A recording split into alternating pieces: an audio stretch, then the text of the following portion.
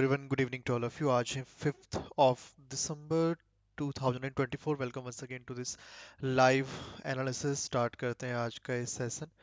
आई hope मेरी voice आप लोगों तक आ रही होगी क्लियर। फटाफट से एक बार मार्केट को देख लेते हैं। Let me know in the comment box अगर मेरी वॉइस क्लियर आ रही है, फिर स्टार्ट करते हैं।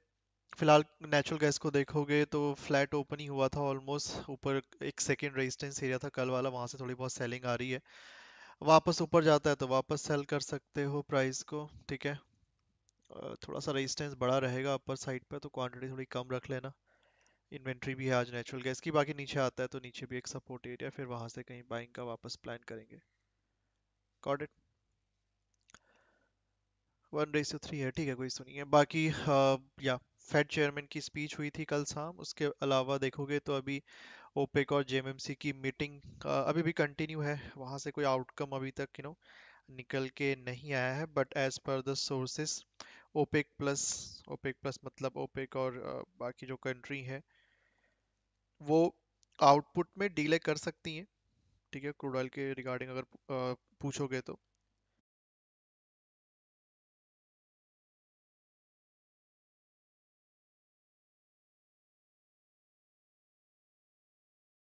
जो हम एक्सपेक्ट कर रहे थे कि आउटपुट हाइक होगा, वो शायद थोड़ा डीले हो जाए। सो ये फिलहाल के लिए सोर्सेस की ओर से न्यूज है। बाकी 6:30 न्यूयॉर्क सेशन की ओपनिंग, 7 PM पर अनएम्प्लॉयमेंट क्लेम्स का डेटा है, गोल्ड और सिल्वर को इम्पैक्ट करेगा। 8 PM पे यूएस मार्केट की ओपनिंग, एंड फिर 9 बजे नेचुरल गैस की इन्वेंट्री है, जिसका इम्पैक्ट मार्केट पे थोड़ा बहुत आपको देखने के लिए मिल जाएगा।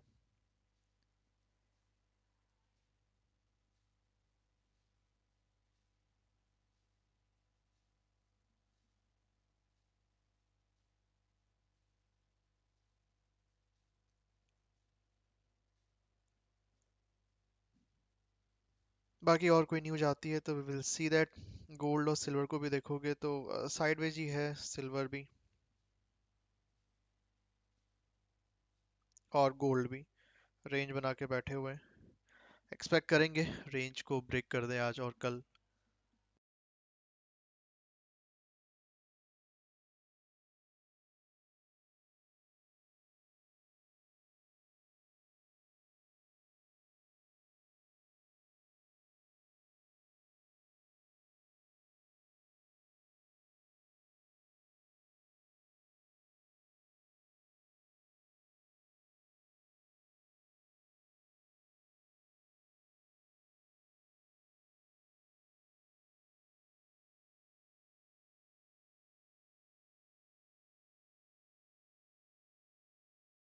गोल्ड गोल्ड में दिखा देता हूँ चार्ट आपको, एक सेकेंड।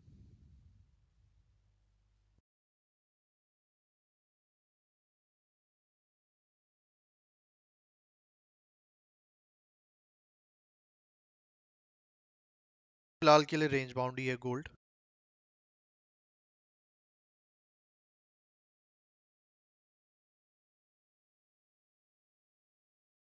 डेटा है शायद उस पर कुछ इम्पैक्ट करे, अभी तो रेंज बाउंड ही लग रहा है। ये रेंज बनी हुई है, काफी टाइम हो गया मार्केट को इसी रेंज में। किसी एक साइड अब निकले तो मुझे लगता है ज्यादा बेटर रहेगा प्राइस के लिए। साइड पे 2650, 2660 से लेकर 2661 के आसपास एक छोटा सा रेजिस्टेंस जोन है। ब्रेकआउट होता है तो बढ़िया ही है। अब यहाँ पर एक ब्रेकआउट होके ना प्राइस इस सेकेंड रेजिस्टेंस एरिया पे चला जाए 2677 से 680 के बीच में, यहाँ से फिर वापस सेल करना। हो सकता है यहाँ से फिर से सेलिंग आ जाए, बट अभी थोड़ा सा रिस्की लेवल रहेगा बिकॉज मल्टीपल टाइम टेस्ट है ये भी। 1 2 3, यहाँ से देखोगे तो मार्केट कंटिन्यूअसली हायर लो ही क्रिएट कर रहा है, तो ये पैटर्न थोड़ा सा ब्रेकआउट के लिए जा सकता है अगर चाहता है अपसाइड तो। नहीं तो रिजेक्शन मिला तो क्वांटिटी कम ही रखना। कैंडल ओपन इक्वल टू लो बनेगी अगर लेवल पे पहली, तो एंट्री मत करना सेलिंग में।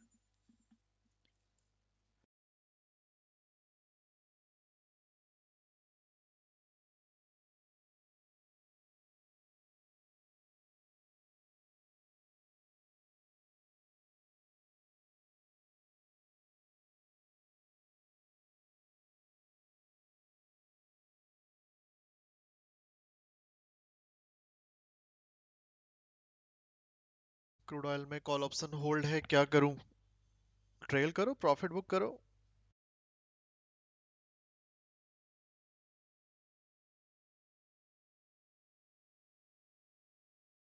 डिटेल लिखोगे तभी कुछ बता पाऊंगा आगे, और क्या बता सकता हूँ। आई डोंट नो, आपने कहाँ बाई किया, बिल्कुल बॉटम पे बाई किया है तो ट्रेलिंग एसएल का यूज़ कर सकते हो। अभी बाई कर लिया है तो फिलहाल के लिए ट्रेड है नहीं है, कहीं स्विंग के आसपास बाई किया हुआ है, तो भी अपना एसएल ट्रेल कर सकते हो 5830 के नीचे।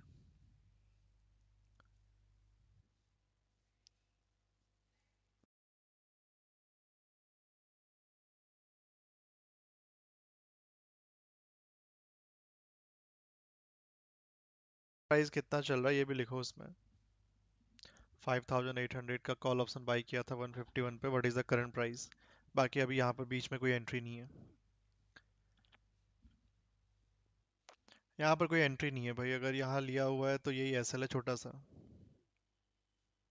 5830 कह रहा हूँ। बीच में एंट्री मत करना भाई, बीच में एंट्री करोगे तो प्रॉब्लम हो जाएगी। अभी वो 6:30 पे ओपन होगा न्यूयॉर्क सेशन, फिर देखते हैं।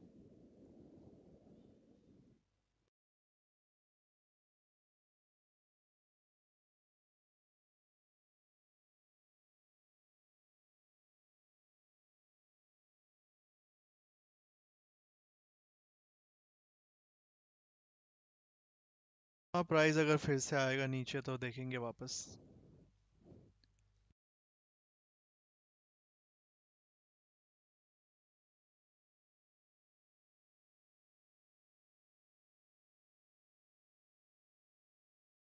ठीक है, कोई अगर बाइंग में बैठा हुआ है लोअर एंड से या फिर कहीं बीच में बाई करके रखा हुआ है 5830 या 40 के आसपास, अपना ट्रेलिंग एसएल यूज कर सकते हो 5830, उससे बड़ा एसएल लेना मतलब। वापस गिरेगा तो वापस देख लेंगे। ऊपर देखोगे तो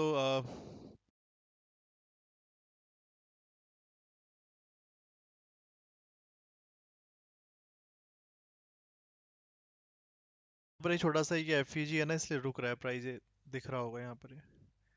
ये एफईजी इसलिए प्राइस रुक रहा है यहाँ पर, नहीं तो अभी तक चला जाता है। ये एक छोटा सा एफईजी है यहाँ पर, that's why price is taking the resistance from this FEG.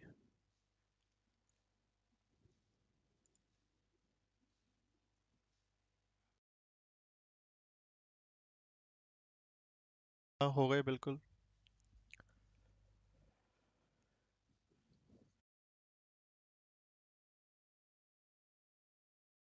तेरो guys, come on, don't forget to like the stream.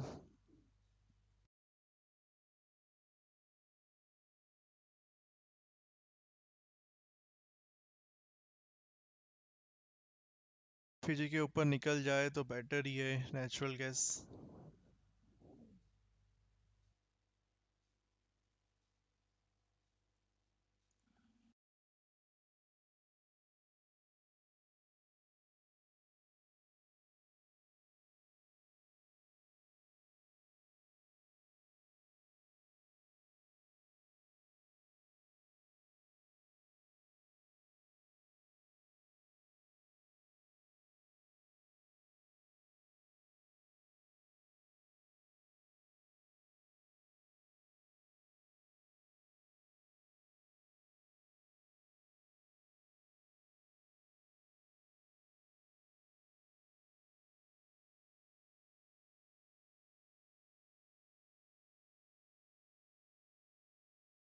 तो कल मार्केट में सेल ऑफ अच्छा आ गया था ऊपर लेवल से, इसलिए बीच में एफईजी बड़ा इंपॉर्टेंट है।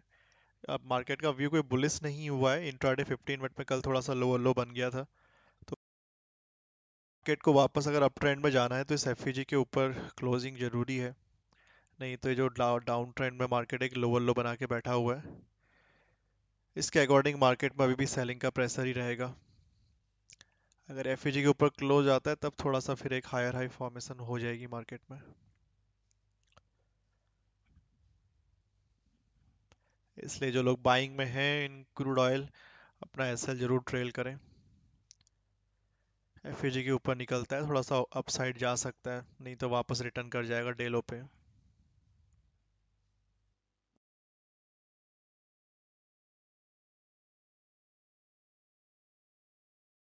स्पेशली ऑप्शन बायर फ्यूचर वाले तो फिर भी, या फिर ऑप्शन सेल जिन्होंने किया है वो फिर भी ट्रेल कर सकते हैं, ज़्यादा उनमें प्रॉब्लम नहीं आएगी। ऑप्शन बायर थोड़ा ध्यान रखना, क्योंकि ऑप्शन बाइंग में थीटा डी के थोड़ा सा ज़्यादा हो जाता है, which is not favourable for option buyer.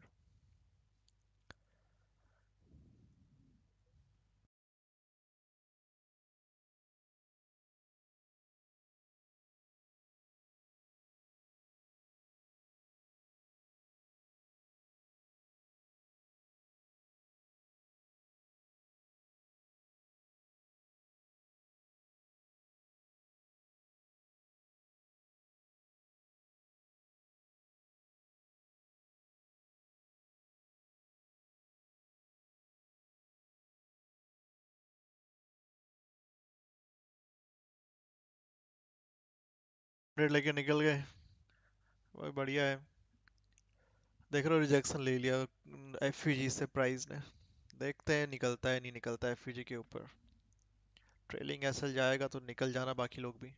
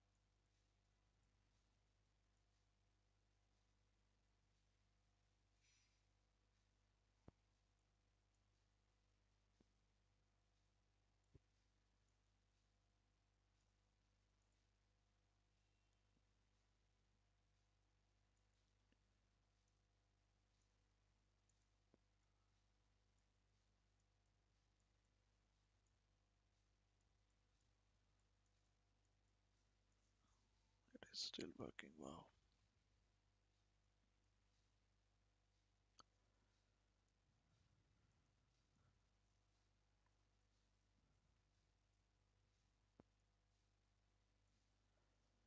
OPEC plus का न्यूज़ क्या आया?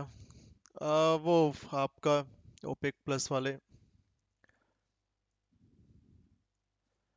आउटपुट जो कट करने का सोच रहे थे उस पर डीले कर सकते हैं, ऐसी रिपोर्ट्स आ रही हैं अभी। उनकी मीटिंग अभी भी चल ही रही है, but as per the sources output delay वो कर सकते हैं थोड़ा बहुत।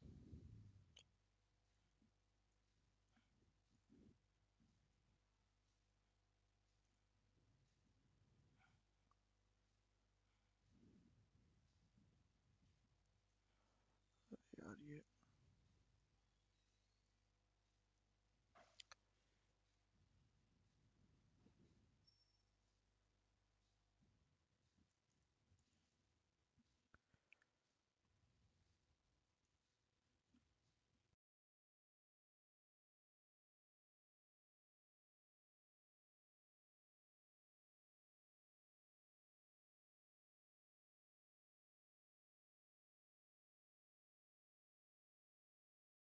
डीले हुआ तो प्राइस नीचे आएगा, उसका फिर मेरे को नहीं लगता कुछ खास इम्पैक्ट पड़ेगा फिर ज़्यादा इंट्राडे में। डीले कट करते हैं अगर तब थोड़ा सा इम्पैक्ट पड़ सकता था इंट्राडे बेसिस पे, अदरवाइज मुझे नहीं लगता इंट्राडे पे स्पेशली कुछ इम्पैक्ट पड़ेगा। इंट्राडे नॉर्मली अपने सपोर्ट रेजिस्टेंस पे ट्रेड करेगा। ठीक है, एफवीजी से काफी अच्छा सेल ऑफ देखने के लिए मिला है।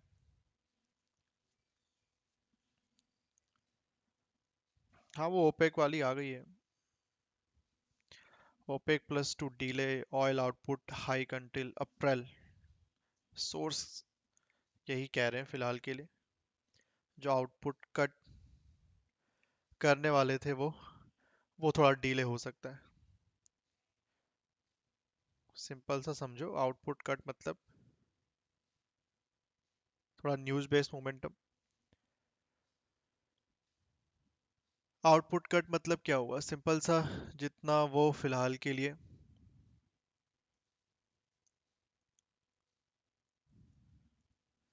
हाँ, ओके।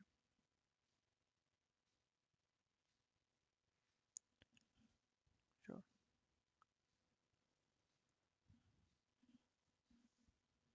ठीक है, जितना ओपेक प्लस जो कंट्रीज हैं वो प्रोडक्शन करती हैं ऑयल का, क्रूड ऑयल का, उसमें वो गिरावट करना चाहती हैं सो दैट इंटरनेशनल मार्केट में जो सप्लाई है वो थोड़ी सी कम हो जाए। राइट। तो उससे होगा क्या, अगर वो लोग सप्लाई कम कर देंगे तो प्राइस को क्या करना चाहिए, मतलब जो उनका एक्चुअली में व्यू है, वो करना क्या चाह रहे हैं, आउटपुट को कम करना चाह रहे थे। इट मीन्स वो सप्लाई कम करना चाह रहे हैं, तो सप्लाई कम होगी तो प्राइस ऊपर जाएगा, बट उन्होंने क्या कर दिया, डिले कर दिया है कि वो जो आउटपुट कट करने वाले थे क्रूड ऑयल का,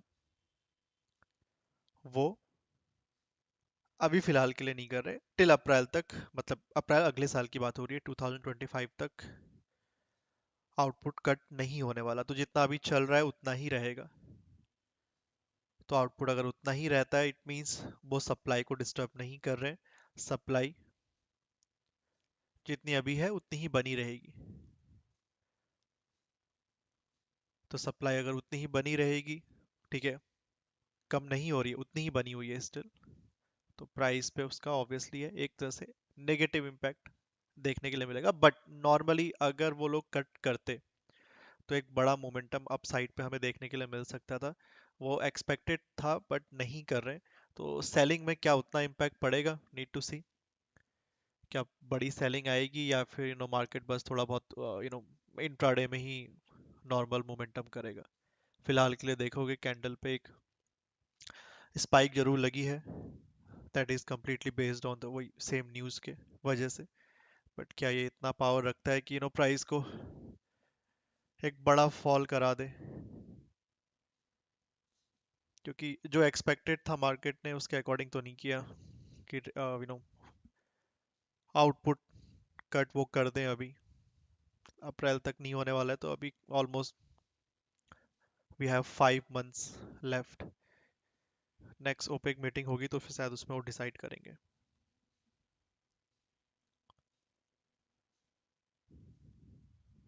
श्योर।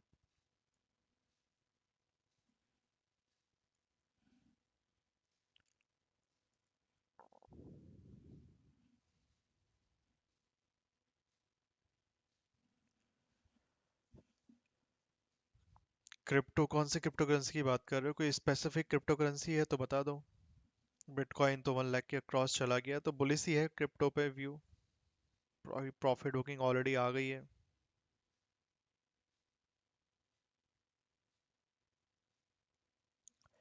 प्राइस बढ़ना चाहिए, मतलब प्राइस बढ़ना तब चाहिए जब सप्लाई कम होगी, मतलब जब वो आउटपुट कट करेंगे, अभी उन्होंने आउटपुट कट डीले कर दिया है, तो आउटपुट कट अभी नहीं हो रहा है, सिंपल सा मीनिंग है। तो प्राइस बढ़ नहीं सकता, या तो स्टेबल रहेगा या फिर थोड़ा बहुत गिरना चाहिए, क्रूड ऑयल का प्राइस मतलब डाउन जाना चाहिए।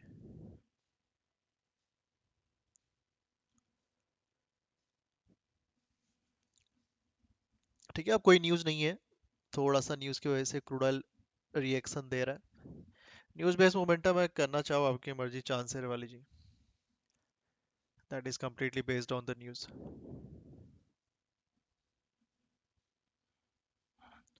ठीक ठीक है, ओपेक प्लस मीटिंग का आउटपुट आया था, उसके वजह से क्रूड ऑयल थोड़ा सा वॉलेटाइल हो रहा है।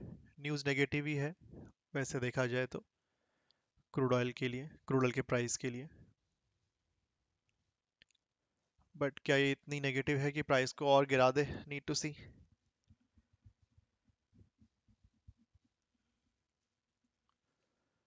ये लेवल भी मल्टीपल टाइम टेस्ट है। Okay, this one and this one.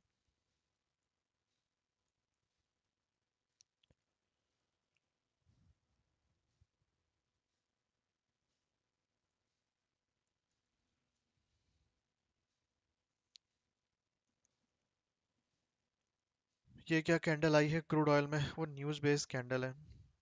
Bitcoin bullish ही है सर, बिटकॉइन का भी ओवरऑल देखोगे थोड़ा बुलिश ही बना हुआ है, स्पेशली अभी बुलिश ही मान के चलो ओवरऑल। अगले आने वाले, मैं थोड़ा लॉन्ग टर्म की बात करूं तो बुलिश ही होगा चार, आने वाले 4 सालों में। बाकी आपको थोड़ा देखना है तो लॉन्ग टर्म इन्वेस्टमेंट के लिए यूएस में जो नेक्स्ट प्रेसिडेंट आने वाले हैं, डोनाल्ड ट्रम्प, उनकी प्रेसिडेंसी का वेट कर लो।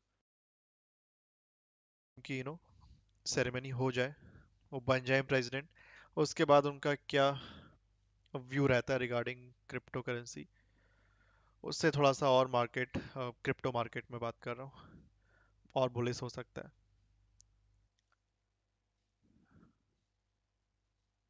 बाकी उनकी स्टेटमेंट देखोगे तो दो statements are bullish for the cryptos market obviously, वो काफी बार कह चुके हैं।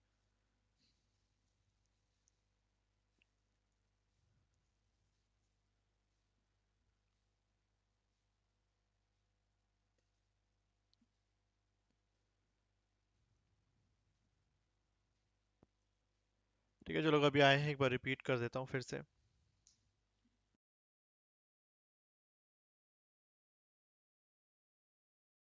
तो इन लोगों ने लाइक नहीं किया है, don't forget to like the stream, फटाफट से लाइक कर दो सभी लोग। क्रूड ऑयल में फिलहाल के लिए एक न्यूज आई थी अभी, ओपेक प्लस, जो हम एक्सपेक्ट कर रहे थे कि आउटपुट, आउटपुट मतलब जो सप्लाई है वो कट करेंगे वो लोग, ओपेक प्लस कंट्रीज। बट उन्होंने ऐसा नहीं किया है, डिले कर दिया टिल अप्रैल 2025। आउटपुट कट नहीं होने वाला, मतलब सप्लाई कम नहीं होने वाली, जितनी है उतनी ही रहेगी। तो उसका एक नेगेटिव इम्पैक्ट देखा कैंडल पे, लास्ट कैंडल जो दिख रही है आपको। तो न्यूज़ थोड़ा सा नेगेटिव ही थी, बट क्या इतनी नेगेटिव है कि मार्केट को डाउन ले जाए? अगर वो आउटपुट कट करते तो मार्केट जरूर ऊपर जरूर भाग जाता, ठीक है, ऊपर जरूर हैवीली जा सकता था, बट वो हुआ नहीं। बट क्या यू नो आउटपुट कट नहीं कर रहे, स्टेबल रख रहे हैं जितना अभी है, तो क्या प्राइस को और फॉल कराना है तो देखना पड़ेगा। प्लान क्या कर सकते हैं, देखो फिलहाल के लिए एक छोटा सा सपोर्ट था डेलो के आसपास, वहां पर से थोड़ी बहुत बाइंग आई थी, ऊपर एक एफईजी था, एफईजी के ऊपर जाता थोड़ा सा और ऊपर जा सकता था, बट वहीं से उसी समय न्यूज़ भी आ गई और वो एफईजी से रिजेक्शन लिया है। अगर ये थोड़ा सा नीचे आता है और,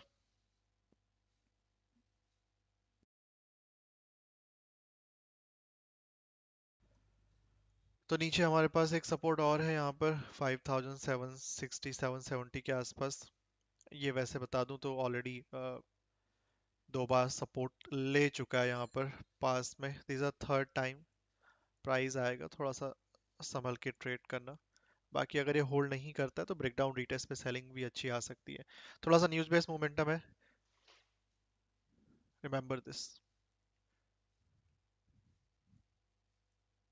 बाकी अगर ये ब्रेकडाउन रिटेस्ट इसके नीचे किया तो फिर थोड़ा सा इसके नीचे सेलिंग जरूर प्लान करेंगे वापस से, क्योंकि यहाँ पर फिर कोई सपोर्ट है नहीं प्राइस के पास।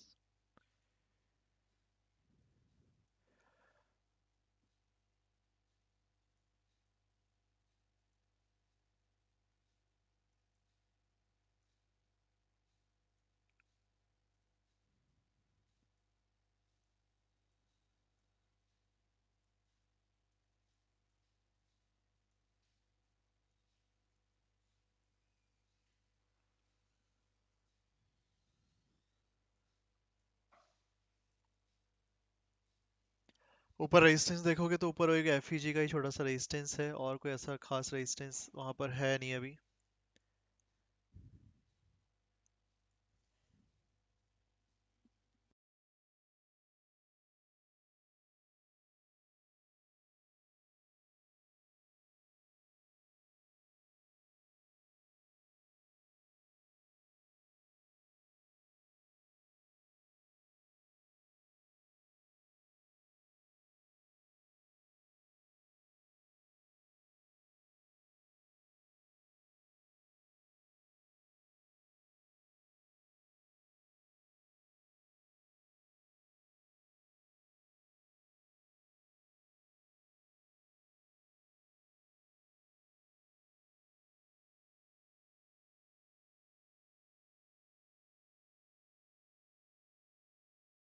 वो एफईजी एज अ रेजिस्टेंस की तरह काम करेगा। नेचुरल गैस की यहाँ तक बात करें,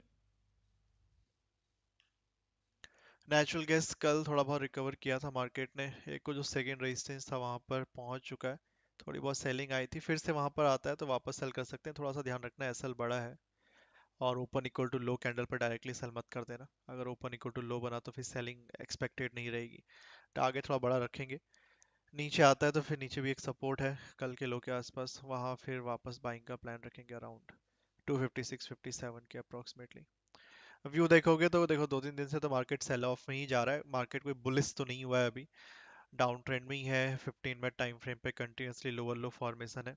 कल एक रिवर्सल बनाने की कोशिश जरूर करिए, but still there is a resistance. अगर सस्टेन कर गया 266-67 के ऊपर तब थोड़ा बहुत बुलिश जरूर कहलाएगा, बाकी 254 के नीचे फिर और बेरीज है।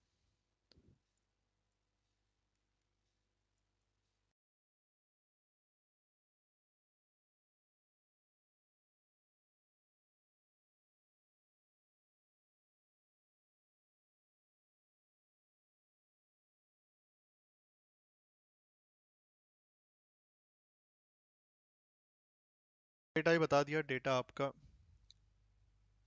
6:30 पे न्यूयॉर्क सेशन की ओपनिंग होगी, देन 7 PM पर एक डेटा है आपका अनएम्प्लॉयमेंट क्लेम्स का, गोल्ड और सिल्वर के लिए इम्पैक्ट करेगा, then 8 PM US market opening और 9 PM नेचुरल गैस की इन्वेंट्री।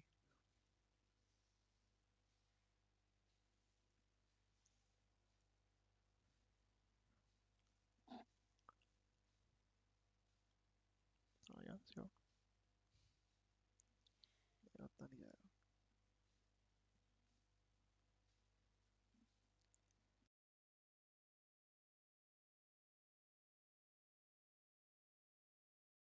कल देखो सपोर्ट पे आ रहा है, ये सपोर्ट 2 बार ऑलरेडी सपोर्ट ले चुका है, थोड़ा क्वांटिटी कम रखेंगे, ज़्यादा क्वांटिटी ले नहीं सकते, और न्यूज़ भी थोड़ा सा नेगेटिव ही है, नीड टू सी कितना सेल ऑफ आता है न्यूज़ की वजह से।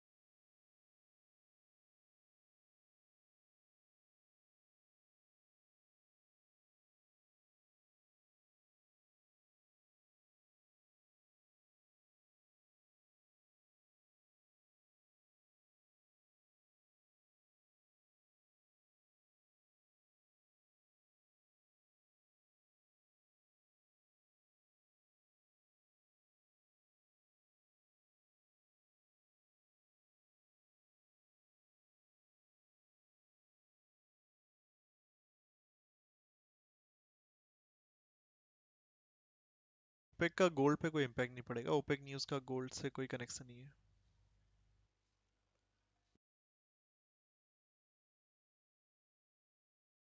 शाम को जो डेटा है 7 PM पे अनएम्प्लॉयमेंट क्लेम्स का, उसका वेट हो रहा होगा, मोस्ट इंपॉर्टेंट है वो,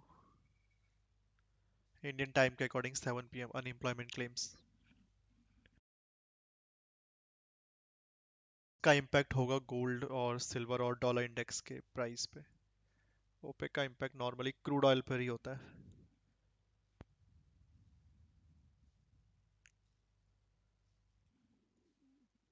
या श्योर।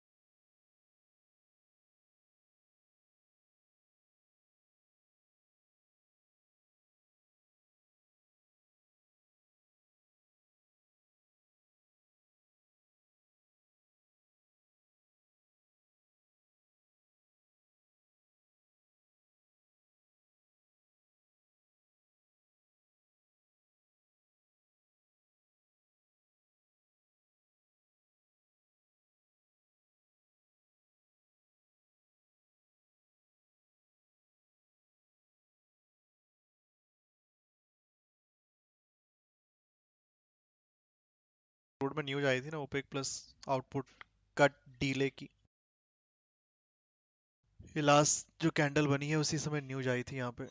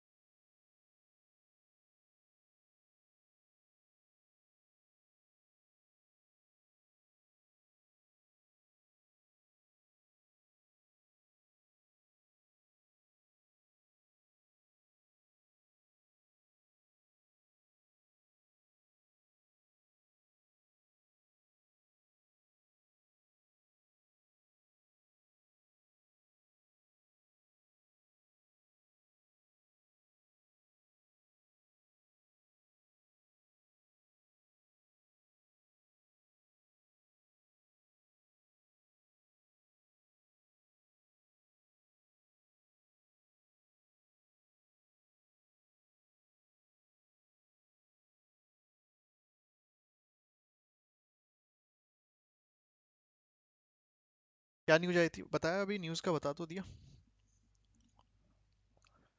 ओपेक प्लस की मीटिंग थी ना कल, सॉरी आज, उसका इम्पैक्ट हुआ है।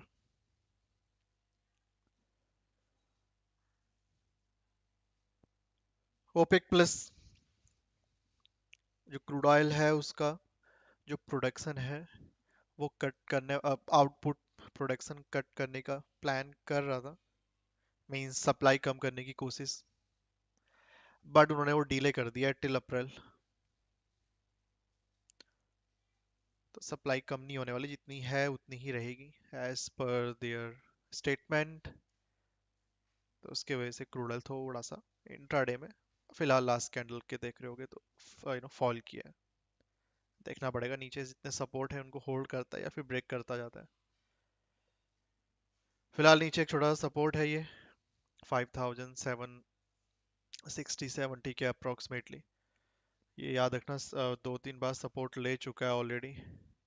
थर्ड टाइम आएगा, थोड़ा क्वांटिटी कम रखना, न्यूज़ भी है, ऐसा ना हो फॉल ही करता चला जाए। मेरे अकॉर्डिंग थोड़ा रुके तो बेटर है, थोड़ा कहीं ऊपर जाए और फिर बाद में फॉल करे, ब्रेकडाउन रीटेस्ट इस तरह से तो बेटर रहेगा, क्योंकि अब डायरेक्टली फॉल भी किया तो फिर ब्रेकडाउन रीटेस्ट मुझे लगता नहीं वो कर पाएगा।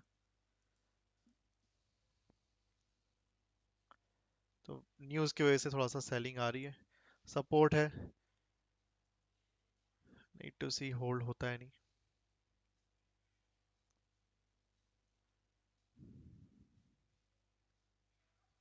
हाँ कंसोलिडेशन भी चलेगा, वो भी ठीक है।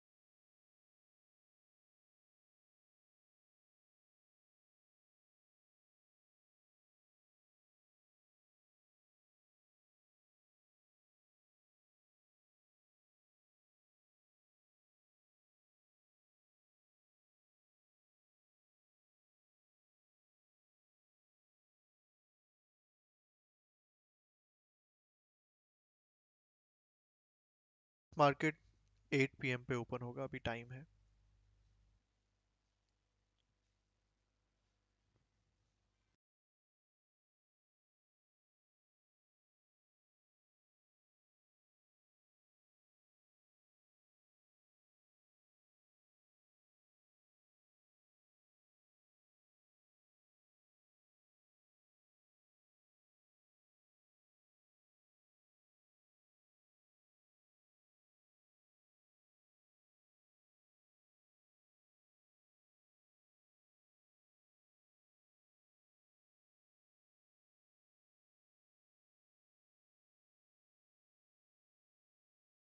नेचुरल गैस की इन्वेंट्री भी है around 9 PM, natural gas inventory.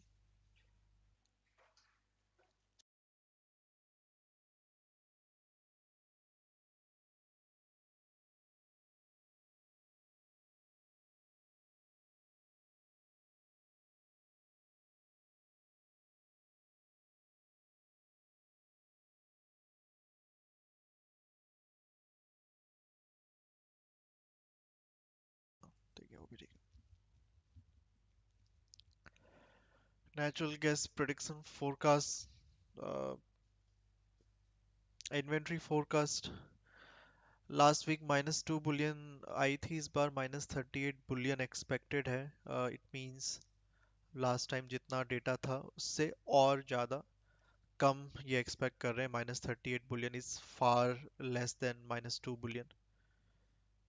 तो अगर -38 बिलियन से कम आता है डेटा, फोरकास्ट यही कह रहा है कि कम आना चाहिए, तो अगर फोरकास्ट के अकॉर्डिंग डेटा कम आता है नेचुरल गैस में, तो it is positive for natural gas price. तो फोरकास्ट तो यही है या फिर एक्सपेक्टेशन यही है कि कम आए -38 बिलियन से, so it is positive for natural gas price. Now let's see exactly कितना आता है।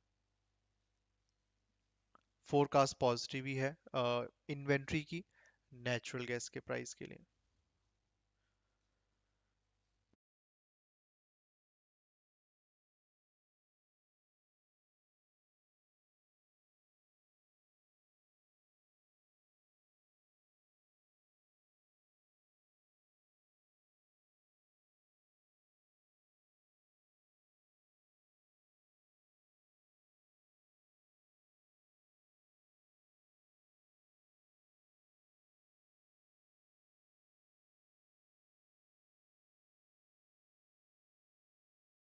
कल में ध्यान रखना, थोड़ा सा न्यूज़ बेस्ड मोमेंटम हुआ है।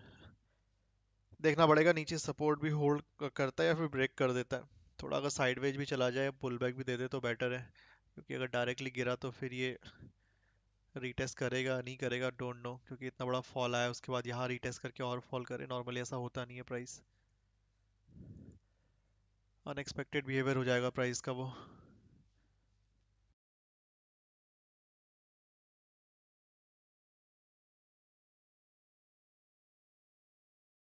लाइक भी करते रहो guys, don't forget to like the stream, जिन लोगों ने लाइक नहीं किया अभी तक स्ट्रीम को।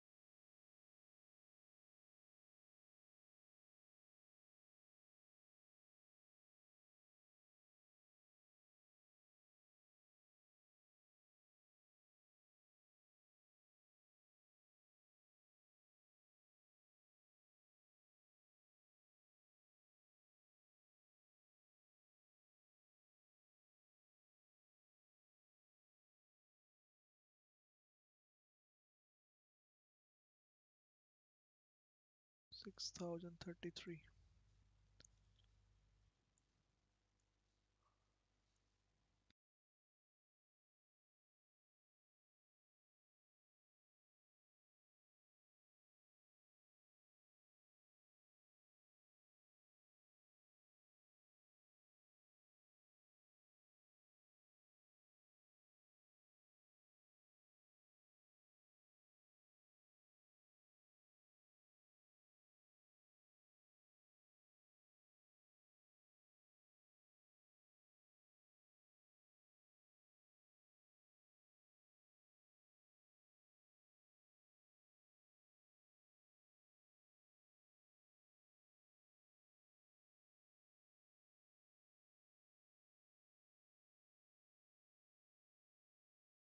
एक्सनेस में ट्रेडिंग कर सकते हैं क्या?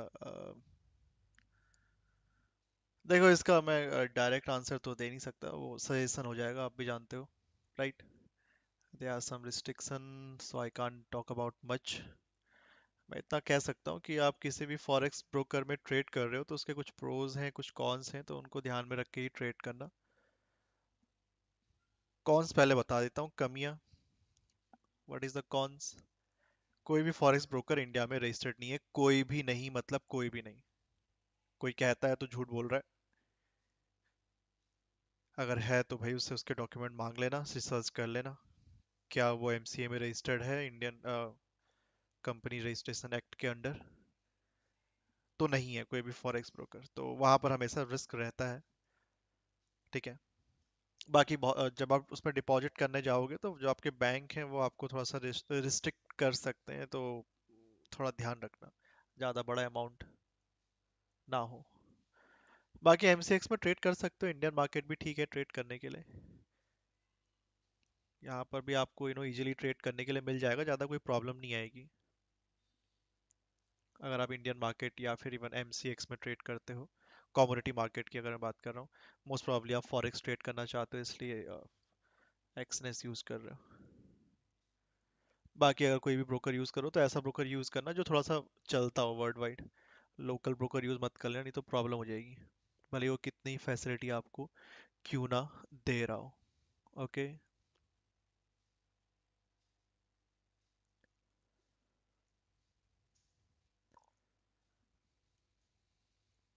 6:30 तक देखते हैं। Bitcoin sir. Yes sir, bitcoin में क्या जानना चाह रहे हो? क्वेश्चन तो लिखो पूरा। क्वेश्चन क्या है आपका? What do you want to know about bitcoin?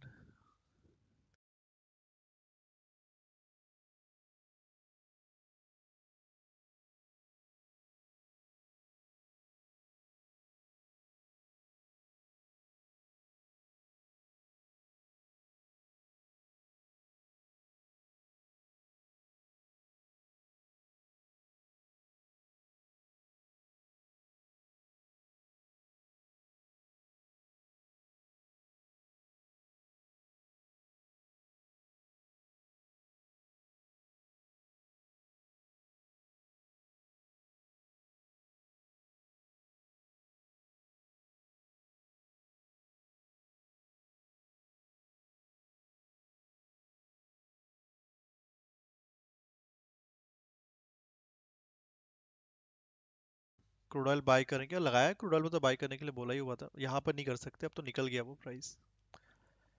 Come quantity में बाई करने के लिए बोला हुआ ना अभी। अब यहाँ थोड़ी ना करेंगे, यहाँ तो ऊपर चला गया ऑलरेडी, अब छोड़ दो।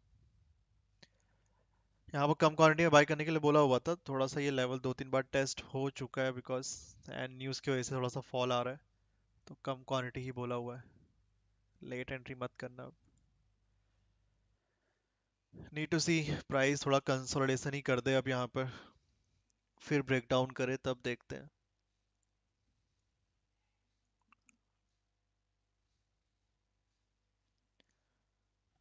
थोड़ा सा न्यूज़ की वजह से फॉल किया है मार्केट, नीचे सपोर्ट जरूर है। नीड टू सी क्या कितना होल्ड कर पाता है, नहीं कर पाता है। मुझे ऐसा लग रहा है साइड में चला जाना चाहिए थोड़ा बहुत अब यहाँ पर। थोड़ा बहुत देर साइड में जाने के बाद फिर 6:30 या फिर 8 PM पे या तो ऊपर जाएगा, या फिर इसका ब्रेकडाउन रिटेस्ट करके और गिरेगा नीचे। क्रूशियल लेवल है ये 5750-60 वाला। थोड़ा साइडवेज ही चला जाए तो बेटर है, डायरेक्टली ब्रेकडाउन ना हो, क्योंकि डायरेक्टली ब्रेकडाउन हुआ तो फिर रिटेस्ट मार्केट नॉर्मली करता नहीं है। करता नहीं है in the sense of fake breakdown के ज़्यादा चांसेस रहते हैं फिर उस केस में। ठीक है, ये डायरेक्टली हाई लेवल से डायरेक्टली सेल करे, फिर कोई सपोर्ट हो उसका ब्रेकडाउन रिटेस्ट, ऐसे प्राइस नहीं मूव करता है। थोड़ा बहुत प्राइस एक्शन बिल्डअप होना चाहिए इस तरह से, या फिर थोड़ा कंसोलिडेशन होना चाहिए यहाँ पे।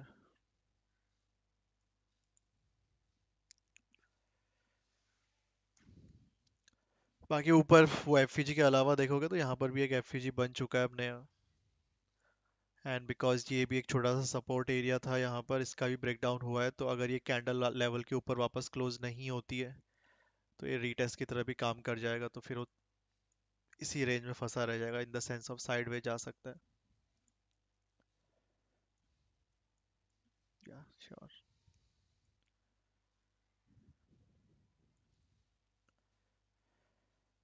Bitcoin next resistance please, time frame तो बताओ, कौन से टाइम फ्रेम पे पूछ रहे हो?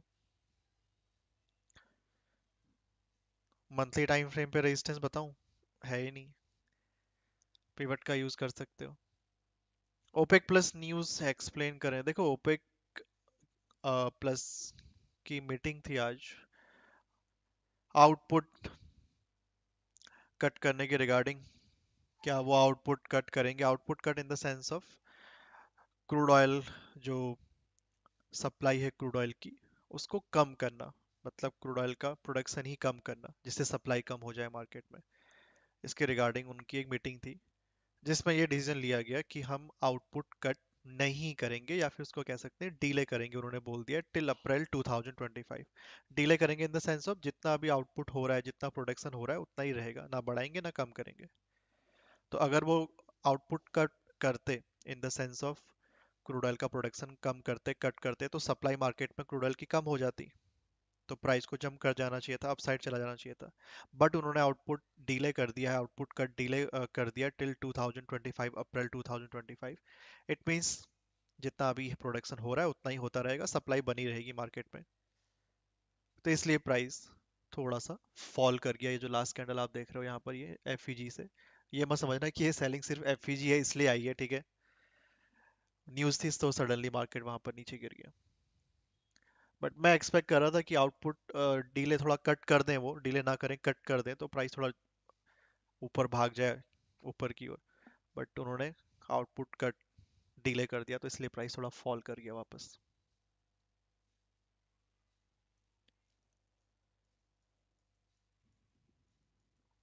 बाइंग, अरे जो बिटकॉइन के क्वेश्चन पूछ रहे हो पूरा क्वेश्चन लिखो सर, मैं कैसे बताऊं बाइंग कौन से टाइम फ्रेम पे पूछ रहे हो, क्या ट्रेड कर रहे हो?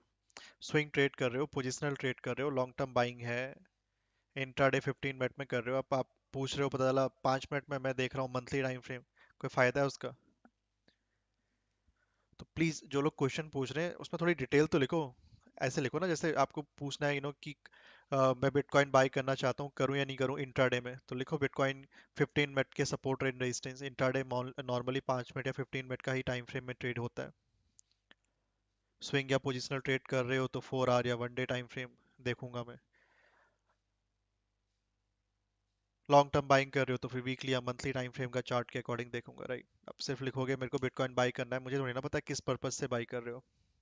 तो please write down the complete information, नहीं तो थोड़ा सा मेरे लिए बता पाना मुश्किल हो जाएगा, समझ रहे हो? आई होप समझ रहे होगे। निकल गया वो संभूति कुमार जी लेवल से ऊपर, बीच में एंट्री नहीं होती है।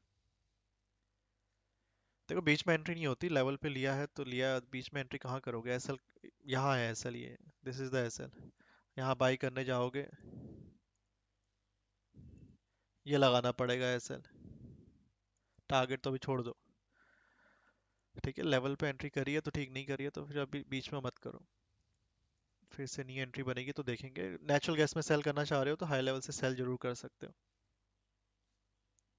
निकलने के बाद एंट्री नहीं होती।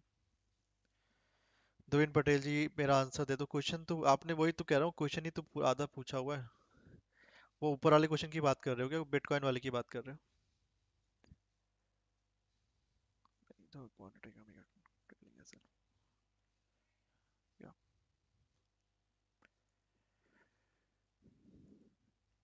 या श्योर, रियल कर लो उसको। देखते हैं, भी एफईजी है ना यहाँ पर, ठीक है। क्रूड ऑयल में भी देखो यहाँ पर एक एफईजी है बीच में, ठीक है। यहाँ पर ये थोड़ा सा जो लोग बाइंग में है, अपना एसएल चाहो तो कॉस्ट पे भी रख सकते हो। देखना पड़ेगा ये क्लोजिंग इस प्रीवियस लेवल के ऊपर दे दे तो बेटर है। अगर ये ऊपर दे देता है तो फिर कुछ इस तरह का प्राइस एक्शन एक वापस बिल्डअप होने के चांसेस रहेंगे, या फिर थोड़ा साइडवेज भी जा सकता है, दोनों ही चलेगा। नीचे क्लोजिंग आ गई तो थोड़ा सा प्रॉब्लम हो जाएगी, नहीं तो। बाकी टारगेट देखो वही एफईजी है, और अगर एफईजी के ऊपर क्लोज हुआ तो फिर बीच में वैसे कोई रेजिस्टेंस तो नहीं है। यहाँ तक कल का हाई ही है रेजिस्टेंस, फिर फाइनल टारगेट के तौर पे अगर एफईजी के ऊपर क्लोजिंग आती है इन केस।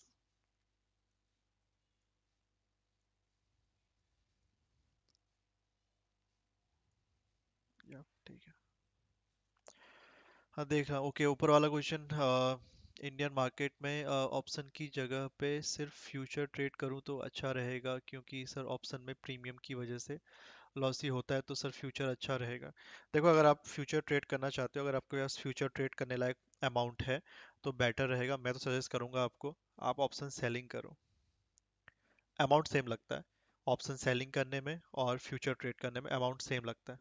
ठीक है, कोई ऐसा नहीं कि ये ऊपर ज़्यादा या कम होता है, सेम लगता है। ऊपर से चार्जेस थोड़े आपको कम ही देने पड़ेंगे ऑप्शन सेलिंग में। वहाँ डबल बेनिफिट है।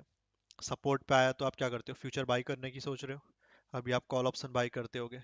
मैं कह रहा हूँ वहाँ पर पुट सेट सेल कर दो, तो मार्केट आपके डायरेक्शन पे जाएगा तब भी प्रॉफिट होगा। और पुट्स सेल करोगे या कॉल सेल करोगे, depend on the support and resistance.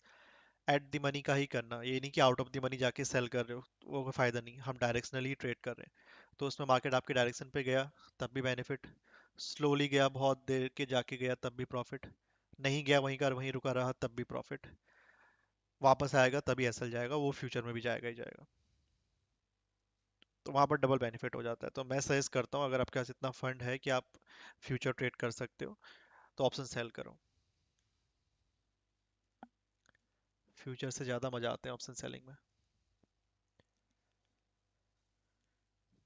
बाकी ऑप्शन सेलिंग के बाद आप फ्यूचर में जा सकते हो।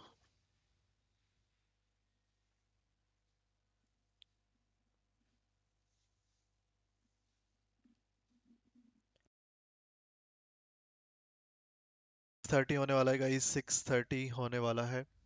आधा घंटा और रह गया है, न्यूयॉर्क सेशन की ओपनिंग हो जाएगी। हाँ, क्रूड ऑयल में बाइंग थोड़ी कम क्वांटिटी से एक्टिव ही है।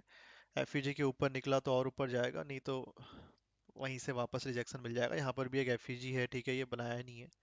This is also there is FEG as well.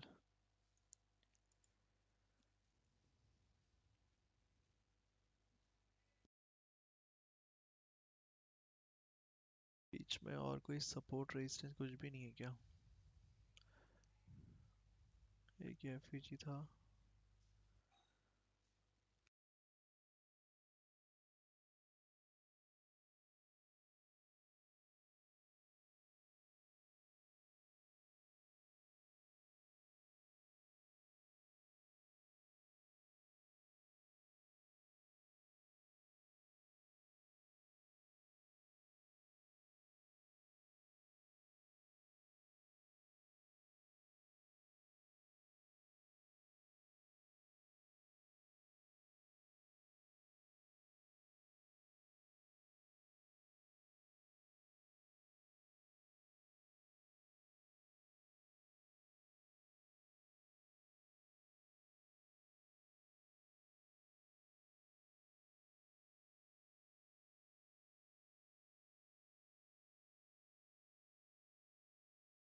बहुत यहाँ पर भी रिजेक्शन मिलेगा, ये कल का एक लेवल और है।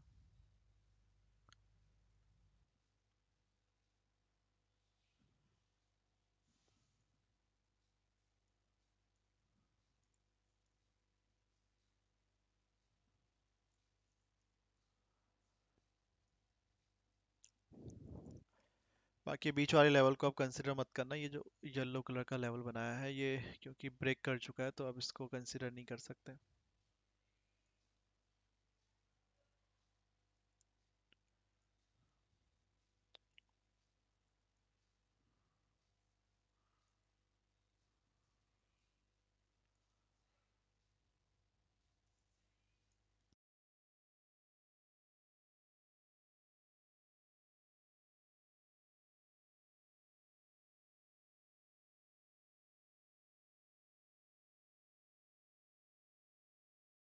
न्यूज़ थी उसमें, न्यूज़ पता भी नहीं होती है ना, सडनली कभी न्यूज़ आ जाए तो उसमें क्या कर सकते हैं। न्यूज़ की वजह से वो सडनली फॉल कर गया।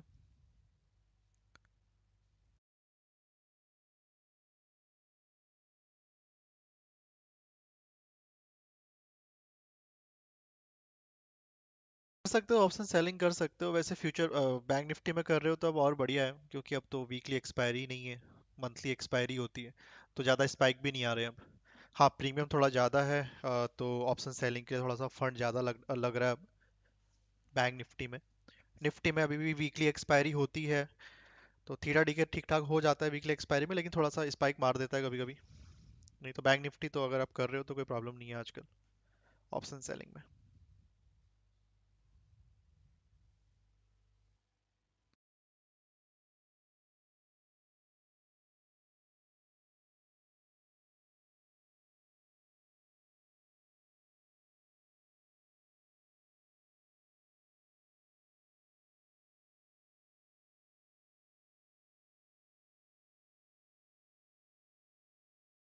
लाइक भी करो गाइस, जिन लोगों ने लाइक नहीं किया स्ट्रीम को, don't forget to like the stream. लग रहा है अब 6:30 के बाद ही मूव करेगा मार्केट।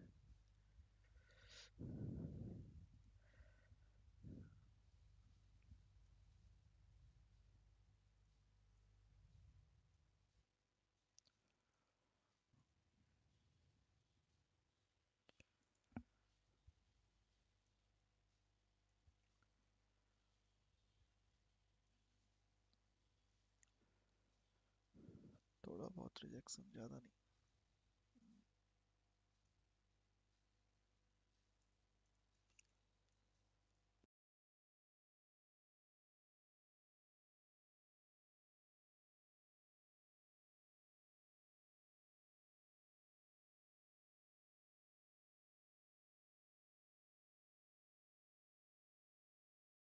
आज निफ्टी वॉलेटिलिटी मूव, इलेक्शन और बजट वाला दिन, दिन की तरह।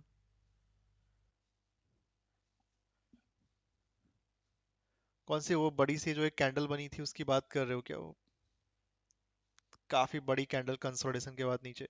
देखो उस समय निफ्टी ना था सपोर्ट पर ही। 15 मिनट के चार्ट पे देखोगे निफ्टी उस समय था सपोर्ट पर ही, बट कोई इतना एक्सपेक्ट नहीं कर सकता था कि इतनी बड़ी कैंडल बन जाएगी। और जो हाई बनाया मार्केट का, दैट इज एग्जैक्टली रेजिस्टेंस। जब वो नीचे आया तो उसने रिटेस्ट भी किया है। इसलिए जो लास्ट वो 315 से 330 की जो कैंडल थी, मैं फ्यूचर की बात कर रहा हूँ मैं, ठीक है ध्यान रखना। 350 से 330 की जो कैंडल थी, 3 PM से 315 वाली जो 15 मिनट की कैंडल थी, इसलिए वो बैक करी।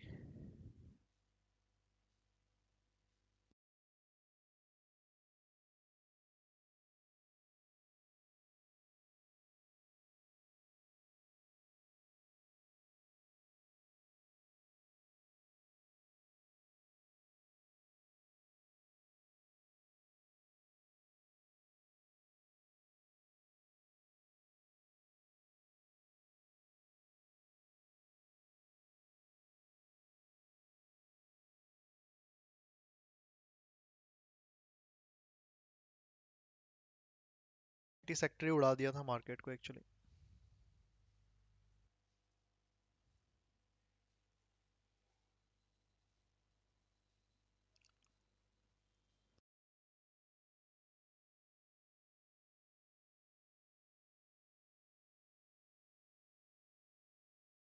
देखो क्रूड ऑयल में एग्जैक्ट रेजिस्टेंस तो ऊपर है थोड़ा सा, 5,990 6,000 के अराउंड, बट बीच में एक और है रेजिस्टेंस यहाँ पर छोटा सा ये, जो हम एक्सपेक्ट कर रहे थे कि अगर एफईजी के ऊपर निकलता है तो वहां तक आएगा। वो एफईजी के ऊपर निकल नहीं पाया, फिर न्यूज़ की वजह से गिर भी गया था। तो ये थोड़ा सा इसको आप एग्जैक्टली रेजिस्टेंस तो नहीं कहेंगे, थोड़ा बहुत, बट पुल बैक हम एक्सपेक्ट करेंगे यहाँ से होना चाहिए प्राइस में। बाकी अगर सीधा ही चला गया एग्जैक्ट रेजिस्टेंस पे तो वो भी ठीक ही है। पहले देखते हैं ये एफईजी के ऊपर निकल भी पाता है या नहीं निकल पाता है। जो लोग बाइंग में हो ट्रेल कर लेना, ठीक है। इंपॉर्टेंट है एफईजी, मार्केट का कोई ट्रेंड अभी बुलिश हुआ नहीं है 15 मिनट में। एफईजी के ऊपर निकलता है तो ये जो टारगेट एक्सपेक्ट कर रहे हैं मिलेंगे, नहीं होता है एफईजी के ऊपर तो फिर ध्यान रखना यहाँ पर से जो ये बाइंग आई है, मार्केट अब ये लोअर हाई में चला जाएगा अगर वापस नीचे आ गया तो। ये सपोर्ट एरिया से लास्ट टाइम जो बाइंग आई थी मार्केट ने एक हाई क्रिएट किया था, फिर एक ये हायर हाई क्रिएट किया यहाँ पर। ये थर्ड टाइम बाइंग आ रही है। मान लो ये आधे रास्ते तक ही गया फिर यहाँ से रिटर्न कर जाता है तो फिर ये लोअर हाई कन्वर्ट हो जाएगा। उस केस में फिर ये सपोर्ट के भी ब्रेक होने के चांसेस बढ़ जाएंगे। तो मार्केट को अगर थोड़ा सा अप ट्रेंड में जाना है एटलीस्ट 15 मिनट में क्रूड ऑयल को, तो ये एफईजे के ऊपर एक हायर हाई फॉर्मेशन बनाना जरूरी है इस तरह से, लाइक दिस।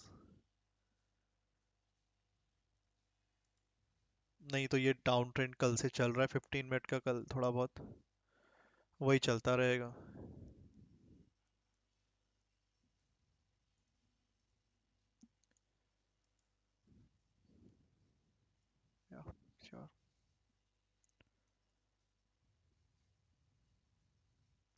बाकी नीचे ये भी एक सपोर्ट काफ़ी अच्छा है, 5600 टू 5590 वाला। यहाँ पर भी आई थिंक एक ही बार आया है शायद, प्राइस आया भी है नहीं है। हाँ, एक ही बार आया है प्राइस, तो that is also very good support area in 15 minute. बाकी नेचुरल गैस को वापस सेल कर सकते हो, ठीक है, हाई लेवल पे। कैंडल का ध्यान रखना, ओपन इक्वल टू लो ना बने। ओपन इक्वल टू लो पे डायरेक्टली सेल नहीं होती है, जो कैंडल पहली बार रीच करेगी लेवल को। नॉर्मल कैंडल पे सेल कर सकते हैं, कोई प्रॉब्लम नहीं है। बाकी नीचे आएगा तो बाइंग प्लान रखिए यहाँ पर, एग्जैक्टली आ जाए तो। यहाँ पर कोई ऐसे एफईजी तो है नहीं, आई डोंट नो ये रिटर्न क्यों किया यहाँ से। There is no FEG over here.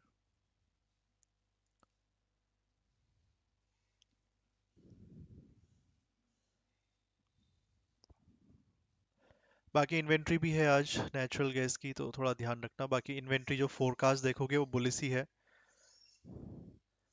Natural gas, हाँ नेचुरल गैस का फोरकास्ट देखोगे बुलिश ही है, अगर फोरकास्ट डेटा के अकॉर्डिंग आता है प्राइस तो।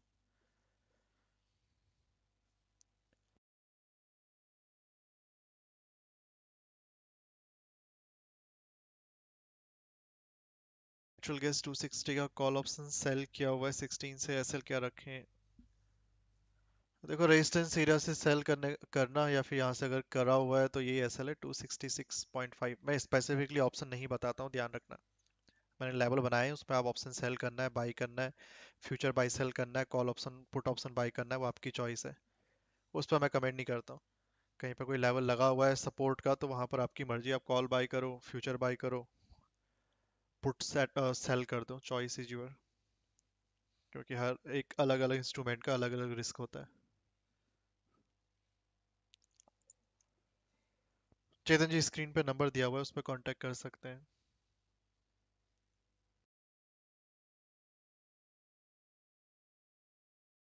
पर एमसीएक्स में तो नहीं है, फॉरेक्स में मुझे पता नहीं, हो सकता है फॉरेक्स में हो। यहाँ पर कोई एफईजी हो सकता है, मुझे पता नहीं, देख लेते हैं। एमसीएक्स में नहीं है। हाँ ये है ना, फॉरेक्स में है, बिल्कुल है, सही कहा।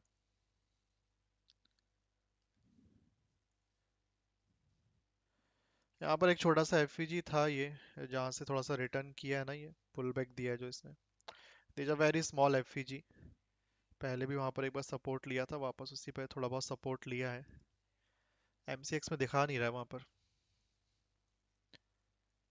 Where is the MCX? यहाँ पर कोई नहीं है एफईजी।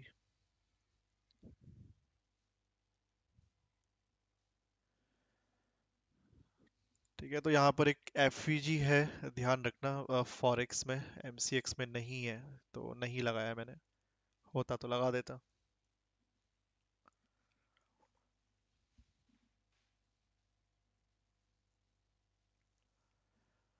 ओके, 6 PM भी हो गया है, 6:30 होने वाला है, थोड़ा ध्यान रखना। 6:30 पे न्यूयॉर्क सेशन ओपन हो जाएगा, थोड़ा वॉल्यूम और आ जाएगा मार्केट में। 6:30 टू 10 PM तक वॉल्यूम फिर ठीक ही रहता है ऑलमोस्ट। बाकी 7 PM पे एक इंपॉर्टेंट डेटा है, उसका भी ध्यान रखना। गोल्ड और सिल्वर के लिए अनएम्प्लॉयमेंट क्लेम का काफ़ी इंपॉर्टेंट है। गोल्ड और सिल्वर के प्राइस को इम्पैक्ट करेगा। मैं एक बार लेवल दिखा देता हूँ। गोल्ड और सिल्वर में साइडवेज ही चल रहा है मार्केट राइट नाउ। गोल्ड का ऊपर रेजिस्टेंस है, नीचे सपोर्ट है, 2 दिन से इसी रेंज में फंसा हुआ है मार्केट। थोड़ा सा प्राइस एक्शन देखोगे तो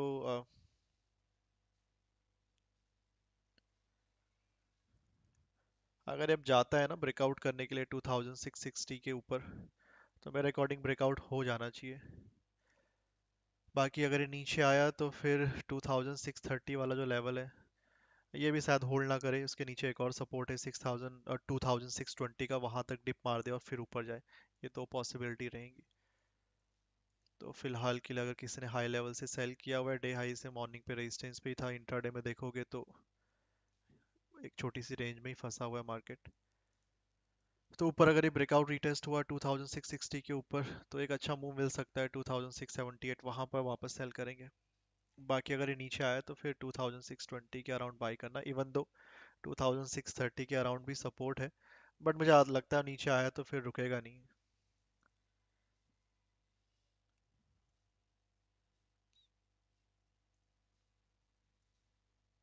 मार्केट थोड़ा सा रेंज को प्रॉपरली निकाल देना तो बेटर रहेगा नीचे वाला लेवल। बाकी ऊपर 6000 2680 के अराउंड एंड 2695 96 के अराउंड ये रेजिस्टेंस अच्छे हैं, अभी तक टेस्ट नहीं हुए हैं, तो यहाँ पर सेलिंग एक्सपेक्ट करी जा सकती है। एक बार फिर से देख लेते हैं लेवल को वैसे।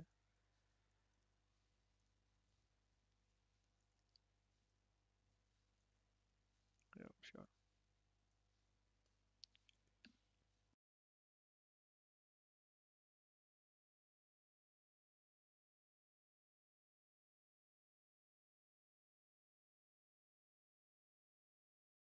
नेचुरल गैस थोड़ा बहुत रुक रहा है यहाँ पर, ये एफईजी है थोड़ा बहुत। फॉरेक्स में देख लेना, मेरे अकॉर्डिंग तो आ जाना चाहिए। एमसीएक्स में तो नहीं है एफईजी, तो रुकने का सवाल रुकता नहीं है यहाँ पर। बट फॉरेक्स में चार्ट देखोगे तो वहाँ पर एक एफईजी है, इसलिए रुक रहा है थोड़ा बहुत। नीचे आता है तो यही टारगेट है अपना। फिर यहाँ पर थोड़ा सपोर्ट है, यहाँ पर बाइंग का फिर प्लान रखेंगे थोड़ा बहुत, ठीक है। कैंडल का ध्यान रखना बाइंग के वक्त, again open equal to high candle नहीं होनी चाहिए, उस पर डायरेक्टली बाई नहीं किया जाता है। इसको ट्रेल कर लो।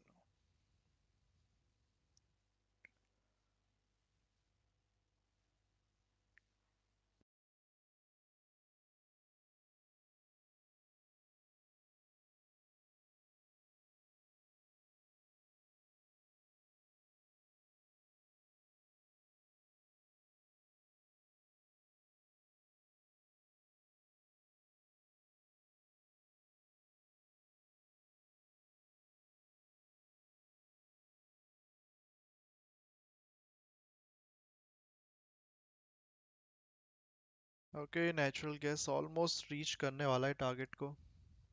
लेट्स होप 630 से पहले आ जाए।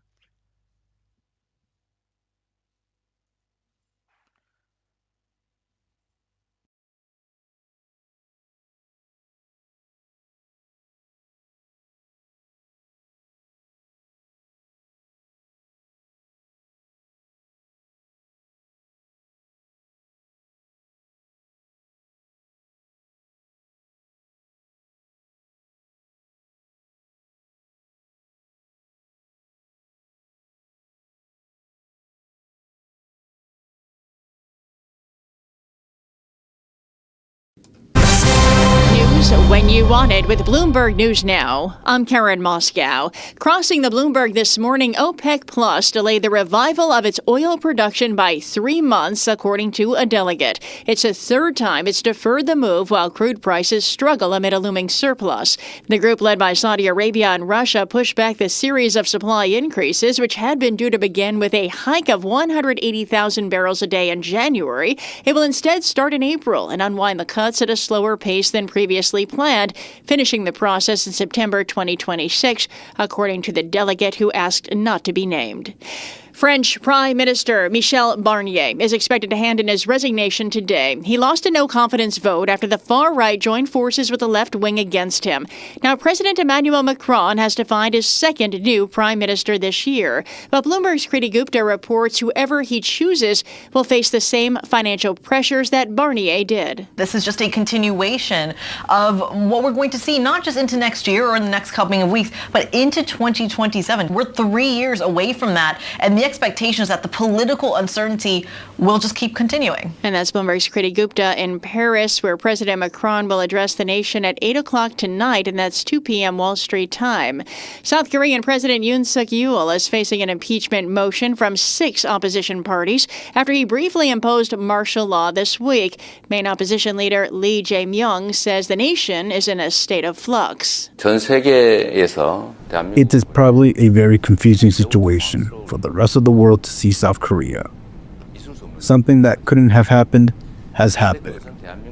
But it's not a common situation in South Korea, and it's a problem caused by the very special character of a certain individual named Yoon Suk-yeol.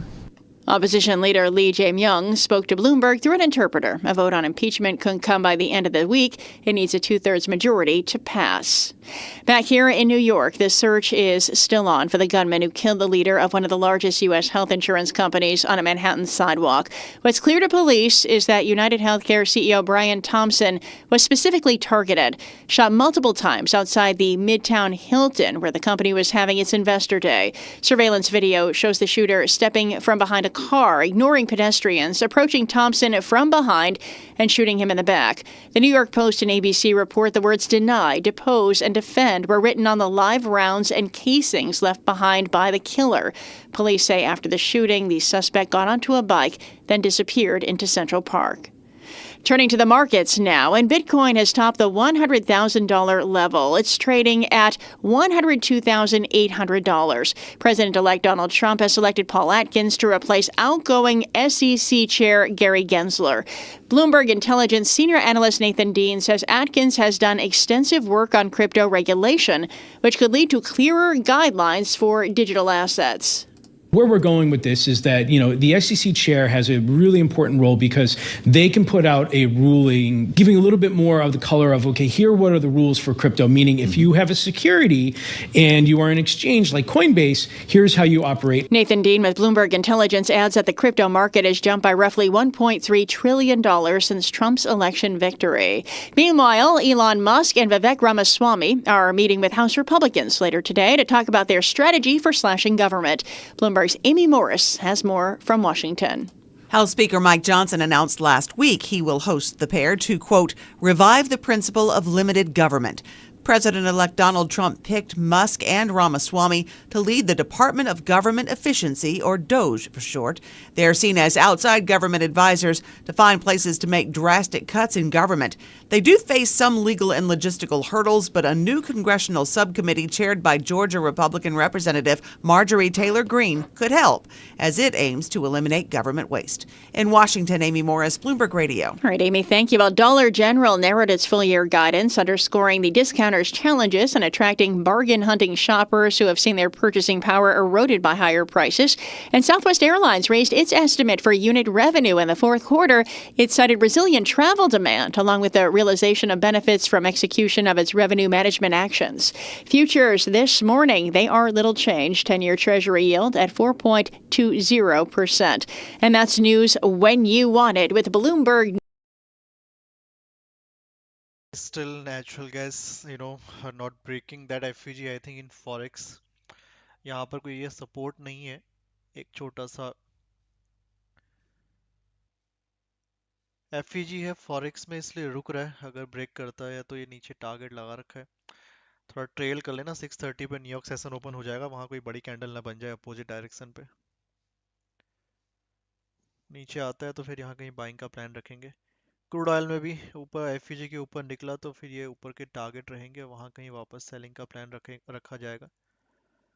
फिलहाल व्यू कोई बुलिश तो नहीं है, support है इसलिए थोड़ा बहुत बाइंग आई है। जो लोग बाइंग में हैं ट्रेल जरूर करें। Again I am saying that New York session open होने वाला है, उसमें थोड़ा बहुत मार्केट वॉलेटाइल ऑटोमेटिकली हो जाता है।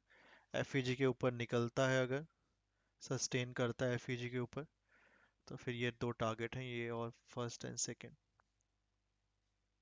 नहीं जाता है एफईजी के ऊपर तो फिर थोड़ी प्रॉब्लम क्रिएट करेगा, तो हाफ प्रॉफिट बुक करके ही ट्रेल करें या फिर एसएल कॉस्ट पे रख के छोड़ सकते हो।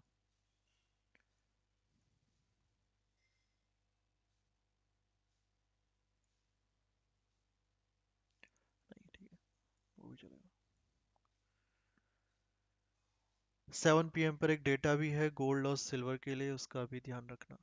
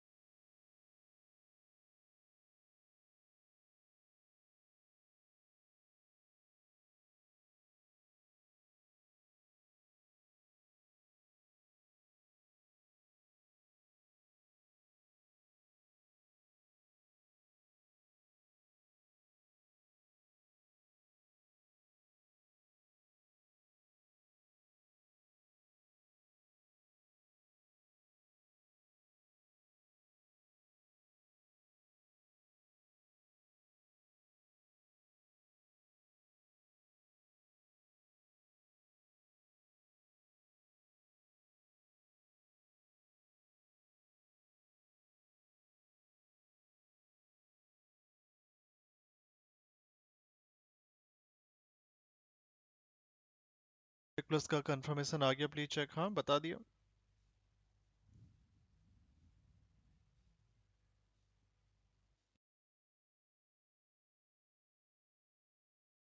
प्लस ने कंफर्म कर दिया कि ओवरऑल जो उनका ग्रुप है ओपेक प्लस का, वो 3.65 metric million, sorry 3.65 million barrel per day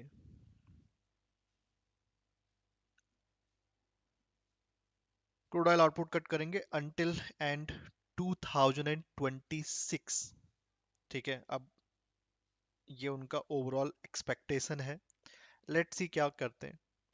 अभी इसका इस न्यूज़ पे कोई इम्पैक्ट खास नहीं पड़ेगा, क्योंकि ये 2026 की एंड तक उन्होंने कहा है कि वो करेंगे। बट जो उनका भी लास्ट स्टेटमेंट आया है उसमें वो 2025 अप्रैल तक तो कुछ नहीं करने वाले आउटपुट कट। तो आप मान के चलो अप्रैल 2025 के बाद शायद वो आउटपुट कट करना स्टार्ट करें। और 2026 मतलब फिर कितने महीने बचेंगे, लगभग 8 मंथ्स। 8 मंथ्स और बचेंगे, जिसमें वो 3.65 million barrel per day output cut करेंगे। तो अप्रैल के बाद अगर ये आउटपुट कट होना स्टार्ट होता है पर डे, तो कहीं ना कहीं वो सप्लाई को अप्रैल के बाद कम करते चले जाएंगे 2026 की एंड तक। मतलब ऑलमोस्ट 1 ईयर 8 मंथ तक ये कंटिन्यूसली करते जाएंगे। ये उनका वो है, एक तरह से कह सकते हैं।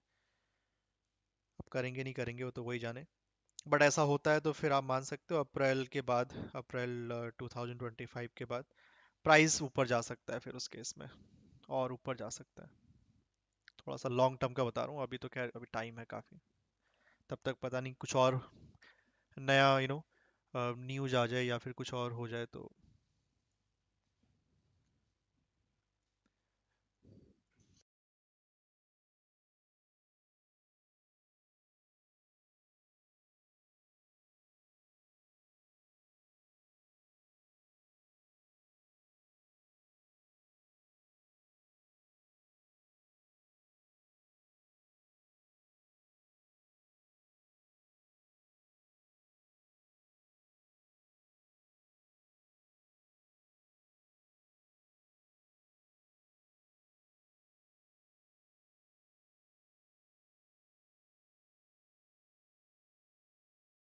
है 10 मिनट लेफ्ट, 10 मिनट और है।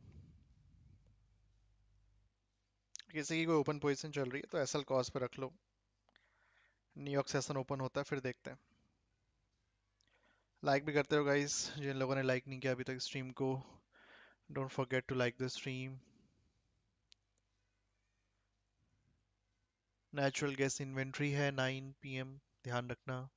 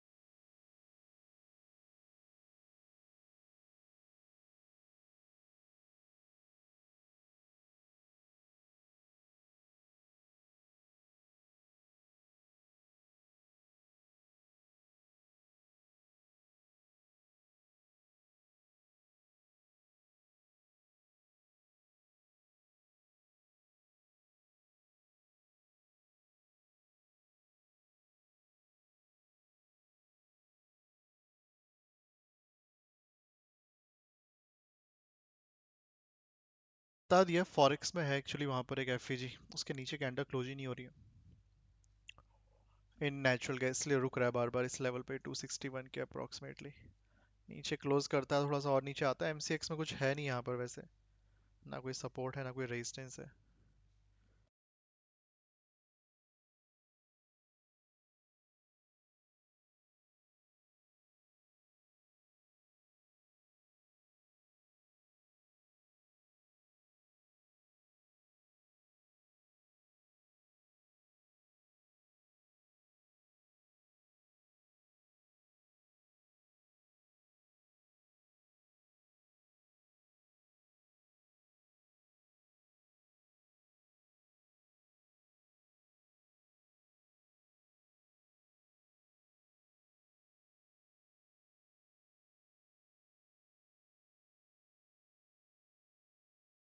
This is 4459 April Dins.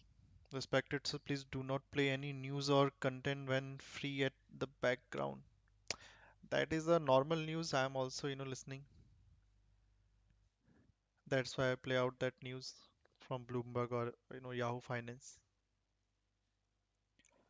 Okay, 10 minutes is left. New York session is going to open. Let's see what happen.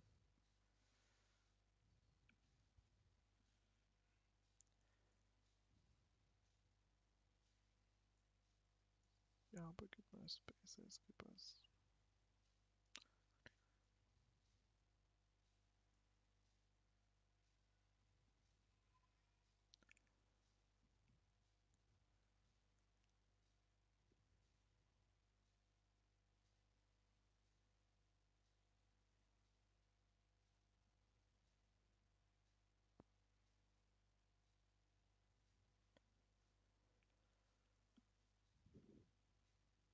Half profit book करके कर लो सर, न्यूयॉर्क सेशन ओपन होने वाला है, बताया ना। न्यूयॉर्क सेशन ओपन होगा, सडनली कहीं कैंडल ऊपर नीचे ना चली जाए तो हाफ प्रॉफिट बुक करके एसएल कॉस्ट पे रख लो। फिर देखते हैं 6:30 की 15 मिनट की कैंडल एक बार क्लोज जाएगी उसके बाद। यहाँ पर थोड़ा सा फॉरेक्स में एक एफईजी है इसलिए रुक रहा है प्राइस। एमसीएक्स में तो कुछ है नहीं, यहाँ पर आ जाना चाहिए था डायरेक्टली। फाइनल टारगेट लगा रखा है नीचे, थोड़ा सा और है, लगभग 3 पॉइंट और। बट ऐसा ना हो न्यूयॉर्क सेशन पे सडनली एक बड़ी कैंडल बना के वापस ऊपर चला जाए। सो हाफ प्रॉफिट बुक करके एसएल कॉस्ट पे रख लो, क्या पता नीचे ही आ जाए कैंडल नेक्स्ट न्यूयॉर्क सेशन पे। एक्सपेक्टेड ही है नीचे सपोर्ट है, यहाँ तक आना चाहिए प्राइस को। फॉरेक्स में एफईजी ब्रेक होता है तो गिर जाएगा। सो 8 मिनट है। 40 likes are done. Come on guys, like the stream, like the stream, come on. वाह, क्या इनफ्लो आया आज।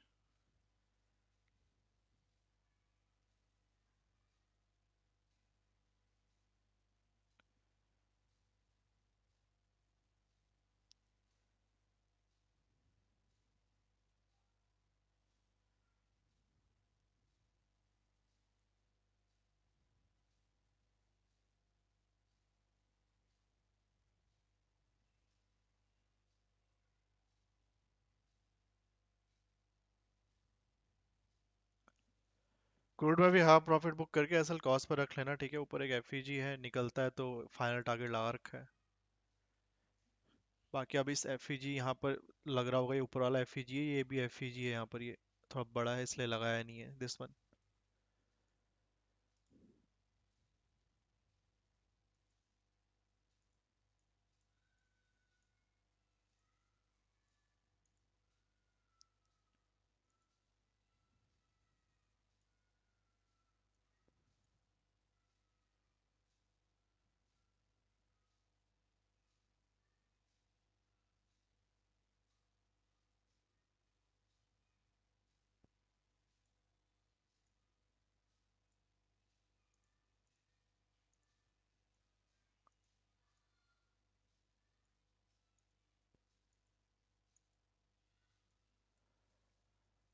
निकलता है इस एफईजी के ऊपर तो टारगेट यहाँ तक जाना चाहिए प्राइस को। लगभग 75 पॉइंट मूव किया है, फाइनल टारगेट मिला तो 150 पॉइंट।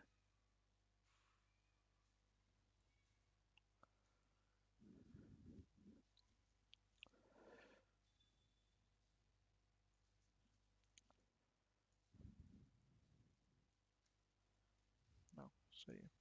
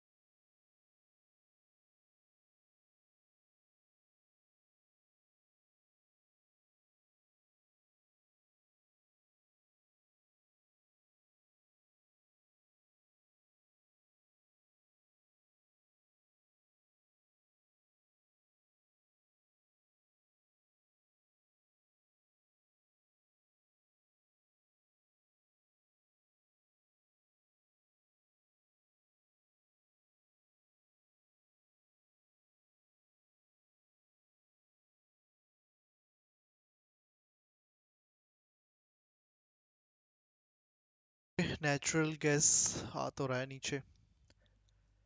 4 मिनट लेफ्ट, 4 मिनट और हैं। US Edison.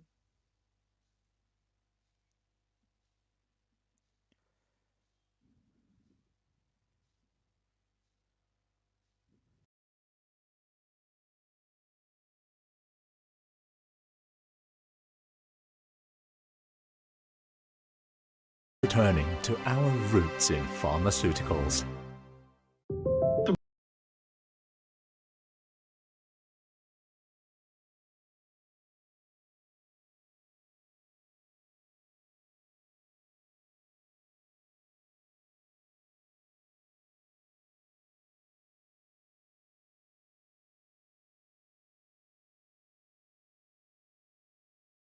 Consider this headline. It's one that you saw coming. There had been some reports out there. What does this mean for the crypto market specifically? We're looking at Bitcoin. I haven't seen a huge reaction yet, but this is night and day from Gary Gensler. Absolutely. I mean, they're going to get an advocate for the pro-crypto world, and this is the first time that they've really had somebody in the regulatory repertoire, if you will, that's going to be thinking of the crypto world. And so, Commissioner Atkins, because he used to be a commissioner at the SEC, he has actually come out and he's done a lot of work in the crypto space. He worked on for the Digital Chamber of Commerce and so forth. But where we're going with this is that, the SEC chair has a really important role because they can put out a ruling, say, tail end of 2026, or sorry, the tail end of 2025, giving a little bit more of the color of, okay, here, what are the rules for crypto? Meaning if you have a security and you are an exchange like Coinbase, here's how you operate. And you're not going to have this threat of enforcement action coming after you. So if you're a company like Coinbase, or if you're another crypto platform out there, you're going to have an SEC chairman who's not going to come after you with enforcement actions like you saw under the Gensler era, but you're also going to have somebody who's probably going to try and create a rulemaking and have a rule of the road so that you can operate going forward. Interesting. This is an easy lift when it comes to confirmation, yeah? Yeah, I think so. I mean, Commissioner Atkins has a lot of, he at his time in the SEC back in the early 2000s, he actually had a lot of fans amongst the staff. I think a lot of people just like working with him, personally. And so I don't see any reason why Commissioner Atkins wouldn't be able to get confirmed.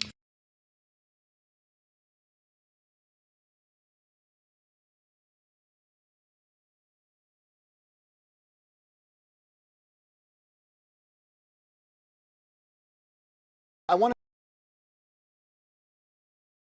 to start a little bit just big picture and talk price here, because in terms of Bitcoin's price, we've actually seen it come within hundreds of dollars of $100,000, but it's kind of been range bound over the last week or so, above $90,000, in recent days around $95,000. What do you see as the path forward? Okay. We think in the short run, right now the market is actually adjusting to profit taking and reacting to the potential shifts, the political shifts, especially for Donald Trump's re-election. Although it's seen crypto friendly, but right now we're getting into the stage before Donald Trump really became the president. So lots of wealth are taking profit because they started accumulating Bitcoin at very early stage, maybe right after FTX went down in 2022 of November, at about 20K-ish. Myself is probably one of them. I actually accumulated lots of Bitcoins at an early stage. So for me, or for a whale like myself, 100K is a profit-taking stage. How early were you? Give us an idea. Give some context here. So I did buy Bitcoin, Ethereum, and XRP in 2015. At that time, Bitcoin was only 300. But the more accumulating stage for me is right after FTX collapse and in early 2023. What about outside of Bitcoin? You see this renewed interest in the landscape of altcoins, particularly as this idea that the United States will be a lot looser when it comes to regulations around altcoins that they have been so tough on for a lot of exchanges trying to list them. What are you seeing in terms of activity on your platform and the excitement around these altcoins, and is that the only reason? Yeah, for the altcoins, there are different altcoins, obviously. There are Ethereum, Solana, if they can be considered as altcoins. There are also meme coins. There are also lots of Web3 projects on layer 2, on DeepIn sectors, which are all providing altcoins. For us, like right now, we do see a lot of trend, like the major cryptocurrencies such as Bitcoin, Ethereum, Solana are becoming bigger. So the big ones become bigger. And of course, in terms of Solana, we do. I was hearing one of your expert mentioning that he thinks Solana ETF's approval is just a matter of time. However, I disagree with that because right now we don't see much so-called traction for Solana's approval in terms of ETF, the same approach. One reason of that is if you look at the historical approval of the spot ETFs, they are first listed on futures ETF, like both Bitcoin and Ethereum. However, we don't see that for Solana and Doge yet. Another thing is I think your expert also mentioned that like lots of lawsuits, for example, the previous SEC lawsuit against many centralized exchanges, not including us, but some other major ones over there, is actually classifying Solana as a security already. So it's a big hurdle because for Ethereum and Bitcoin, it's more like commodity. The issue or the risk of market manipulation and very centralized governmental entity over this cryptocurrency is much less in Bitcoin and Ethereum. But for Solana and Doge, maybe Doge is much more influenced by Elon Musk. So issues around that, we think, are hurdles too for the approval of Solana and Doge ETF. Gracie, so, it's interesting. Right. I want to switch gears here for a moment, just for a moment, to talk about the regulatory landscape in the United States. Because if you look to access BitGet, for example, in the United States, you get that disclaimer about how you can't do so as a U.S. customer. When you think about the Trump administration and any potential new regulators, does it start to change the game for international exchanges? Is there a plan to try to move into the United States? That's a good question. We also keep discussing about that among our internal higher executives. You're right that Donald Trump is much more friendly than the previous administration, especially like the upcoming SEC chairperson.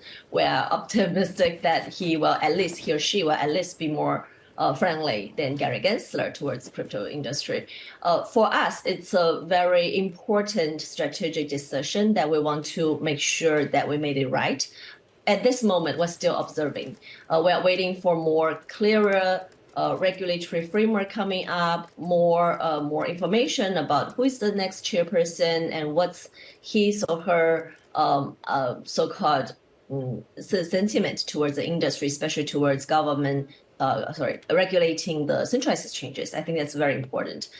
By the way, another thing that we are looking at is also institutional clients' investment into crypto space. As we know, like ETF is approved in the US in early 2023, January 2023. But since then, seems that most of those inflows are from retail users, are from high net worth individuals. But for lots of pension funds, lots of endowment funds, whether they can start to invest in crypto. Also, with I think in 2022 or 20th of December, there's also a discussion among Microsoft in terms of the institutional investment.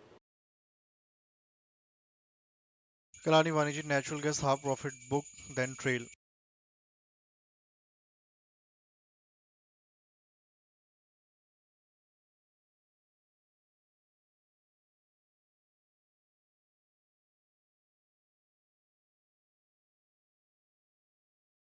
You've been building.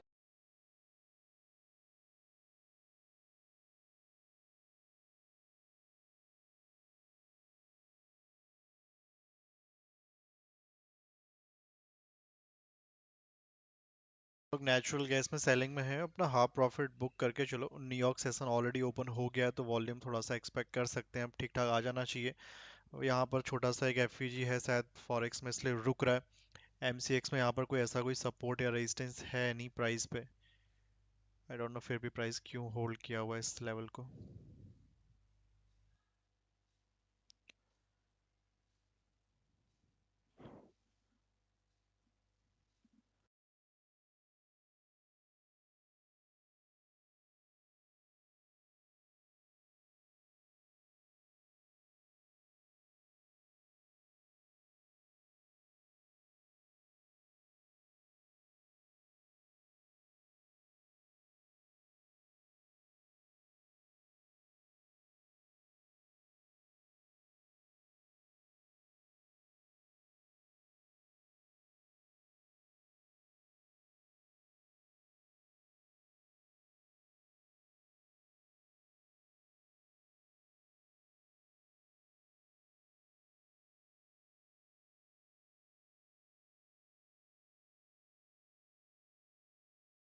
That's why I am saying that हाँ profit book करके trail कर लो, आ गया नीचे well and good, नहीं आता तो वापस at least loss तो नहीं होगा, वापस फिर देख लेंगे ऊपर जाएगा तो।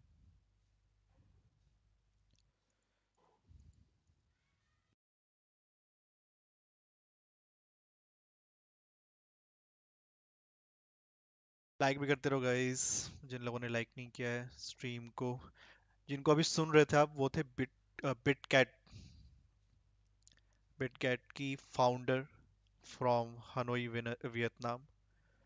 उनका इंटरव्यू चल रहा था ब्लूमबर्ग में। उनका मानना है कि अराउंड 1 लाख डॉलर, जो फिलहाल बिटकॉइन का प्राइस चल रहा था अभी, उसके आसपास प्रॉफिट बुकिंग आ सकती है मार्केट में इन बिटकॉइन। ठीक है, ऐसा उनका मानना है। आई डोंट नो अब आएगी नहीं आएगी तो वही जाने, बट ऐसा उनका मानना है। ठीक है।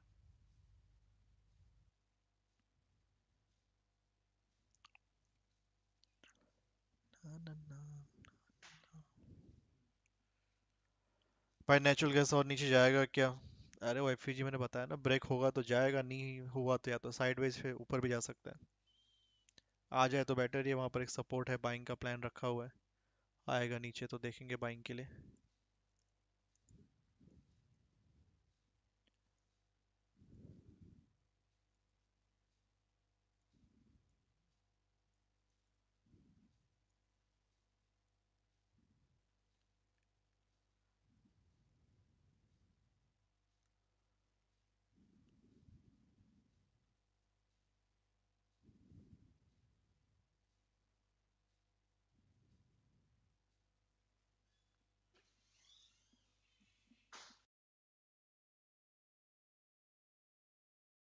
एफईजी नहीं है, ठीक है, don't don't consider this as a FEG natural gas. MCX में नहीं है, फॉरेक्स में बना हुआ है एफईजी वहां पर।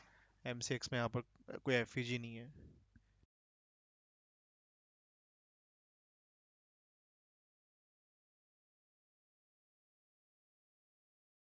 प्रॉफिट बुक करके ट्रेल करना, नेचुरल गैस में थोड़ा एग्जैक्टली और आ जाता लेवल पे तो, नहीं तो बाइंग का प्लान रखते हैं यहाँ से।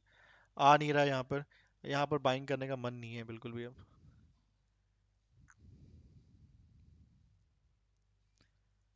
यहाँ पर एसएल का पंगा हो जाएगा। कितने पॉइंट का बनेगा SL? Point, 3 point.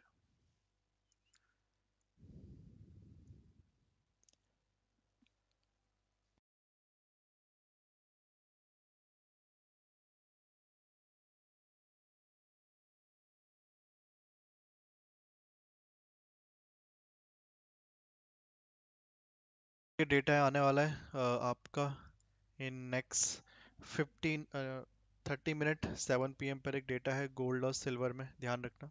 There is a data in gold and silver in 15 minute, next 15 minute.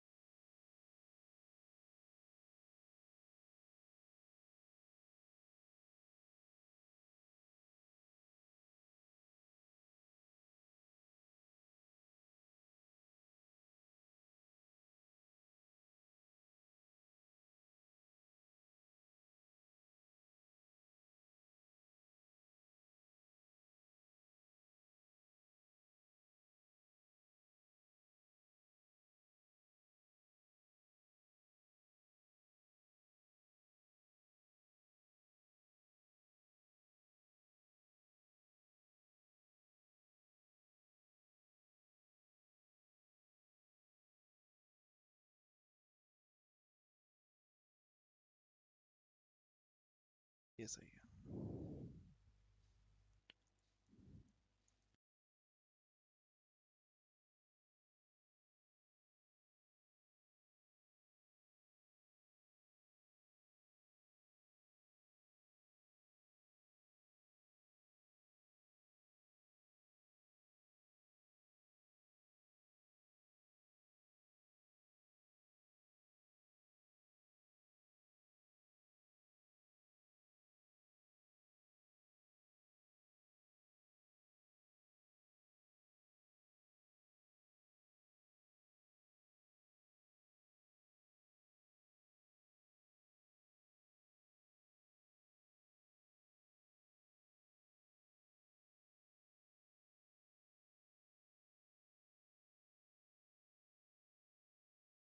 Building up that investment in the secondary market, Mitchell. I just want to understand how much of a weight you think US-China is on it.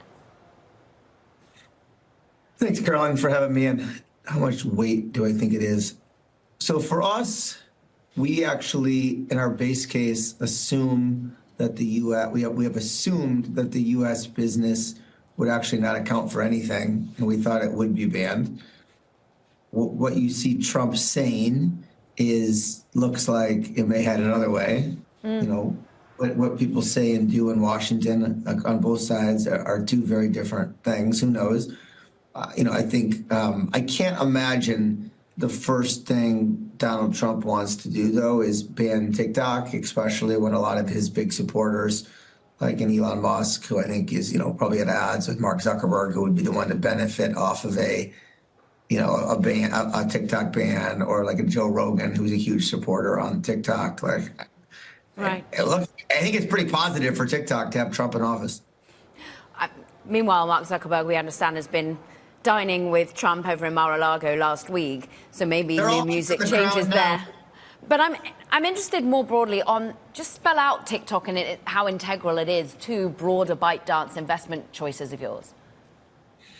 Yeah, so the Chinese business, it's been rumored and reported in the press that, you know, the North American version of TikTok is a single-digit percentage of the business. It is not a giant part of the business. I think it is a part of the business where a lot of investors or potential investors in it see a huge amount of opportunity. You know, I believe that TikTok is the biggest existential threat to a business like Facebook or Instagram inside.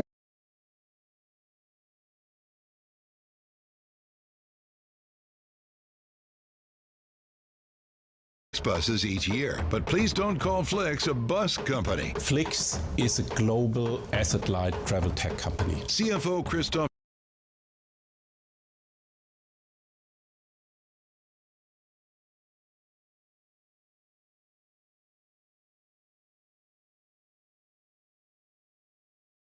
Fundamentals really add up for the companies driving the rally, particularly the so-called Mag 7 global tech giants.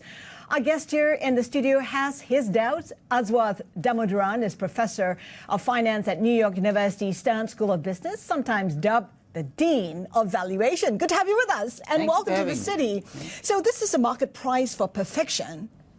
Yeah, and I think it's been priced for perfection all year. And we keep our fingers crossed saying maybe there will be no correction.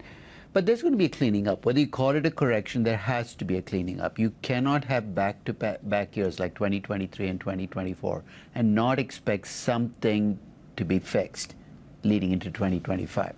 That doesn't mean you sell equities and head for the hills. But if you look at the earnings and the cash flows, the market is not just pricing in those earnings, but it's also pricing in an expectation that there will be no crises. And if you think about everything that's happened since 2008, the one thing we know, almost as a constant, every 2 or 3 years, something happens that's big and global. And I think you need to build that in, and the fact that the market is not building in is a little troubling, because you could say, what happens when you have that crisis?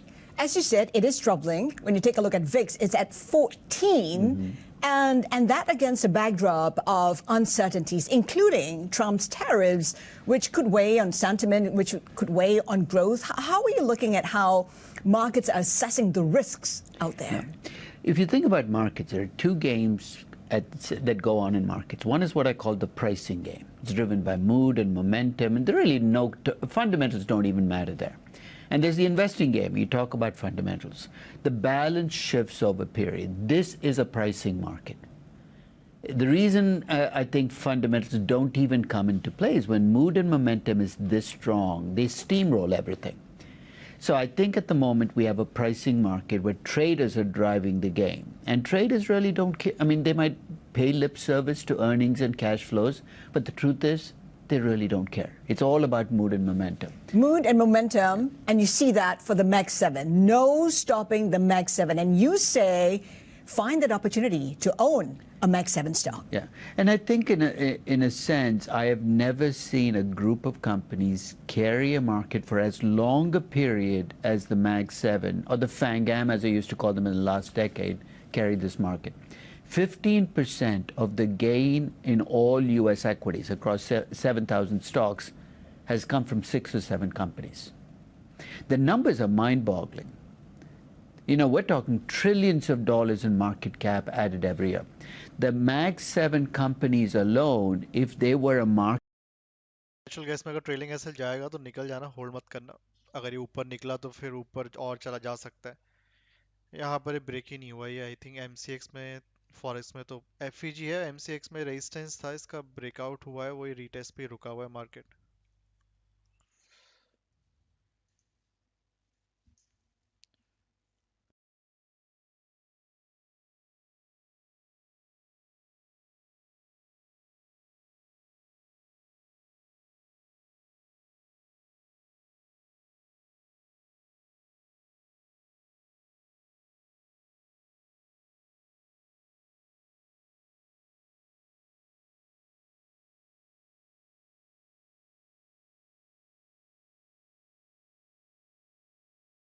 ऊपर जाएगा तो फिर ऊपर एक छोटा सा resistance यहाँ पर है 269 68 के अराउंड, एंड देन फिर सीधा 275. तो इसको होल्ड करना है तो इन दोनों में से किसी एक लेवल पे होल्ड हो जाना चाहिए, डाउन आना है तो. नहीं तो फिर ऊपर ही जाएगा. क्रूड ऑयल के ध्यान रखना, एफईजी के ऊपर जा नहीं पा रहा है. जिन लोगों ने बाई किया हुआ है, हाफ प्रॉफिट बुक करके ट्रेल करना. एफईजी के ऊपर क्लोजिंग आती है तो फिर इस सेकंड टारगेट देखेंगे. नहीं आती है एफईजी के ऊपर क्लोजिंग तो फिर वेरी लेस चांसेस कि वो फाइनल टारगेट तक जाएगा, नीचे आ जाएगा वापस. और फिर नीचे आता है तो there is a very high chances कि ये सपोर्ट ब्रेक हो फिर उस केस में. वो भी है.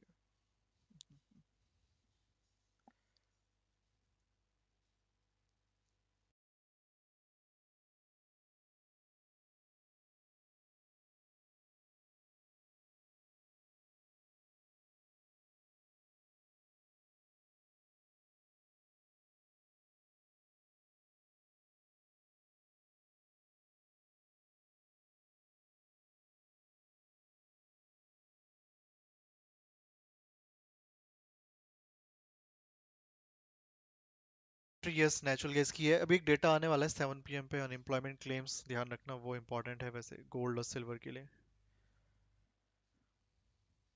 9 मिनट इज लेफ्ट, 9 मिनट में डेटा आ जाएगा. गोल्ड और सिल्वर में ध्यान रखो, एक बार लेवल लगा लेते हैं. गोल्ड और सिल्वर का चार्ट ही लगा लेते हैं.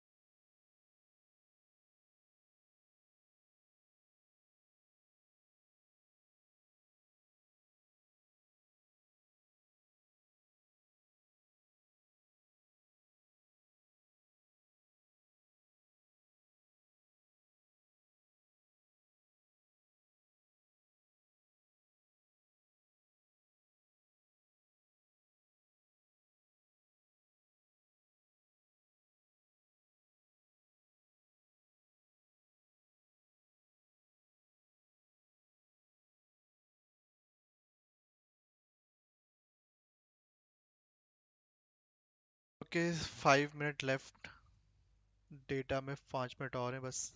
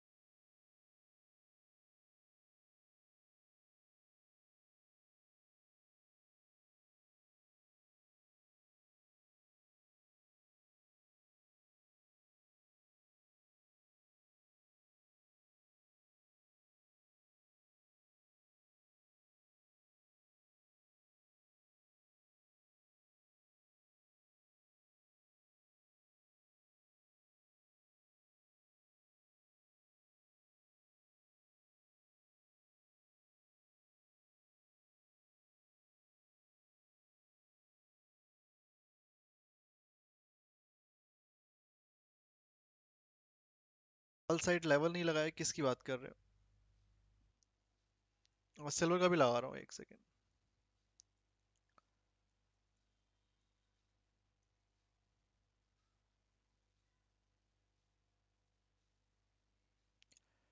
Okay 4 minute is left, 4 minute और रह गए। देखते हैं क्या आता है data. Let's see the silver as well.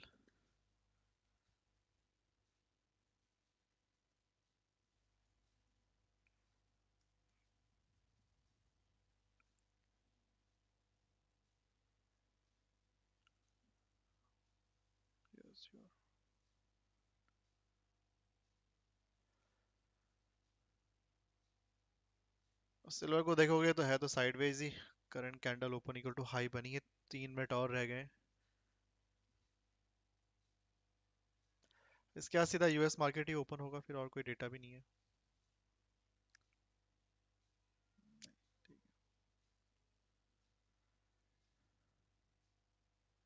क्या साइड?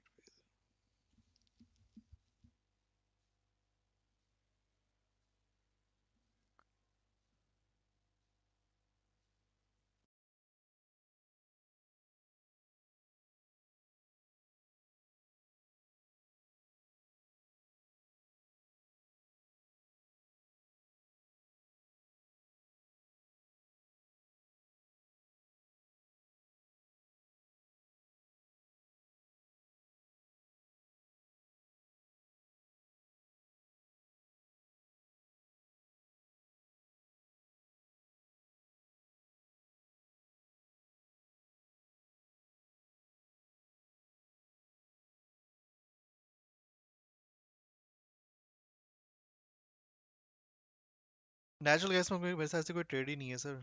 किसी ने अगर बाई किया हुआ है तो वो अपने अकॉर्डिंग ट्रेल करे। मेरे अकॉर्डिंग नेचुरल गैस में बाइंग का कोई ट्रेड नहीं है, सेलिंग का ही ट्रेड था।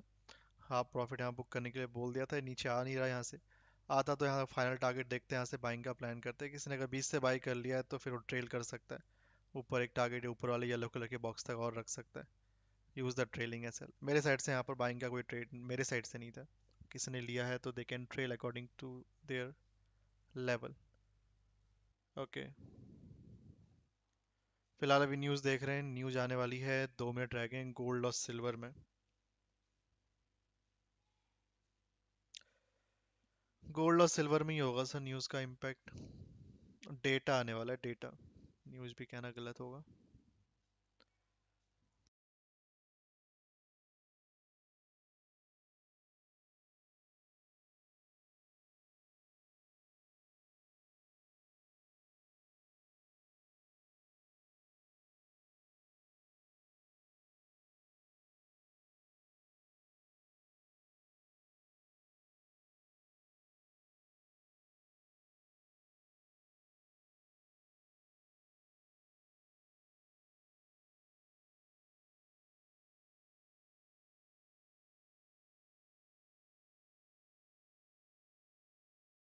है, 25 सेकेंड्स आर लेफ्ट। सिल्वर का चार्ट लगा लेते हैं।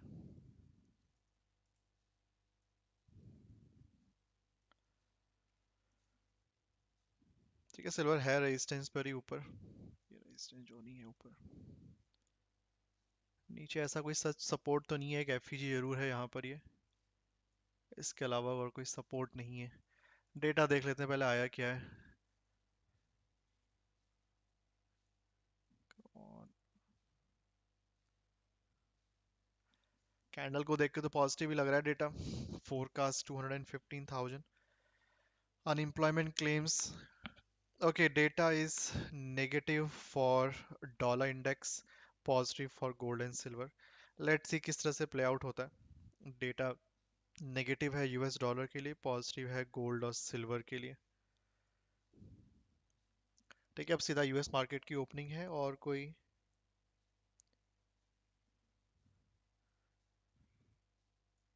न्यूज अब नहीं है, सीधा यूएस मार्केट ही ओपन होगा। ध्यान रखना अभी ऊपर दोनों पे रेजिस्टेंस है।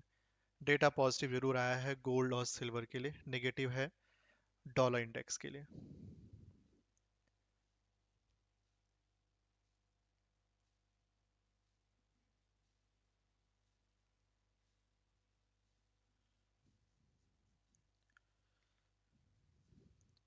ये है।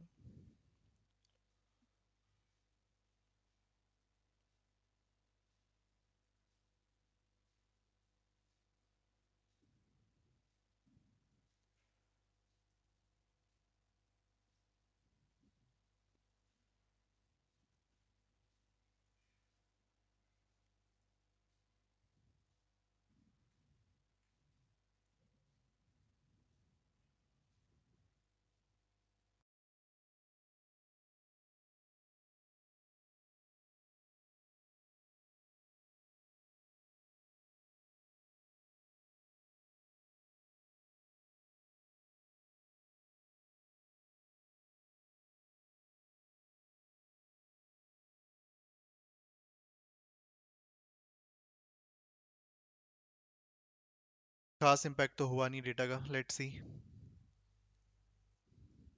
क्रूड ऑयल भी साइडवे चला गया एफईजी पर।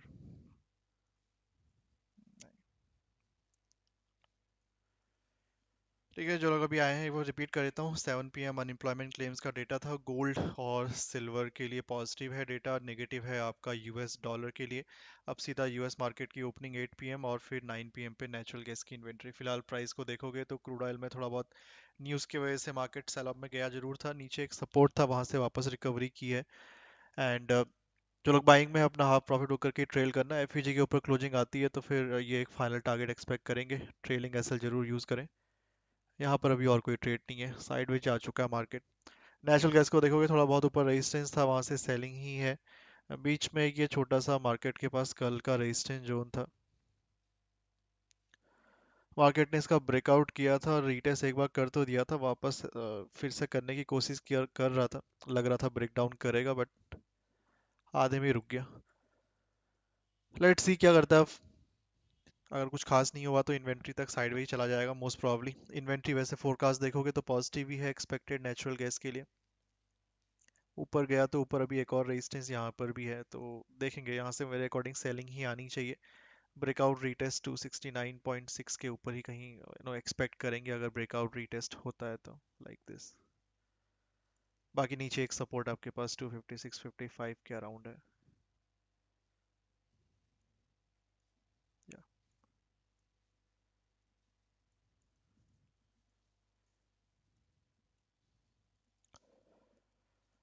हाँ, ऊपर रेजिस्टेंस है उसमें सिल्वर और गोल्ड में दोनों पे। न्यूज़ डेटा जरूर पॉजिटिव आया था बट रेजिस्टेंस ब्रेक नहीं करेगा तो मुझे लगता नहीं ऊपर जा पाएगा वो।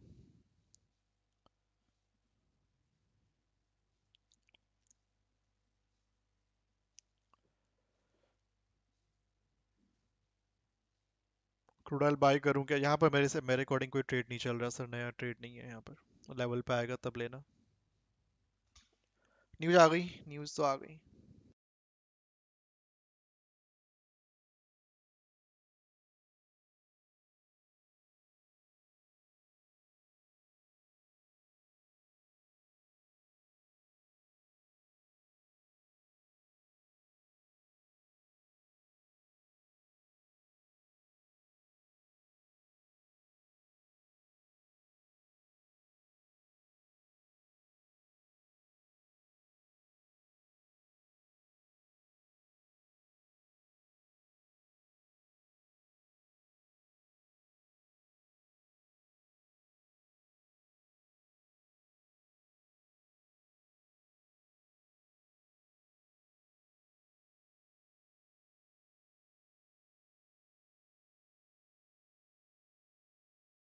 बस बस सपोर्ट रेजिस्टेंस है.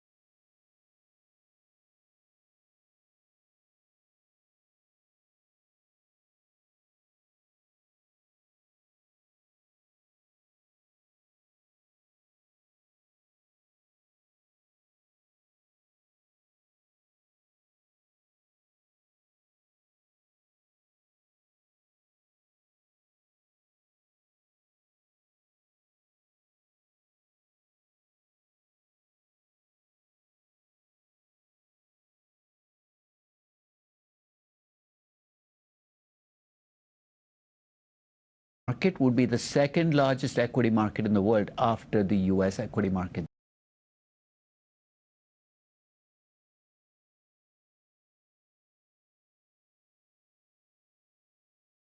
It's really hard in a global economy to have a purely domestic manufacturing supply chain. And for those manufacturers that require and rely on foreign goods, that's going to increase their costs of production. So we're going to have a pretty unclear, muddy picture of what that looks like. But one place we can look is in the jobs data. If you see manufacturers hire, if you see a rebound in this very cyclical sector that should benefit from rate cuts and maybe will benefit from well-placed tariffs, who knows, then we should see a pickup in hiring, and that's what I'm looking for. Always smart, Nita. It's good to see you. Nita Richardson there of ADP. Nita Richardson, also, of course, a Bloomberg TV contributor. Looking ahead to tons of Fed speak. You'll hear from Barkin today, tomorrow, Barman, Goolsby, Habak and Daly as well. Of course, looking to their reaction on a payrolls report. Mike McKee's back with us. Mike, we heard from Chairman Powell. Walk us through what we have heard from Fed officials so far this week and what to look for going into the quiet period. Well, a lot of holding our options open talk, John. Crude oil support और resistance आज का लगाया हुआ है sir आपके सामने नीचे 5760 750 support है, ऊपर रेजिस्टेंस एक 5920 30 के अराउंड है और फिर 5990 एंड 6000 के अराउंड है. Is stronger. We've seen inflation, sort of stick higher than our target and hasn't been moving down in the same way. But overall, the economy is in good shape. So we don't have to move if we don't want to. They all then add that we want to bring rates down some. So they could go either way depending on how the data go. But I think one of the more interesting aspects, and this is something that Neela touched on here, is companies sitting on the sidelines for right now. And the Fed knows that because they're talking to all the CEOs. Companies don't want to make decisions on hiring, on investment, until they know what Donald Trump's plans are going to be. So this is going to be something of a quiet period. We get a rebound in jobs for November just because of the strikes and hurricanes. But do we see a lot of new hiring? That's going to be a really interesting question for these couple of months in between now and when Trump takes office.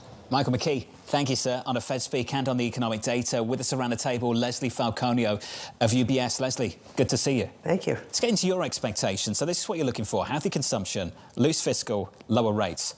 Did the first two challenge the third? Actually, we don't think so. I mean, we're looking for lower rates, but not something that is dramatic, because we're still looking for the soft landing. So we do think the consumer's strong. We think the labor market stays strong, but our outlook for interest rates in 2025 has probably fallen about that 4%. So when you think about where we are right now, it's not as though we're expecting this, large decline in interest rates. But, one of the things that we look at when we have these allocations and the risk to the market that I know all of you have been talking about is if, in fact, the Fed does continue to cut and people are concerned about this inflation, right? The market has a tendency, particularly fixed income, to speculate, right? It's forward-looking. So if the Fed cuts and we have interest rates move higher, I think that's the point of concern, particularly when you now have a market that has, the equity and the fixed income market returns are now negatively correlated. If that's due to inflation and the interest rates move up and they decouple, that's when you're going to have these price-sensitive buyers kind of get a little bit concerned about that long end and really require more term premium. What did people get wrong heading into the election about Republican policies that sound like they're on track, being inflationary, and now people aren't really talking about it as though they will? I think, it's funny, last time we were here, we were talking about what the market was pricing in, given the fact that the betting markets really had, made the decision prior to the actual election. And one of the things that I spoke about was that, the expectation was, if in fact you had this red sweep, that you'd have this bear steepener at first, but you should push against it. Right? And when we talked about what we saw in November, we've seen interest rates come down. So I think a lot of that was priced in, particularly when you look at things like inflation expectations in the short end, decoupling from oil coming down. So all these kinds of things were priced in. You've given a little bit of that back, but I think it's too soon to say that things like short end inflation expectations are going to continue to decline. I think they will probably stay where they are now and even maybe have the potential of moving up in the near term. Have we reached a point where the labor market is no longer the barometer to look at, that it really is back to the inflation reads at a time where that is the one lever that could potentially push the Fed in a much more aggressive way to hold off on rate cuts or potentially even move in the other direction? We've had this changing narrative for quite some time, and I do think, listen, I think it's balanced. I don't think do not look at the labor market. You do, but the labor market has continuously been strong. I mean, we have, when you saw the JOLTS data, you had the quits rate up for the first time since 2023. We have, the claims a little bit higher today, but still trending lower. But I think people are just really worried on that inflation front, particularly given the fact that we are, and it's our expectation too, that the Fed cuts in December and it goes, 4 times in 2025, that we have this sort of reacceleration. And I think that's really what the focus is right now. So we had David Leibovitz of JP Morgan on earlier, and he said that earlier this year they were very excited about high yield bonds because they expected a compression in the lowest rated debt spreads. Now they're kind of done with that. They kind of see that trade's over. Are you in the same place? Absolutely. I mean, when you look at high yield bonds at 260, 265, that risk premium is incredibly compressed. And as you pointed out, this has been led by the CCC sector, which has come down. But what's interesting about that sector, you've had such a high demand, within that sector for those yield-hungry investors, right? But even as volatility went up, it hasn't gone up lately, it's actually come down, but when it was rising, spreads were very, very narrow. So you really didn't see a lot of widening in that sector. So we do think high yield is a bit on the rich side, and we really prefer the higher quality. You have that yield, there's no question, but the risk premium that you're being paid just isn't adequate right now. With that said, if the opportunity arises that high yields widen out, we would be opportunistic because we don't think you're going to be a recession, or we don't think spreads are going to, move materially wider. Do you think that this is basically the message right now heading into year end? You go with what's worked. You don't really do much else. You kind of sit on your hands. You wait for momentum to lift, and then you reassess next year when you actually get policies. Is that kind of where everybody is right now? Those that are making money. Yes, I think so. But yeah, I do think that is really sort of the overall. I think that right now people have been in the camp where, the market has been very volatile. The market is, as the MOVE index has gone up and down, we've had a lot of, changing of narratives. But I think now to the end of the year, people just are tired of this, really the speculation. You really need to wait to see the policy, what the policy is going to be. And, I think you've had the have and have-nots this year in terms of people being right and wrong on the side of whether it's equity or fixed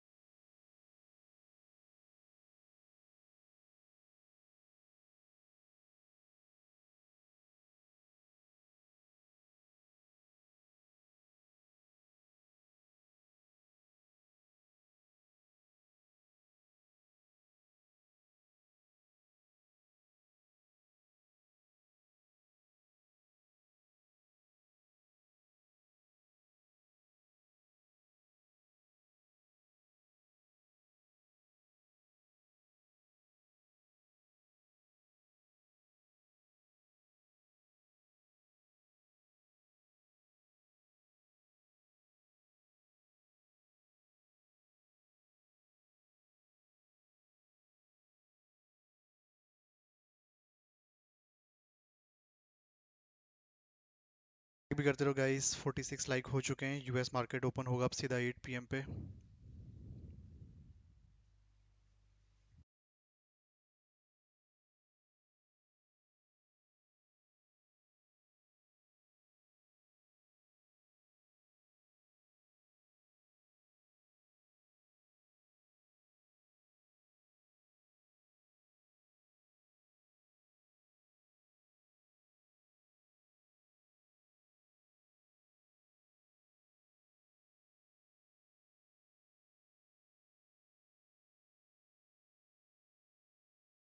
try तो कर रहा है FEG के ऊपर निकलने का, let's see US market से पहले निकलता है या फिर नहीं।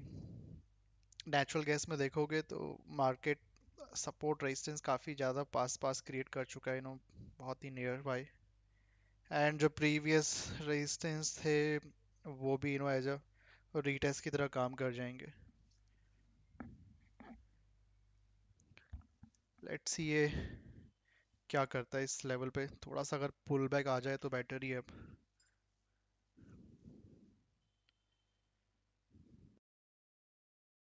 मुझे लग नहीं रहा 7 पीएम के बाद मूव ज़्यादा करेगा। Gold study as traders digest geopolitical, wow. BOFA sees gold at $3,000, $3,000 by end of 2025। सच में।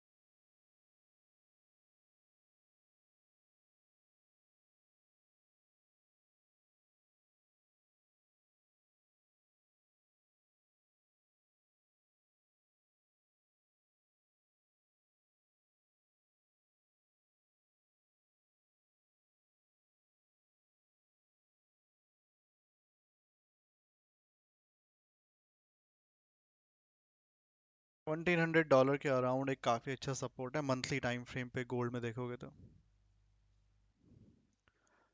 इन forex chart obviously. Crude oil का व्यू थोड़ा तो साइडवेज ही चल रहा है। अगर एफईजी के ऊपर सस्टेन किया तो थोड़ा सा 15 मिनट में बुलिश कंसीडर करेंगे। इवन ऊपर रेजिस्टेंस है, थोड़ी बहुत प्रॉफिट बुकिंग जरूर आएगी। बट इंट्राडे 15 मिनट की अगर बात करें तो एफईजी के ऊपर सस्टेन करता है तो थोड़ा सा पॉजिटिव हो जाएगा साइडवेज से। कल जो मार्केट में सेल ऑफ आया था वो थोड़ी रिकवरी हो जाएगी। लाइक करते रहो guys, 50 likes are done. 100 likes का टारगेट है। जिन लोगों ने लाइक नहीं किया फटाफट से लाइक कर सकते हैं। कम ऑन, लाइक करते रहो सभी लोग। फिर यूएस मार्केट ओपन होता है फिर देखते हैं। ट्रेल करते हुए चलना क्रूड ऑयल को, ठीक है, हाफ प्रॉफिट बुक करके ही। एफईजी के ऊपर सस्टेन करेगा तो ये फाइनल टारगेट रहेगा। बाकी natural gas, trailing SL natural gas में जा चुका है बाय द वे, ठीक है। सेल जो किया था हाफ प्रॉफिट के बाद, यहाँ पर ट्रेलिंग एसएल जा चुका है इसका कॉस्ट टू कॉस्ट का। स्टिल रेजिस्टेंस पर ही है। थोड़ा बहुत मैं एक्सपेक्ट कर रहा हूँ कि पुल बैक आ जाए यहाँ से, लाइक इस तरह से, और फिर यहाँ से फिर वापस बाइंग हो, या फिर हो सकता है डायरेक्टली चला जाए और फिर यहाँ से वापस पुल बैक करके लाइक इस तरह से बाइंग करे। जो भी होना है 7 बजे तक हो जाए बेटर है, सॉरी 8 पीएम तक हो जाए, क्योंकि फिर 9 बजे इन्वेंट्री भी आने वाली है और इन्वेंट्री थोड़ा सा फोरकास्ट देखोगे तो पॉजिटिव ही है फिलहाल के लिए। तो हो सकता है उतना मूव ना करे जितना क्रूड ऑयल कर रहा है अभी।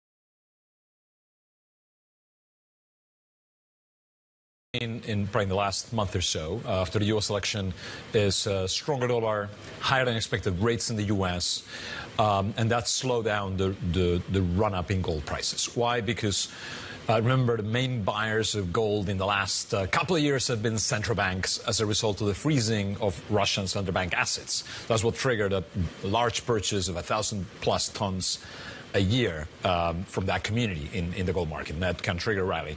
So central banks, the problem they have is the dollar is getting too strong, right? So when you have to defend the value of your currency, you don't really have that much cash available to go out and buy gold. And that's why gold prices have kind of slowed down. To your question, is geopolitical risk still a reason to buy gold? The answer is yes. We saw it yesterday again. And we could see it farther out. I mean, remember, for the first time ever, we were saying rates in Europe trading, or bonds in Europe trading above swaps, right? So the market's clearly anxious when it comes to the rates market, what's going on in France. We are anxious about Russia, Ukraine, where we've seen an escalation of tensions. But of course, central banks don't have the liquidity right now, don't have the position to keep accumulating gold in large scale. So that's going to slow down the rally. So we think probably the next few months, gold slows down, but we still believe $3,000 an ounce will be reached at some point end of next year. Dollar down, gold up. That's it, right? If we see the dollar going down, you buy gold, because then therefore the central banks have more liquidity to buy it. Yeah, and I think we need to see that uber strength of the U.S. economy kind of easing off a bit, right? I mean, that's been the trigger for the pullback in gold, just the U.S. getting too strong, and like I said, I mean, central banks may not having the balance sheet to keep purchasing gold at the same scale they have for the last year. So, but to your point, yeah, if gold, if the dollar finally starts to weaken a bit, if that super strong rates market that you have in the U.S., where you know the terminal rates now 4% for the U.S. next year. In Europe, we're looking at rates way lower than that. Maybe like, you know, we could see rates going down 2% or sub 2% throughout the course of next year, right? So it's that dynamic going on. I'm just thinking of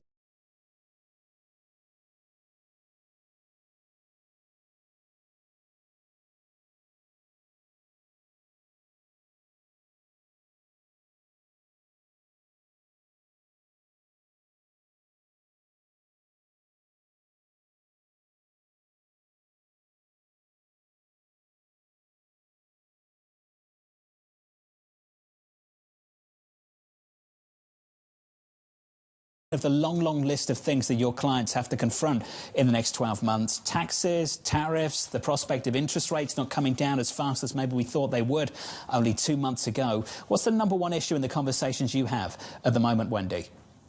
Good morning, Jonathan, and thank you for having me. So, you know, when you think about our clients in global commercial banking at Bank of America, you know, we work with over 15,000 middle market companies that are based in the U.S. and Canada, and they also do business around the world, and we cover their international subsidiaries. And these clients are publicly traded companies. They're also privately held companies, and we're continuing to see the generation transfer from the second to the third and the third to the fourth gen. And so, you know, when you think about all of the things that they're faced, there is a lot of uncertainty as we go into 2025. And you mentioned a lot of the things that are top of mind for them: increasing considerations around tariffs, taxes, interest rates, inflation, and then also just the geopolitical tensions that we've seen. And, you know, let me give you an example. We have a lot of clients over the last 18 to 24 months that have looked at what is happening geopolitically. They do a lot of business in Asia, and as they've looked at their China Plus One strategy, they have moved some of that business into Asia. And also, they've also moved that into other parts of North America, specifically into Mexico. And you all have been talking a lot about tariffs and what will that mean for clients. And we've got a lot of question around that still. But I can tell you one of the things they're focused on in Mexico right now is the deflationary environment with the peso. And so we've been working with our clients to help them with that. And I do think that while we see a lot of uncertainty, we are looking at how we turn that into opportunity. Well, Wendy, let's talk about that a little bit more. Are they in a position to play offense, or are you finding them holding back on making big investment decisions, big capex decisions, until they've got the clarity on policy into next year? I would say they're not making big investments, but they are making targeted investments. And so, we have seen a lot of good opportunity for our clients, especially, when you think about investment banking. And these aren't necessarily some of the M&A that would hit, the headlines very broadly, but clients are looking at opportunity to make those targeted investments. And I'll give you an example. We have a client that's based in the southeastern United States, privately held company, and this company did not have an exit strategy. They wanted to take some liquidity off the table, and they were looking at that liquidity event. And so in the meantime, we had another client that is based in Europe. That company did not have any U.S. exposure. And so these two companies, we introduced them, and it was a great fit. It enabled the southeastern company to have that liquidity event they were looking for while also retaining a minority stake in the company. It then allowed the European-based company to have that. Guys, this FUG's candle is closed above the FUG. Let's see किस तरह से reaction देता है अब ये। FUG के ऊपर candle close हो गई है, तो अब FUG काम का नहीं है, ध्यान रखना। ओके, थोड़ा बहुत पुल बैक नेचुरल गैस में भी आ गया। देखो नेचुरल गैस में ये वापस सपोर्ट बन गया यहाँ पर, छोटा सा ये जो चैनल ड्रॉ किया हुआ है, that is a small support now.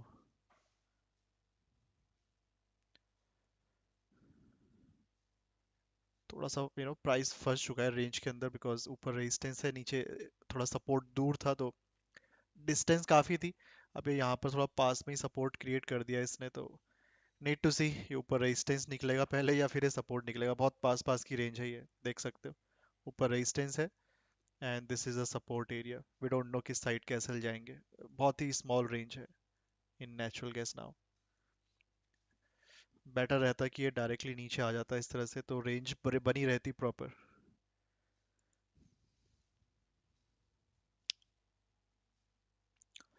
Bye crude oil में हाफ प्रॉफिट बुक करके ट्रेल करना। एंड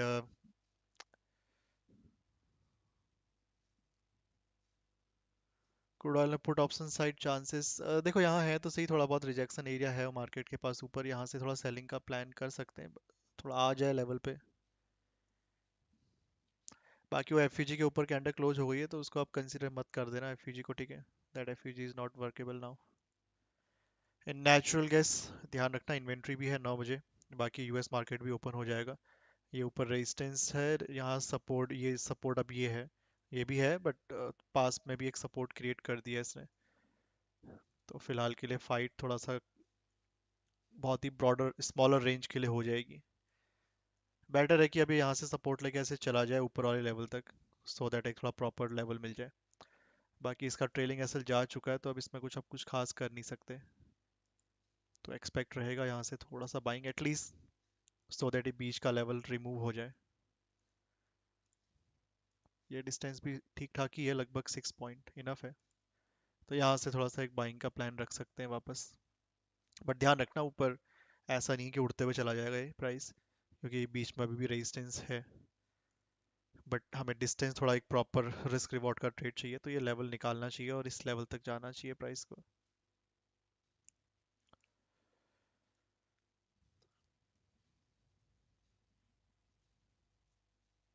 या श्योर,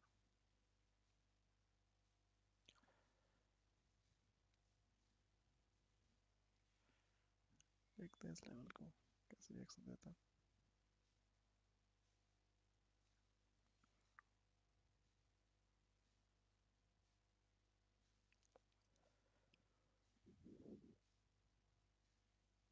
क्रूड ऑयल 6000 का पुट ऑप्शन बाय किया हुआ है 175 पे, पुट का तो ट्रेड ही नहीं चल रहा।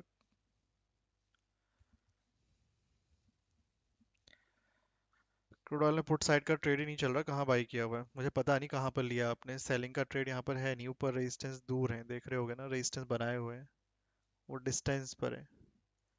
मुझे पता नहीं आपने कहाँ लिया हुआ है पुट, कहीं नीचे लिया हुआ है या फिर अभी बाई कर लिया है, आई डोंट नो। मेरे साइड से सेलिंग का कोई ट्रेड नहीं चल रहा है। बाकी आपने लिया हुआ है तो यही एसएल है आपका, छोटा सा ही रख लो यहाँ तक। बाकी ऐसे बीच में एंट्री मत करो, थोड़ा पेशेंटली वेट करो, लेवल पे आए तभी एंट्री करो तो बेटर रहेगा।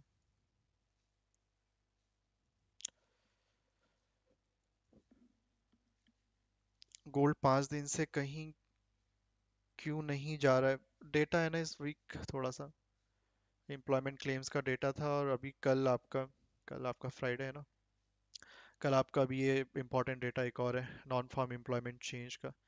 तो ये दो डेटा मुझे लग रहा है मार्केट वेट कर रहा है इनका, इसके बाद से एक डायरेक्शन वापस पकड़ सकता है।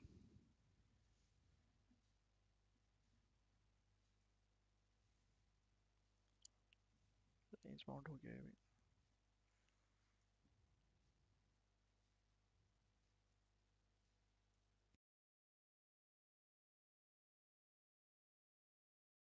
तो अभी आए एक बार रिपीट कर देता हूँ, क्रूड ऑयल में बाइंग में थे तो हाफ प्रॉफिट बुक करके ट्रेल करना। एफईजी के ऊपर निकल गया है, कैंडल तो क्लोज हो गई है, नीड टू सी और ऊपर जाता है डायरेक्टली या फिर थोड़ा रुकता है यहाँ पर। यूएस मार्केट भी ओपन हो जाएगा अभी 8 बजे। ऊपर एक रेजिस्टेंस है, लेट्स सी वहां तक रीच करता है तो। बाकी नेचुरल गैस में एक सेलिंग जरूर आई थी ऊपर, फिलहाल के लिए एक छोटा सा रेजिस्टेंस था जरूर, बट एक सपोर्ट और बना दिया। बीच में एक सपोर्ट नीचे भी था, वो काफ़ी दूर है, वहां तक आया नहीं एग्जैक्टली exactly। बीच के एक रीटेस्ट लेवल से रिटर्न कर गया था, तो बहुत ही स्मॉलर रेंज है सपोर्ट और रेजिस्टेंस के बीच में। किसी एक साइड के एसएल जाएं तो ज़्यादा बेटर रहेगा, चाहे बायर के या सेलर्स के, सो दैट मार्केट एक रेंज बना दे। बेटर रहेगा कि ऊपर वाला सेलर का ही एसएल जाए तो, सो दैट एक रेंज यहाँ बन जाए फिर इस तरह से प्रॉपर। तो यहाँ फिर से बाइंग कर सकते हैं, किस कोई सेलिंग में था तो ट्रेलिंग एसएल जा चुका है, रिमेनिंग क्वांटिटी का पहले बता दूं, ठीक है। बाकी यहाँ से फिर से बाइंग का प्लान कर सकते हैं। ध्यान रखना 7 PM के बाद शायद साइडवेज हो जाए मार्केट, 8 PM के बाद, 9 बजे इन्वेंट्री भी आती है प्राइस की।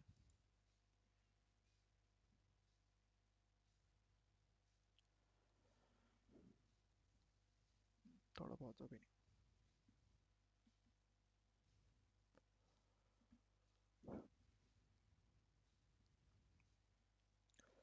5 मिनट में डब्ल्यू फॉर्म हो रहा है क्रूड ऑयल में, ओके। एंड 15 मिनट में हेड एंड शोल्डर है।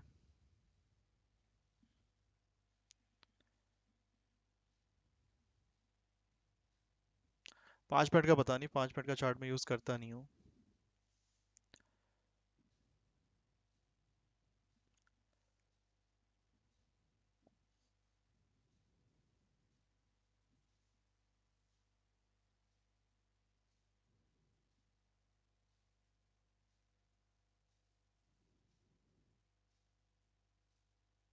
हेड एंड शोल्डर बन सकता है, बना नहीं है अभी तो टाइम है।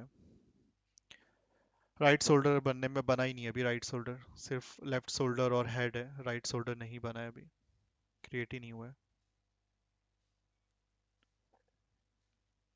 नेचुरल गैस को थोड़ा क्वांटिटी देख के ट्रेड करना, ठीक है। वो दोनों साइड पे सपोर्ट रेजिस्टेंस बहुत पास में ही है उसके, कोई बहुत बड़ी रेंज नहीं है यहाँ पर अभी।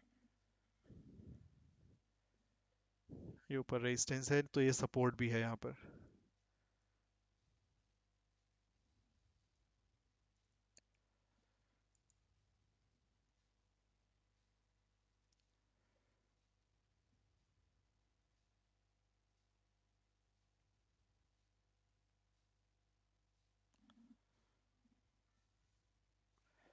नहीं, उसको काउंट मत करो, इसको कह रहोगे ना अभी, तो अभी राइट शोल्डर पेंडिंग है, इसको कंसिडर नहीं कर सकते। इसको कंसिडर करोगे नेकलाइन आएगी नहीं वहाँ पे।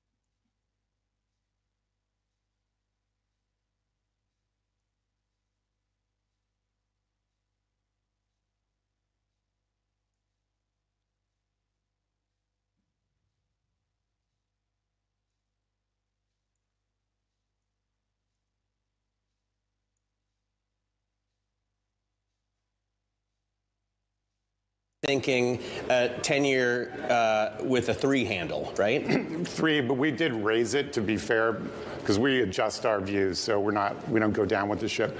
But we were really more at 3 1/4. We think faster growth, which is what we're likely to have, will put more demand and more mergers. You're going to get buyouts and debt offerings.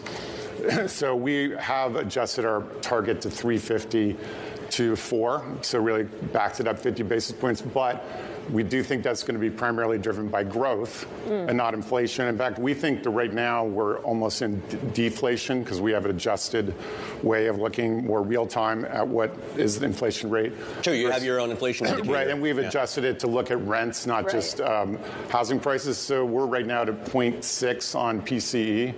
And of that, most of that comes from auto services, which is a hangover from the pandemic. Right. And the money supply is dropping. So we think we could have negative inflation prints. I mean, if you adjust it, we may never get there because shelter could be 100 years before shelter goes down to 2%. God only knows what they're doing back there. Jay, there's so much to dig into, not a lot of time. I have to go to this line in your notes because you're right. The Fed is fatally flawed and needs to be reformed. Those are fighting words, Jay. What does that mean? Well, nobody really recognized it, but the Fed caused the Great Recession. They stuck to a 2%. It wasn't a 2% target. It was a 2% ceiling. And they raised rates 17 times in a row. They nearly created a recession in 2018 using that same completely arbitrary target. And then they fueled this huge inflation. So they've really done a horrendous job since the 2% target came in, and they don't want to change it. So we really need some outside force to come in and say, let's revisit this 2 to 3% target, be more flexible like we had with Greenspan, use this thing called judgment instead of rules, and avoid these huge policy errors that are often defended by the status quo. People like Bernanke come in and do studies about how wonderful their monetary policy was. I always forget to plug it, but on infracapfunds.com. That's the website, right? Right. We can see your CPIR, your adjusted inflation indicator, and I think it's fascinating stuff. Jay, great having you on set. Thanks so much for joining us.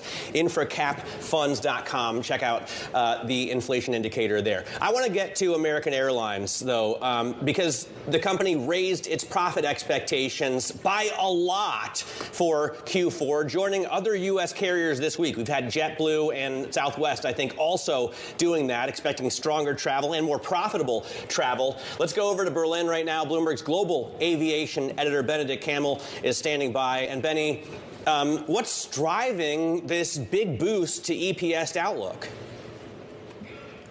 Hey, Matt. So people are traveling again. People are on the road. We saw the numbers during Thanksgiving. 80 million people on the move, a lot of them obviously by car. But really, an increasingly large number of people are flying again, are sort of rediscovering air travel, be it for shorter trips or for longer hops over here to Europe from the US. And that's really benefiting the airlines. American coming out today saying that the fourth quarter is looking better. The environment overall for revenue and also for costs is looking better. They're bringing down costs. People are the demand is there. And as you said, that follows the likes of Southwest, JetBlue, and is really supporting the stock. It's taking quite a pop this morning. It needs that encouraging nudge. Didn't do so well so far this year, but overall the picture looking pretty good for them right now. What do we know about pricing power here? If there was so much worry about the supply in flights in the whole of the year, do we know now that there's more of an equilibrium, that the airlines have that power back? They seem to still have the power because, as you say, the supply side is still fairly constrained, given everything we've reported about with Boeing, with Airbus. A lot of airlines still don't get the planes that they'd want. The seat numbers are still constrained, and people are traveling again. So they still have some pricing power. At the same time, there is the cost side that is really coming down, in particular on the fuel side. That is the single biggest cost for a lot of the airlines, and that they've been able to keep that under control, and that's really helping them. I actually want to talk about United in some detail here because you take a look at the year-to-date. Here. I was, playing with the charts this morning. I took a look at the entire group and I saw United in blue there. It's up 140% year-to-date, which is fascinating because up until August, they were all trading as a block. What is going on with United Airlines, Benny? Yeah, so it's not exactly Bitcoin territory in terms of the gain, but yes, 140% up this year. That would put them on track for their best annual return since 2010, to put that in perspective. Really, the stock took off sort of in October. That's when people really started buying into the shares. They had pretty good numbers in October. They've done a lot of things right operationally. The costs have come down. People are rediscovering things like in-flight Wi-Fi. They're bringing costs down, not just on the fuel side, but sort of operationally as well, in terms of taking out some unprofitable routes and so on. So people really like the story. If you look at the analyst ratings, most of them are at a buy right now. I think there's one lonely sell rating. So really United leading the pack. But it shows you that not everyone is in that same line. I mentioned American quite far behind in terms of the annual performance. But people really seem to like what United is up to right now. Bloomberg's Benedict Campbell, we thank you so much for keeping an eye on all these airlines for us. You know, Matt, it really frustrates me because if you take a look at where airlines are classified, they're as industrials. Yeah. There's a reason this annoys me, because you look at the rest of the travel stocks and they're actually very much trading behind the broader S&P 500. That would imply that you have more room to run if you're buying into hotels instead of airlines, for example. If you fly, don't you need to buy a room too? Yeah, no, absolutely. I mean, I think there's such a close connection to the oil price as well. Obviously, jet fuel and personnel are the two biggest expenses. Yeah. But it is interesting. It's also capital intensive. You have these massive planes with, et cetera, maintenance issues and all that. But things that are classified, like, so Ferrari is classified as an industrial. Clearly, that's a luxury business, that's right? True. So there's a lot of things in industrials. Okay, we have to go to break. Paul Atkins picked by President-elect Trump to lead the SEC. We're going to take a look at what that means for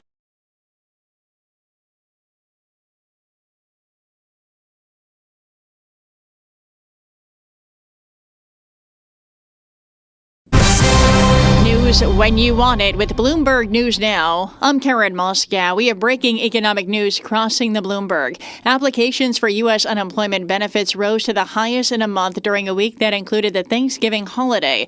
Initial claims increased by 9,000 to 224,000 in the week ending November 30th. The four-week moving average, a metric that helps smooth out volatility, edged up to 218,250. Continuing claims, a proxy for the number of people receiving benefits, dropped to 1.87 million in the previous week. Meanwhile, the October trade deficit narrowed to $73.8 billion from $83.8 billion in the prior month.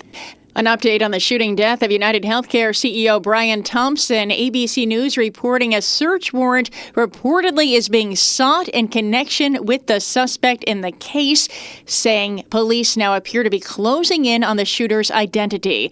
Thompson was shot and killed by a masked gunman who appeared to be waiting for him outside the company's Investor Day at New York Hilton Midtown. The shooter escaped into Central Park on a bike. Multiple news outlets are also reporting that shell casings at the scene were inscribed with the words deny, defend, and depose. Officials are looking at whether the motive may have involved denied insurance claims.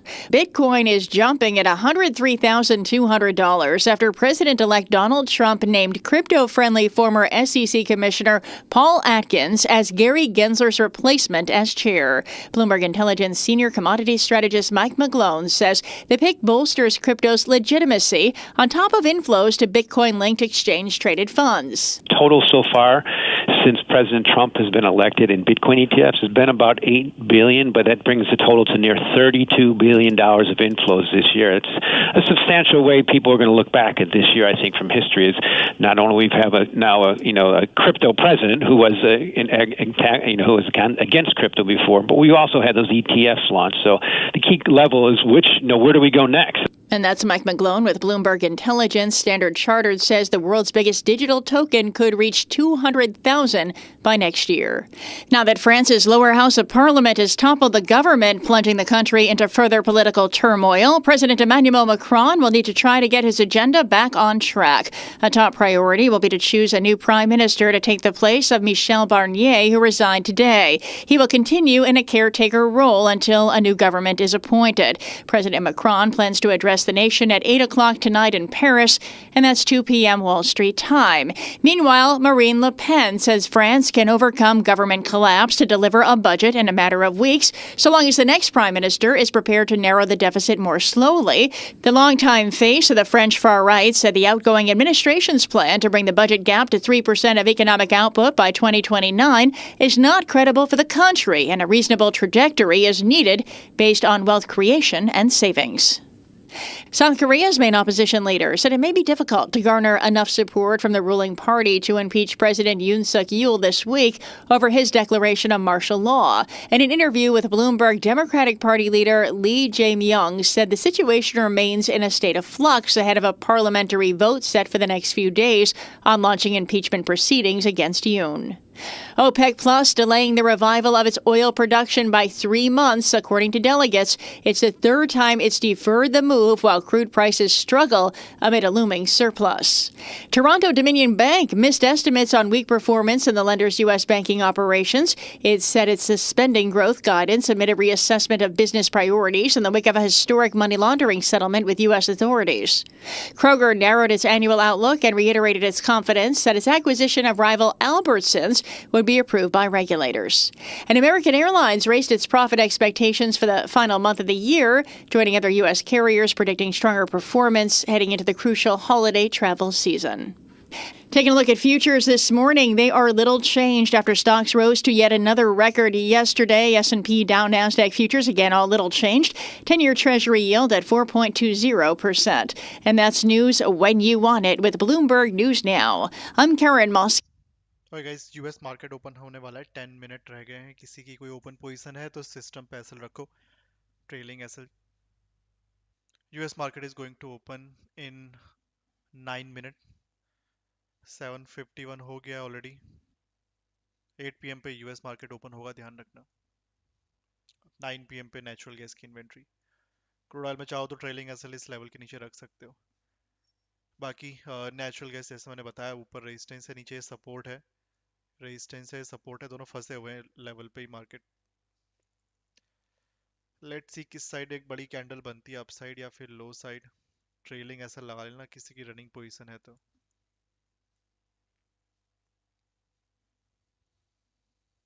या sure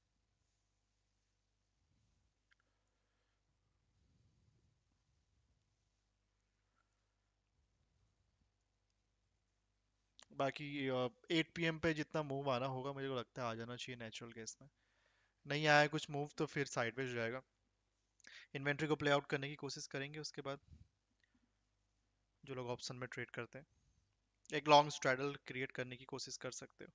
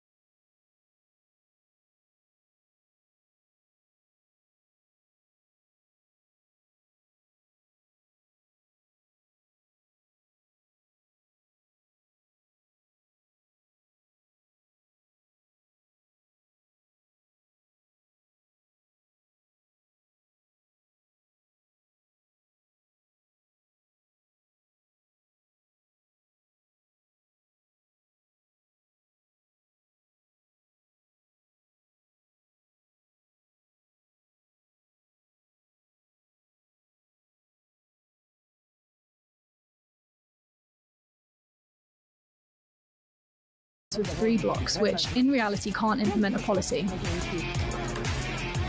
We're going to now move to American politics because now you have a crypto rally just soaring to new heights after President-elect Donald Trump announced his new pick to head the SEC. He selected Potomac Global Partners CEO and founder Paul Atkins to replace outgoing Commissioner Gary Gensler. For more on Atkins, we are joined by Nathan Dean. He's senior analyst of U.S. policy at Bloomberg Intelligence.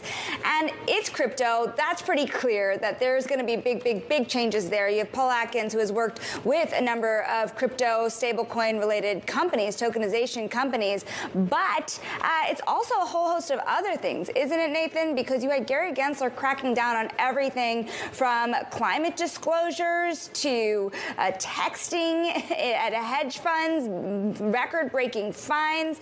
How do you see the financial world changing? Yeah, so, obviously crypto is very important. It punches above its weight when it comes to the SEC in particular. And what we think Commissioner Atkins, he was a commissioner of the SEC back in the early 2000s. There's really three things that I think he's going to be focused on. Let's start with crypto. Essentially, with the rally that we're seeing right now, and especially what we're seeing with Coinbase and Robinhood, there's this idea of the loosened enforcement.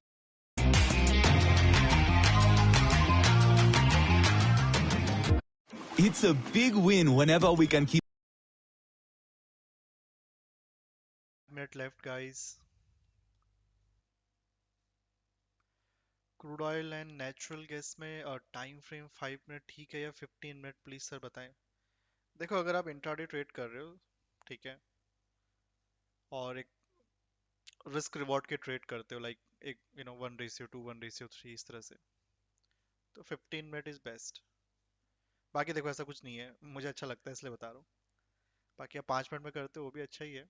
5 minute में थोड़ा सा problem क्या आती है ना, वहाँ पर दो चीज हो जाती है। एक तो ट्रेड ज़्यादा बन जाएंगे आपके, कुछ लोग कहेंगे ज़्यादा बढ़िया ही तो है ट्रेड ज़्यादा बने, सही नहीं है, ट्रेड ज़्यादा लेना भी सही नहीं है। आपका मोटिव नहीं होना चाहिए कि दिन में 10 ट्रेड थोड़ी ना लेने, 2-3 ट्रेड करो, प्रॉफिट होना होगा हो जाएगा, नहीं होना होगा तो दिन में आप 10 ट्रेड भी कर लो तब भी लॉस ही होना है, तो फिर वो 10 ट्रेड में भी होगा, राइट। तो एक तो वहाँ पर ज़्यादा ट्रेड बनते रहते हैं कंटिन्यूसली, वो सही नहीं लगता है मुझे। दूसरा, 5 मिनट में अगर आप एमसीएक्स में ट्रेड कर रहे हो, स्पेशली सुबह 9 बजे से मार्केट ओपन है रात के 12 बजे तक, तो जो वॉल्यूम है वो हमेशा रहता नहीं, तो उस वजह से कैंडल्स देखोगे ना, वो कई बार गैप अप गैप डाउन रहती हैं, तो उस वजह से थोड़ा सा प्राइस एक्शन उतना प्रॉपरली बिल्डअप नहीं होता जितना निफ्टी बैंक निफ्टी है। निफ्टी बैंक निफ्टी में आप चाहो तो 5 मिनट में कर सकते हो, ज़्यादा प्रॉब्लम नहीं है। 5 मिनट 15 मिनट किसी भी टाइम फ्रेम में कर सकते हो, क्योंकि यहाँ पर एक लिमिटेड टाइम फ्रेम पर ही मार्केट ओपन रहता है और फिर वॉल्यूम भी ठीक रहता है, बट कमोडिटी मार्केट में ऐसा नहीं है। तो इंट्राडे कर रहे हो, 5 minute 15 minute both are best. 15 minute commodity is best I think, अगर आप थोड़े बड़े रिस्क रिवॉर्ड के ट्रेड प्लान कर रहे हो तो। बाकी हर किसी की अपनी मर्जी है, कुछ लोग स्कैल्पिंग ही करते रहते हैं, कुछ लोग बड़े रिस्क रिवॉर्ड के ट्रेड लेते हैं, so it's your choice completely. दोनों में ट्राई करो, 15 मिनट में भी 5 मिनट में भी, जहाँ ज़्यादा बेटर लगे वहाँ करो, ठीक है। बाकी ट्रेड जब भी लो, चाहे 5 मिनट में लो या 15 मिनट में लो, रिस्क रिवॉर्ड बड़े ही रखना, एटलीस्ट 1:2 1:3 तो रखना ही रखना। नहीं तो फिर अगर आप ऐसे ही नॉर्मली ट्रेड करते रहे तो फिर फायदा नहीं होगा लॉन्ग टर्म में। रिस्क रिवॉर्ड बड़े रखोगे तो सही रहेगा ओवरऑल।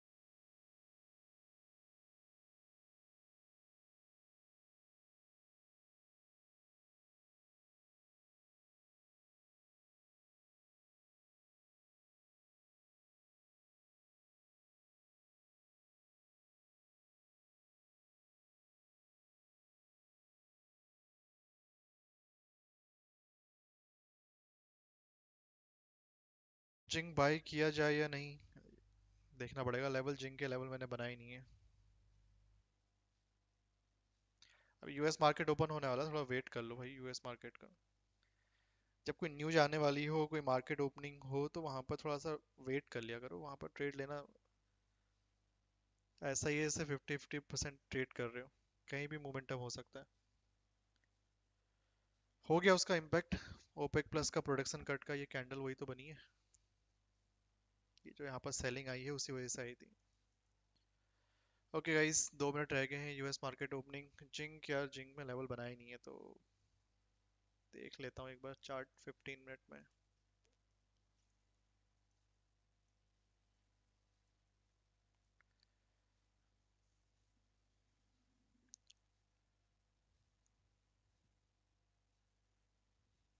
देखो बाइंग करना है तो नीचे एक एरिया है 15 मिनट टाइम फ्रेम के अकॉर्डिंग बता रहा हूँ।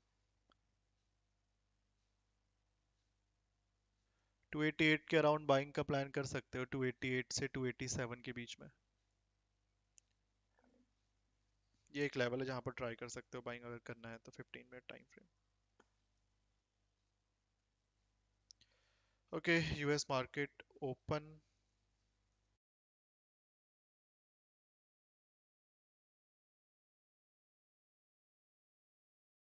कोई ओपन पोजीशन है सिस्टम पर डाल लो एसएल, ठीक है।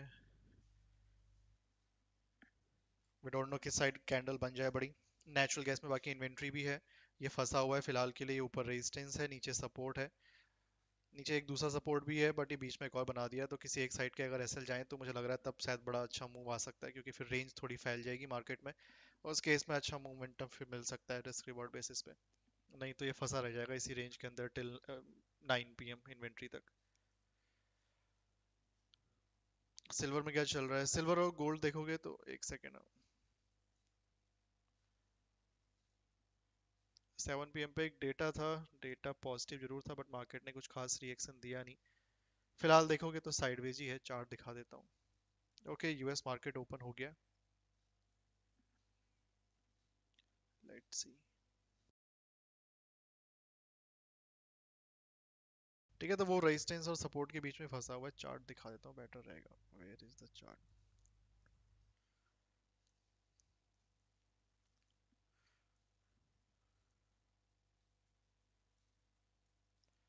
तो फिलहाल के लिए साइडवेज ही हैं दोनों ही, क्रूड भी और सॉरी गोल्ड भी और सिल्वर भी। रेजिस्टेंस इधर से सेलिंग जरूर आ रही है, बट वो इतनी स्लो आ रही है कि मोमेंटम ही नहीं हो रहा। लेट्स सी, अगर ये आ जाता है नीचे, नहीं तो ब्रेकआउट हो जाए तो भी चलेगा। वेरी स्मॉल रेंज, ये नीचे सपोर्ट नहीं है, ये एक रेजिस्टेंस था, इसका ब्रेकआउट हुआ है तो ये रीटेस्ट जोन है एक्चुअली। इसका सपोर्ट वही कल का लो ही है 30.50।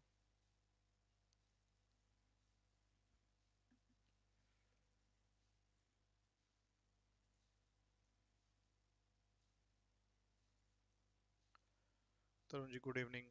Gold silver sideways right now. Yes, US market हो गया ओपन भाई, यूएस मार्केट हो गया।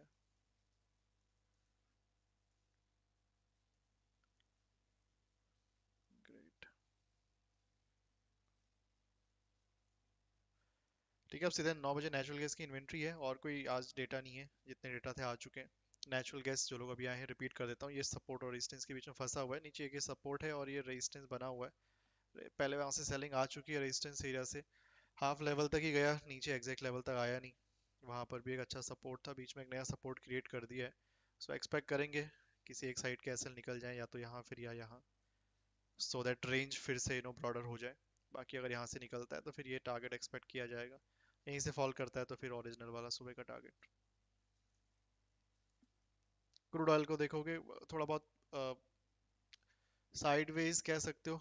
ओपेक का न्यूज आया था, उसमें थोड़ा बहुत मार्केट फॉल किया, बट नीचे सपोर्ट से रिकवर कर गया था। थोड़ा बहुत अभी बुलिश ही है। हाँ, जो लोग बाइंग में हैं अगर लोअर एंड से, तो हाँ प्रॉफिट बुक करके ही ट्रेल करें प्लीज। ऊपर आता है तो ऊपर एक रेजिस्टेंस जोन है प्राइस के पास अराउंड दोज एरियाज, एंड नीचे एक original support day low.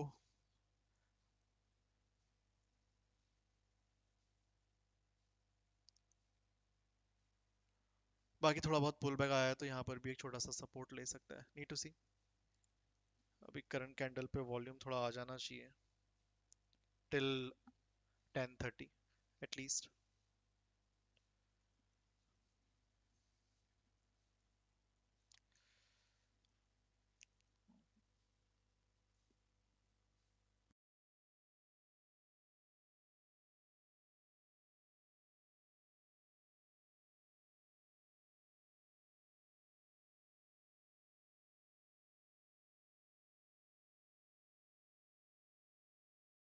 2 weeks ago and then really turned around. So there was clearly some really strong resistance right at that 100,000 level, whether it's just that typical round number resistance. There's also a lot of options outstanding right at that level. But it did, you're right, it did feel inevitable.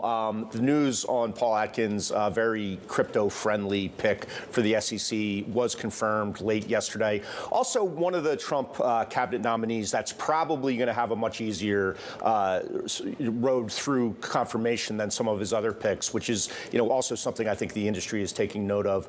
But I would also point out, Matt, the timing is really interesting because it was really, it was like 9:30. And since I'm on that vibe, let's just switch it over to our crypto heat map where Bitcoin is up 7%. And let's just dwell on that for a second. This is a 5-year chart, up 1,277%. But I want to break it down. Let's go to a 2-month chart. And you can see after the election here, we shot up. We've been consolidating. Nice bullish pattern. Didn't even get much of a head fake there. It came down to right at the halfway mark where a lot of day traders were setting their entries. And that is off to the races right now. So 102, 103,000, 104 in sights. But the big picture target is going to be much higher, 150, big round number. Too early to tell. But I also want to point out Ethereum. Ethereum is putting in a really interesting chart. Here's a 5-year. It is just breaking above these 2024 highs. Not quite there just yet, but is breaking above. And then, look at that. We got those all-time highs around 4,500 in sights. And then just looking at over the last month, all of the crypto action. Here's an equal weighted so you can see some of these tokens up over 400, 300, 200%. On the top row, the least performing one is up 171.6%. Just to give you one more look at crypto, here's the stocks that we're looking at intraday. Looks like HUT up 9.5%, Riot, blockchain up 8%, and MicroStrategy. That is up 8.67%. And here's a 5-year chart of MicroStrategy up 2,844%. And it was just lights out, or maybe it's lights on. Natural gas की inventory से क्या expectation क्या है देखो natural gas की inventory forecast पूछ रहे हो शायद लग रहा है मुझे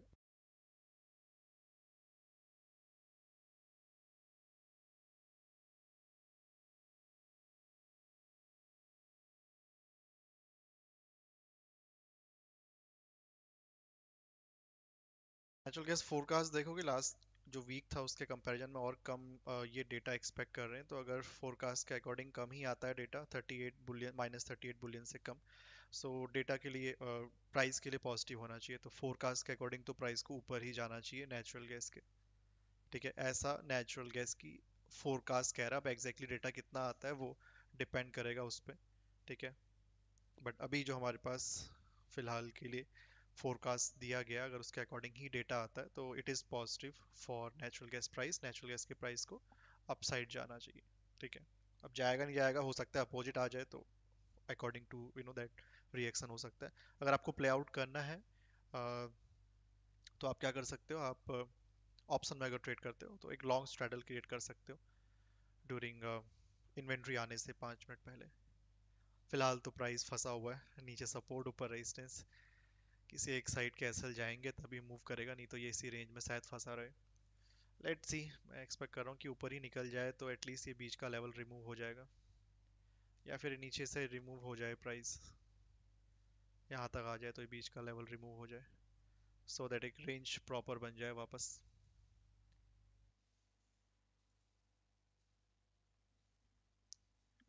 जो लोग बाइंग में है थोड़ा संभल के करना ट्रेड ठीक है ऊपर के एसएल जाने जरूरी है यहाँ पर तब ये वापस अपने उस लेवल तक जा सकता है which is around 270.69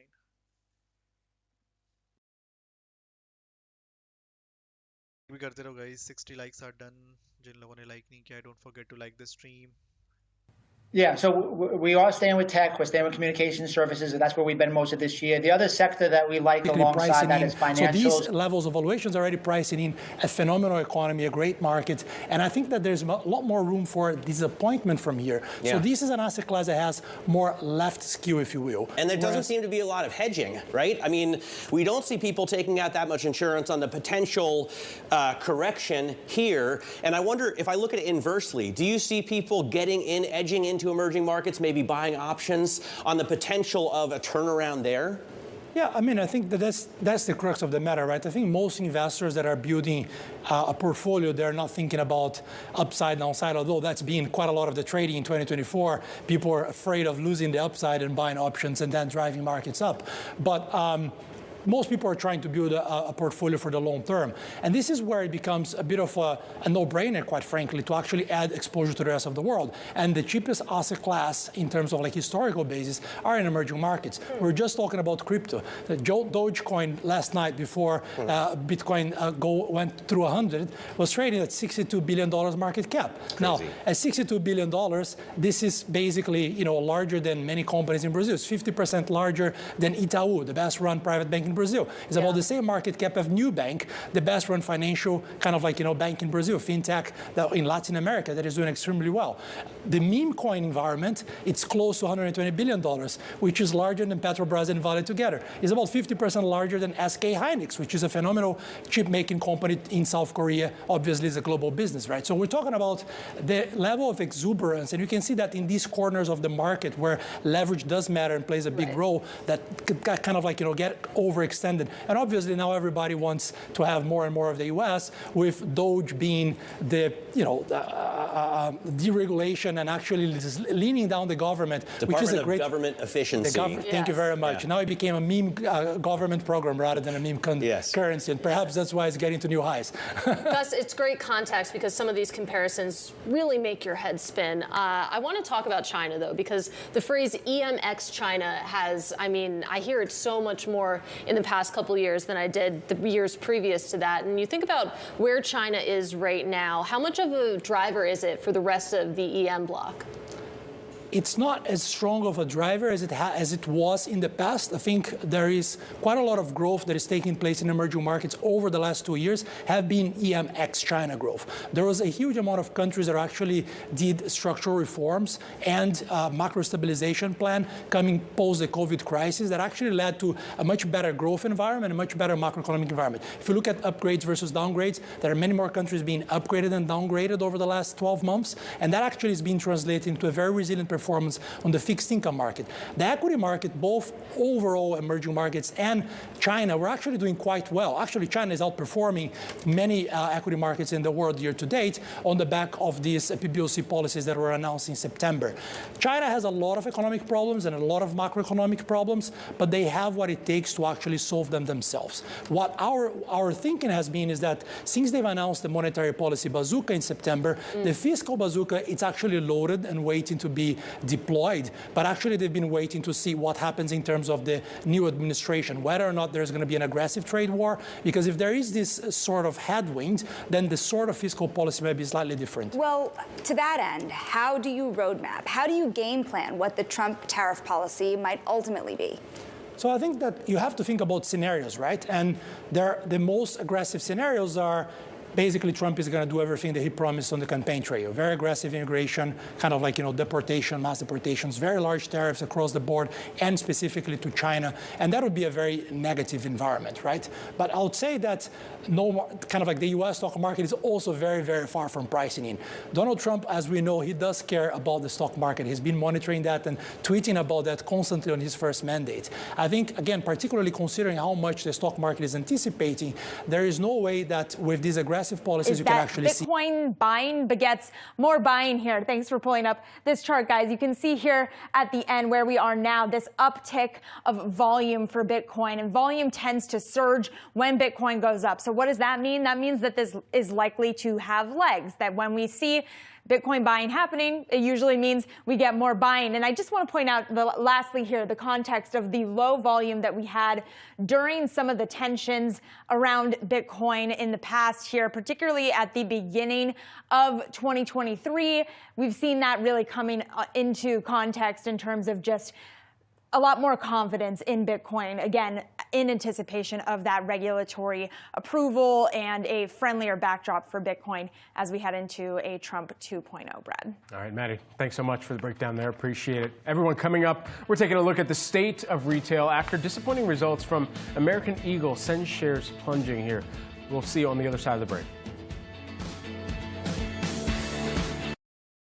focus that is self-defeating because the genesis of the external imbalances from the U.S. are the local imbalances, the fiscal deficits that are very large. That runs a large current account, the twin deficits that the U.S. has been running for over 2-3 decades now. Now, if there are thoughtful policies and tariffs are a mechanism to get a grand bargain, as Scott Bessent has been saying, and if the U.S. fiscal deficit is going to be consolidated towards 3% by the end of the Trump administration. Now, that is a framework that can actually lower these imbalances. That would be actually positive both for the U.S. stock market and for the rest of the world. But I think that in that environment, the valuation of stocks in the rest of the world tend to outperform because there would be a huge relief rally across assets that have been actually trading at distressed levels. And quite frankly, some of them have been trading at humiliation kind of levels in terms of sentiment. Gus, great having you in the studio. Thanks so much for visiting us here at 731 Lex. Ashmore, Head of Research, Gustavo Medeiros. Coming up, Dollar General sees challenges ahead next year, but is improving.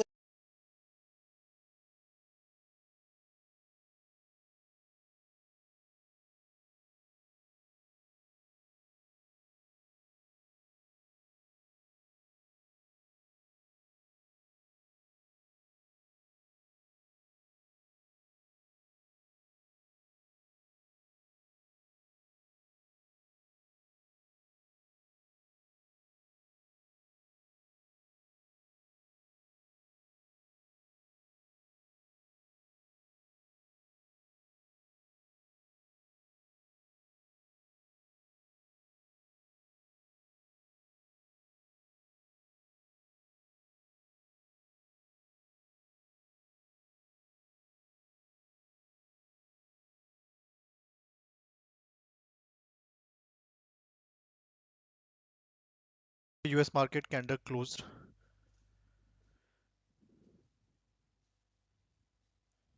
Natural gas देखोगे range के अंदर ही close हो गया. As I said ऊपर support है, नीचे resistance है, तो ना ऊपर जा पा रहा है ना नीचे जा पा रहा है क्लियरली. इन्वेंट्री है अराउंड 9 पीएम. नीड टू सी उससे पहले रेंज ब्रेक हो जाए तो बेटर है, नहीं तो फिर वो यूएस मार्केट में ही कुछ मूव करेगा. So this is a range right now as a support and resistance in the market.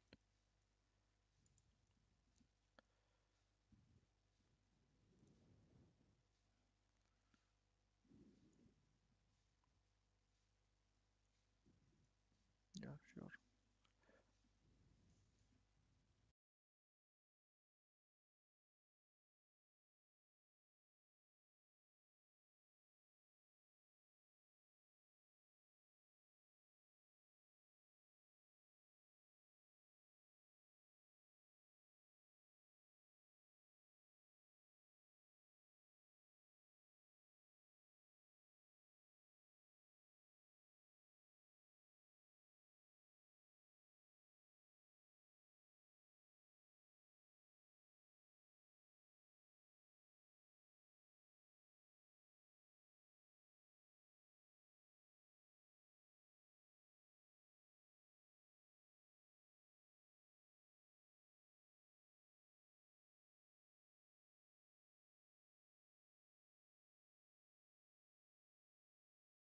Gas थोड़ा संभल के जो लोग बाइंग में हैं या फिर वापस जाएंगे तो साइडवे जा सकता है price till 9 PM.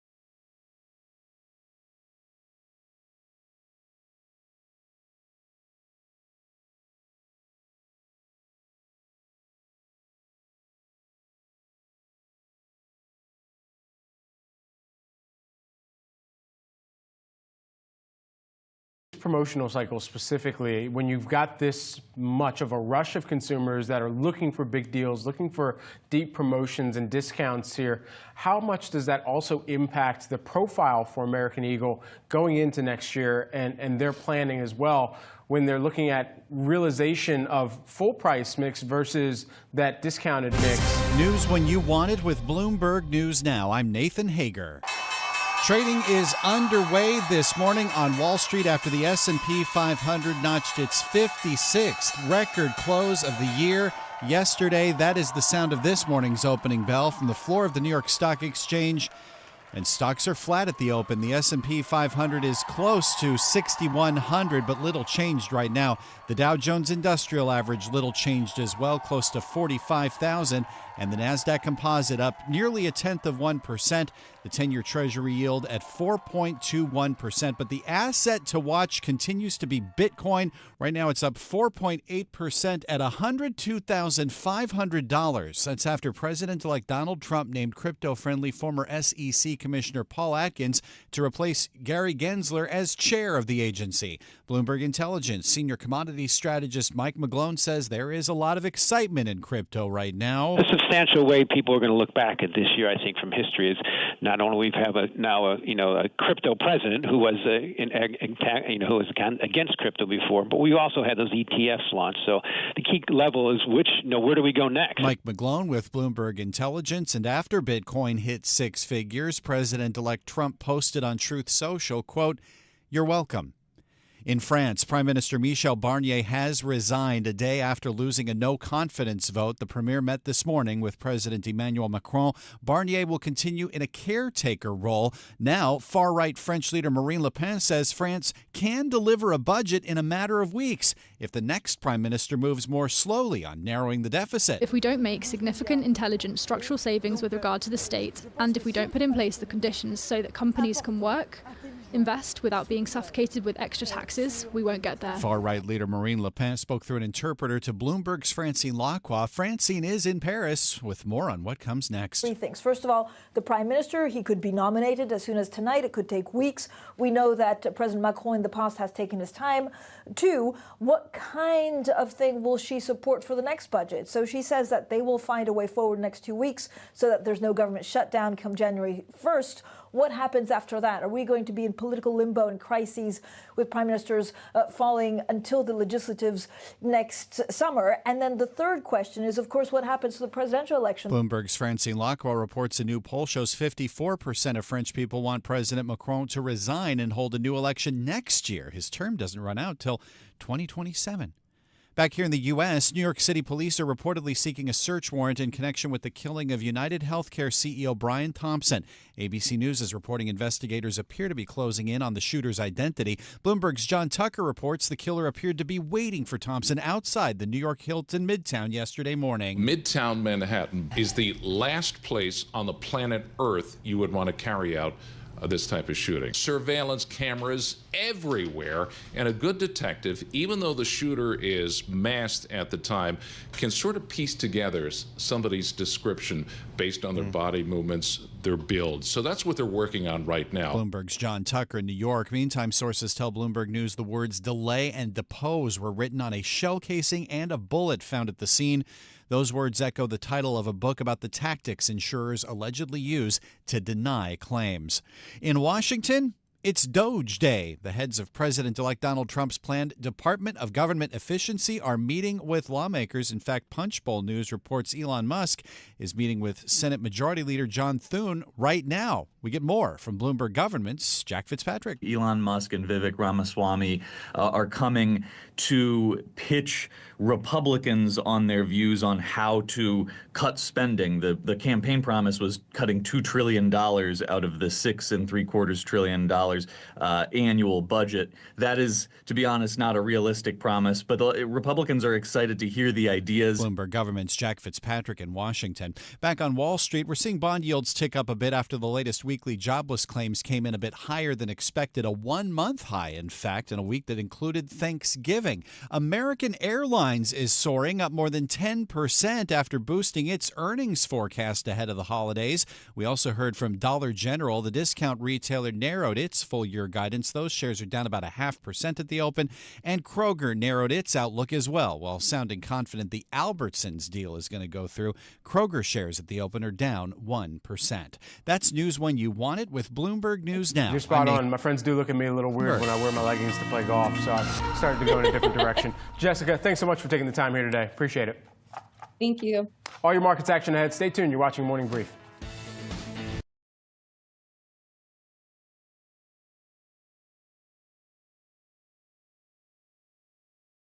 On Bloomberg Open Interest.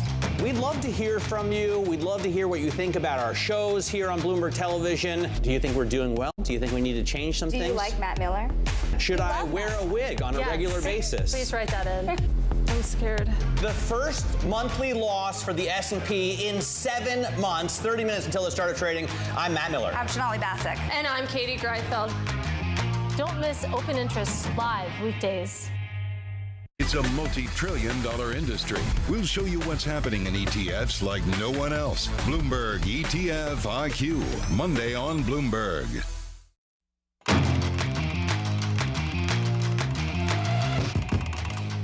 And it's time now for the Wall Street Beat. TD Bank stock is taking a tumble this morning after missing estimates and suspending its growth guidance. For more, we are joined by Bloomberg's Christine Dobby in Toronto. And this adds to pressures. There have been a lot of regulatory concerns, and you already have a stock now down in the U.S. more than 11%. What is the future of TD Bank in this country? Good morning. Yes, very disappointing morning for TD today. As you mentioned, they did miss on their quarter this morning, but I think analysts were really hoping to see some sense of how they would operate under the new conditions that came along with the anti-money laundering settlement that they struck with the U.S. authorities in October. And instead of getting any guidance on how the bank expects it will do going forward, we were told today that their growth estimates have been suspended, and they're now undertaking a broad review of their business. And there's not a really clear sense of when we'll get a better sense of how this business will operate going forward. You do still have the incoming CEO addressing analysts on a call this morning, and incoming is another sign of uncertainty, isn't it? There's a leadership change underway here. How is he going to walk in with a fresh set of challenges? Yeah, and it's interesting because this is a long leadership change. It was announced a couple of months ago, and he won't officially take over until April, so he's still in a bit of limbo. But as you said, he is addressing analysts on the call today. He's got a tall order ahead of him. Morale at the bank is quite low, and I think boosting that will be one of his chief tasks. He said today that he's been looking at all aspects of the bank, and as they do this review, he said, everything's on the table, and they do plan to have an investor day at some point in the second half of 2025. But yes, he's got a big job ahead of him. Absolutely. Christine, thanks so much for joining us. Bloomberg's Christine Dobby talking to us about TD Bank.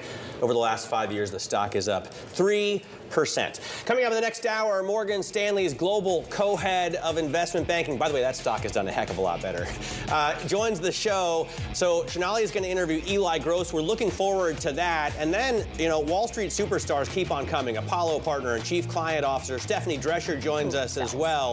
And finally here, let's talk a little HPE, Hewlett-Packard Enterprise, getting an upgrade at Morgan Stanley to overweight from equal weight. Now, the price target, that was also pushed to $28 from $23. The call comes ahead of fourth quarter results. Those are out after the bell. And analyst Meta Marshall citing positive trends in enterprise spending and says the pending acquisition of networking firm Juniper is a catalyst for re-rating the stock, given opportunity for earnings upside here. Shares are up 2%. There you go. Well, that's going to do it for the morning brief. Join me and my co-host Josh Schaefer in the next hour for more analysis right here on Catalysts.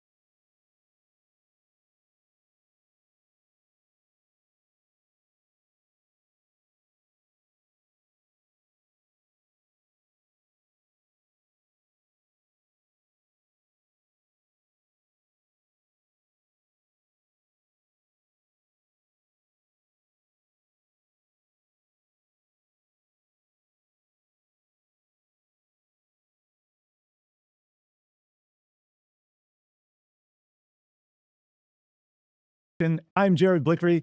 Next to me is Sydney Freed. You know her well. First, be sure to like, subscribe, comment on Stocks in Translation on Spotify, Apple Music, Amazon, or YouTube. And today we are welcoming in Brett Kenwell. He is a U.S. investment analyst at eToro. Hello, guys. Today, we're going to be getting back to fundamentals, Vince Lombardi style, because stocks still trade off earnings. Our phrase of the day is sentiment. It's kind of what you think, but since it's finance, we quantify it.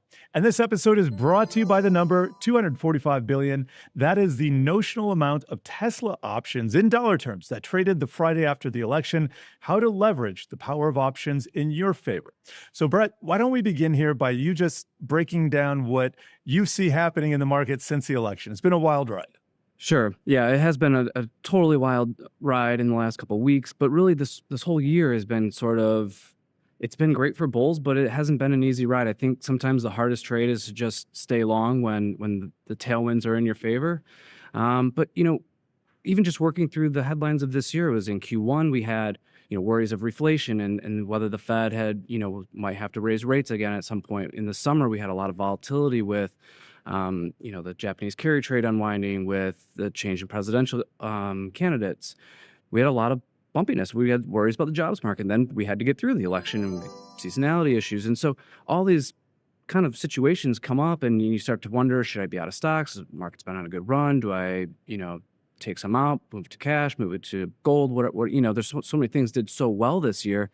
You get this kind of nervousness, I think, about equities at times. But it's been a great year and we got through the election. I think for a big part of market participants, a big part for investors was actually just getting through the election. I think there was this worry that the market, we weren't going to know who won the election for maybe days, maybe weeks.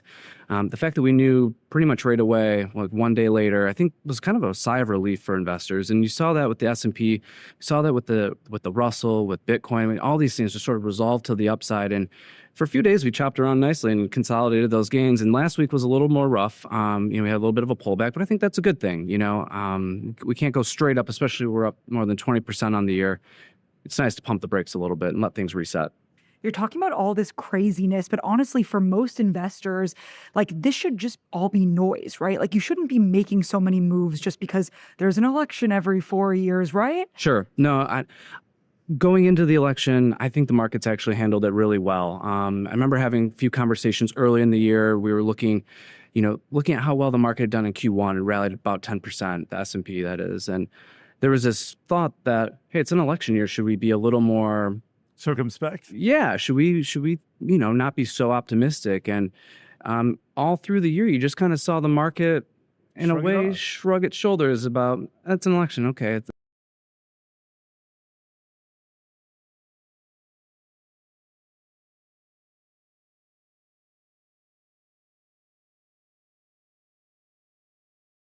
Champagne moment where we crossed 100,000 and got to the CoinDesk Bitcoin price index got to 103 and change about half an hour later.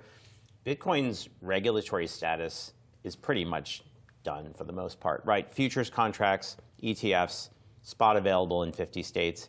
I think the mention by Chairman Powell yesterday and the integration of digital assets into the messaging around future Chair Atkins' position kind of helps the adoption momentum.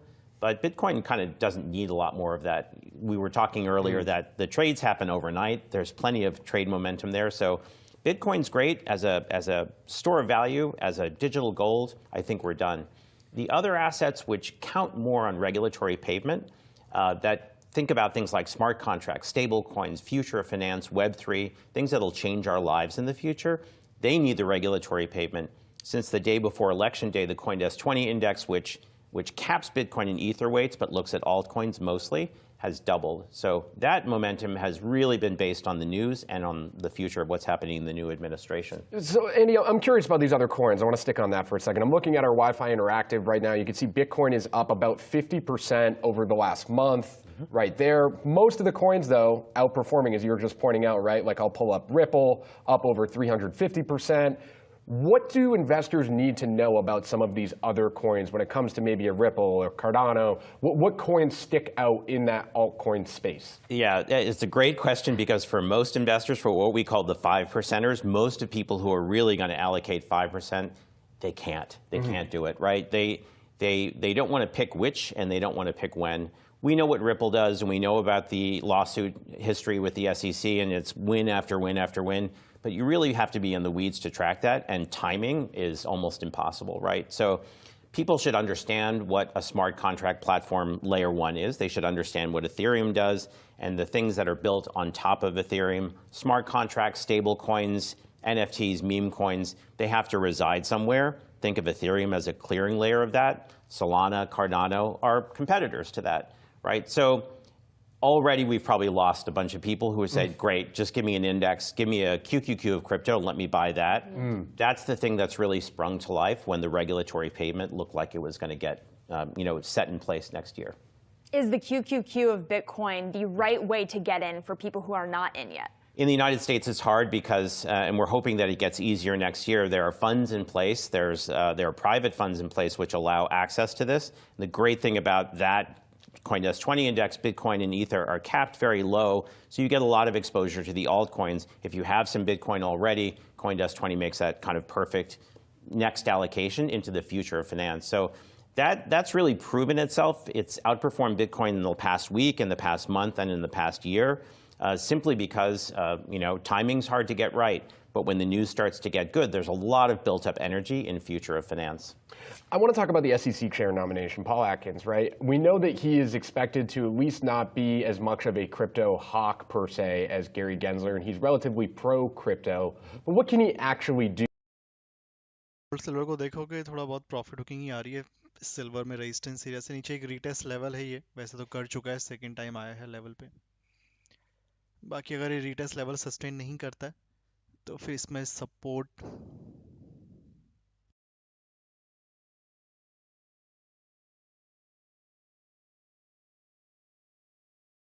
का low ही है फिर support सीधा अगर ये retest पे sustain नहीं किया तो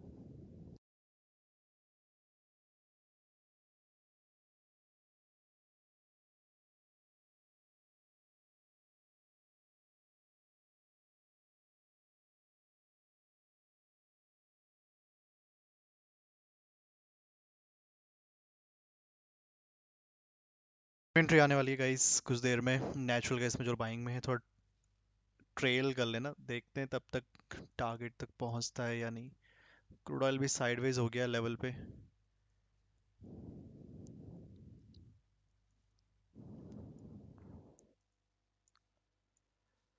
ठीक है ऊपर का ये लेवल निकल जाता तो बेटर है ये अपने इस टारगेट तक चला जाए ऊपर सो ये बीच का जो लेवल है एज अ रेजिस्टेंस वो रिमूव हो जाएगा फिर हमारे पास एक सपोर्ट रहेगा ये और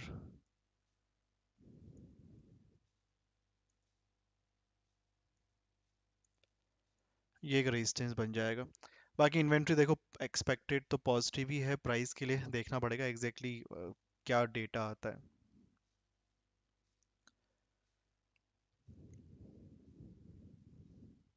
सर क्या क्रूड ऑयल ऊपर जाएगा आई डोंट नो कैसे बता दूं ऊपर जाएगा नहीं जाएगा एक्सपेक्टेशन है जाना चाहिए बाई किया हुआ है तो हाफ प्रॉफिट बुक करके ट्रेल कर लेना ट्रेलिंग एसएल चाहो तो आप कॉस्ट से हटा के इस लेवल के नीचे रख सकते हो अप्रोक्सीमेटली 5800 के नीचे कहीं it is sideways now let's see थोड़ा अगर पुल बैक दे दे तो भी चलेगा इस तरह से इसके नीचे क्लोज नहीं होना चाहिए इसके नीचे क्लोज हो गया तो फिर मोमेंटम खत्म बाइंग साइड का जब तक इस जोन के ऊपर है तब तक ठीक ठाक है मोमेंटम अभी भी इसके नीचे क्लोज हो गया तो फिर वापस डाउन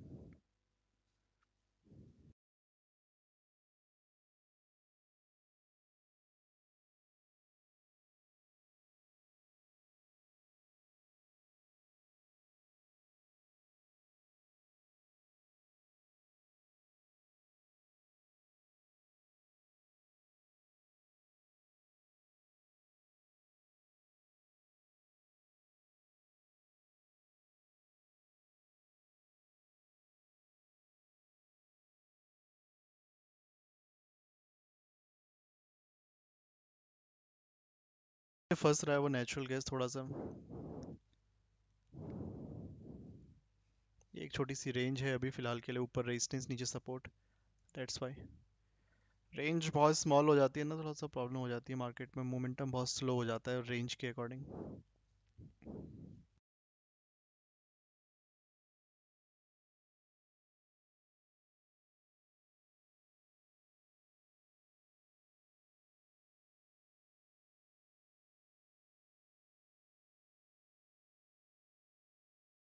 स्टिल एक्सपेक्टिंग अगर ऊपर ही जाए तो बेटर है, नेचुरल गैस।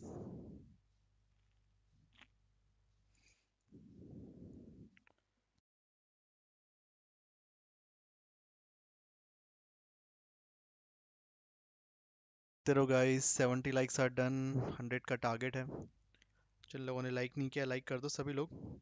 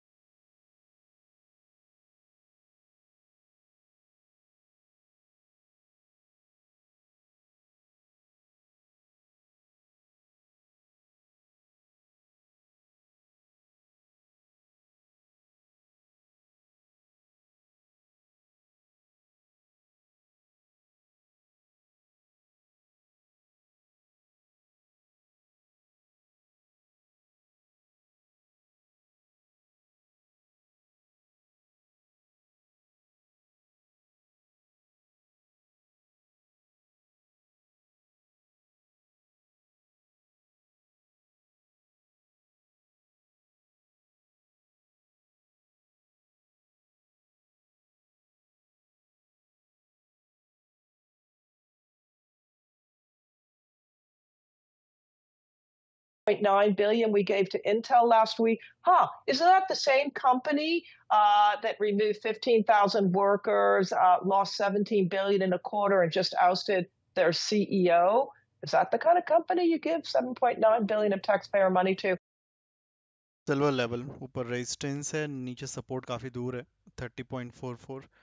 ये एक रीटेस्ट जोन है, ध्यान रखना, ये सपोर्ट नहीं है, रीटेस्ट जोन है एक।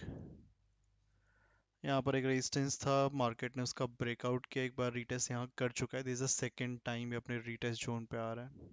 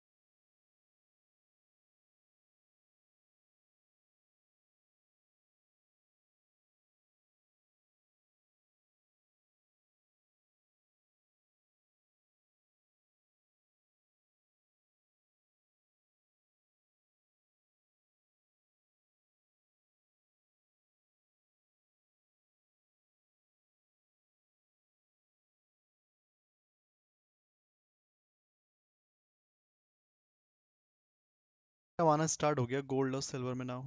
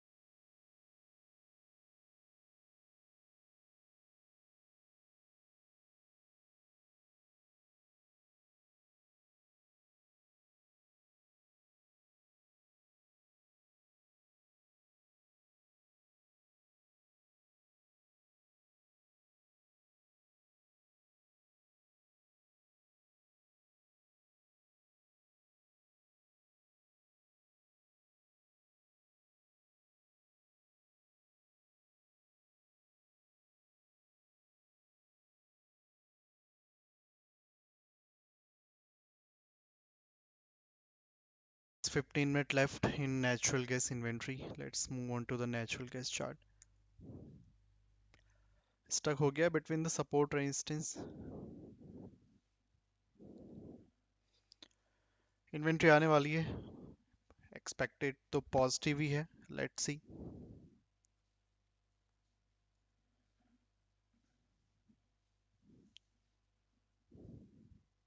किसी को straddle अगर बनाना है तो वो straddle create कर सकता है.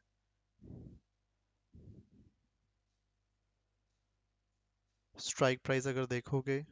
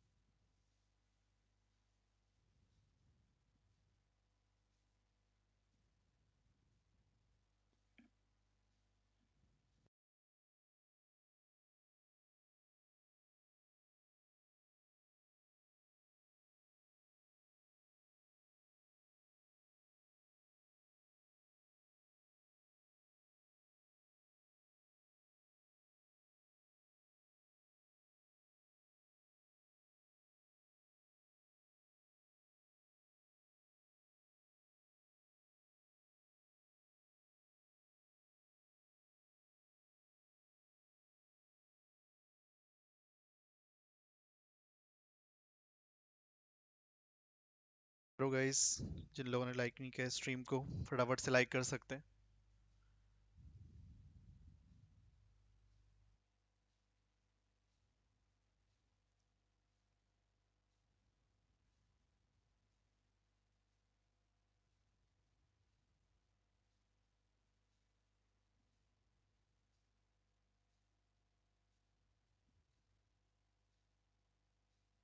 नेचुरल गैस में किसी को स्ट्रेटअप बनाना है तो स्ट्राइक प्राइस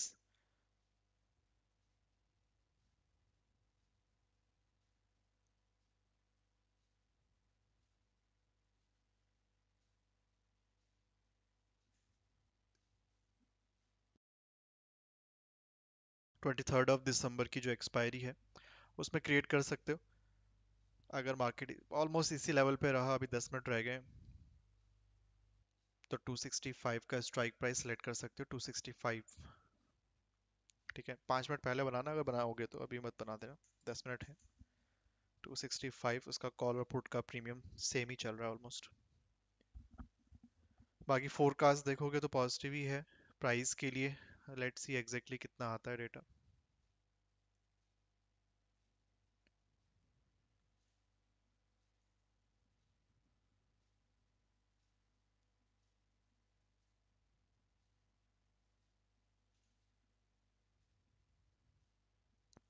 बाकी देखोगे तो नीचे छोटा सा एक सपोर्ट ये है अभी भी.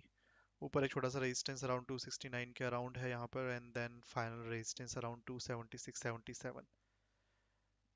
बाकी ये भी एक रेजिस्टेंस है, बट आई थिंक ये निकल जाए तो बेटर ही है. इसके ऊपर निकलती है कैंडल तो फिर इस लेवल को कंसिडर मत करना. बाकी किसी ने अगर रेंज में बाई करके रखा हुआ था यहाँ कहीं सपोर्ट एरिया पे, तो वो लोग अब चाहे तो प्रॉफिट बुक भी कर सकते हैं, या फिर टारगेट हिट तो नहीं हुआ है अभी, चाहो तो अपना एसएल कॉस्ट पे रख सकते हो.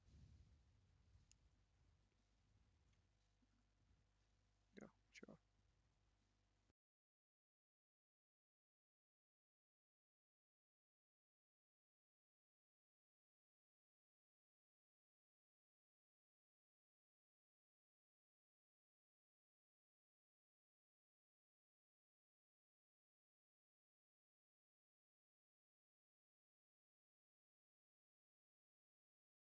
Tune into Market Domination at 3 p.m. Eastern to catch that conversation here.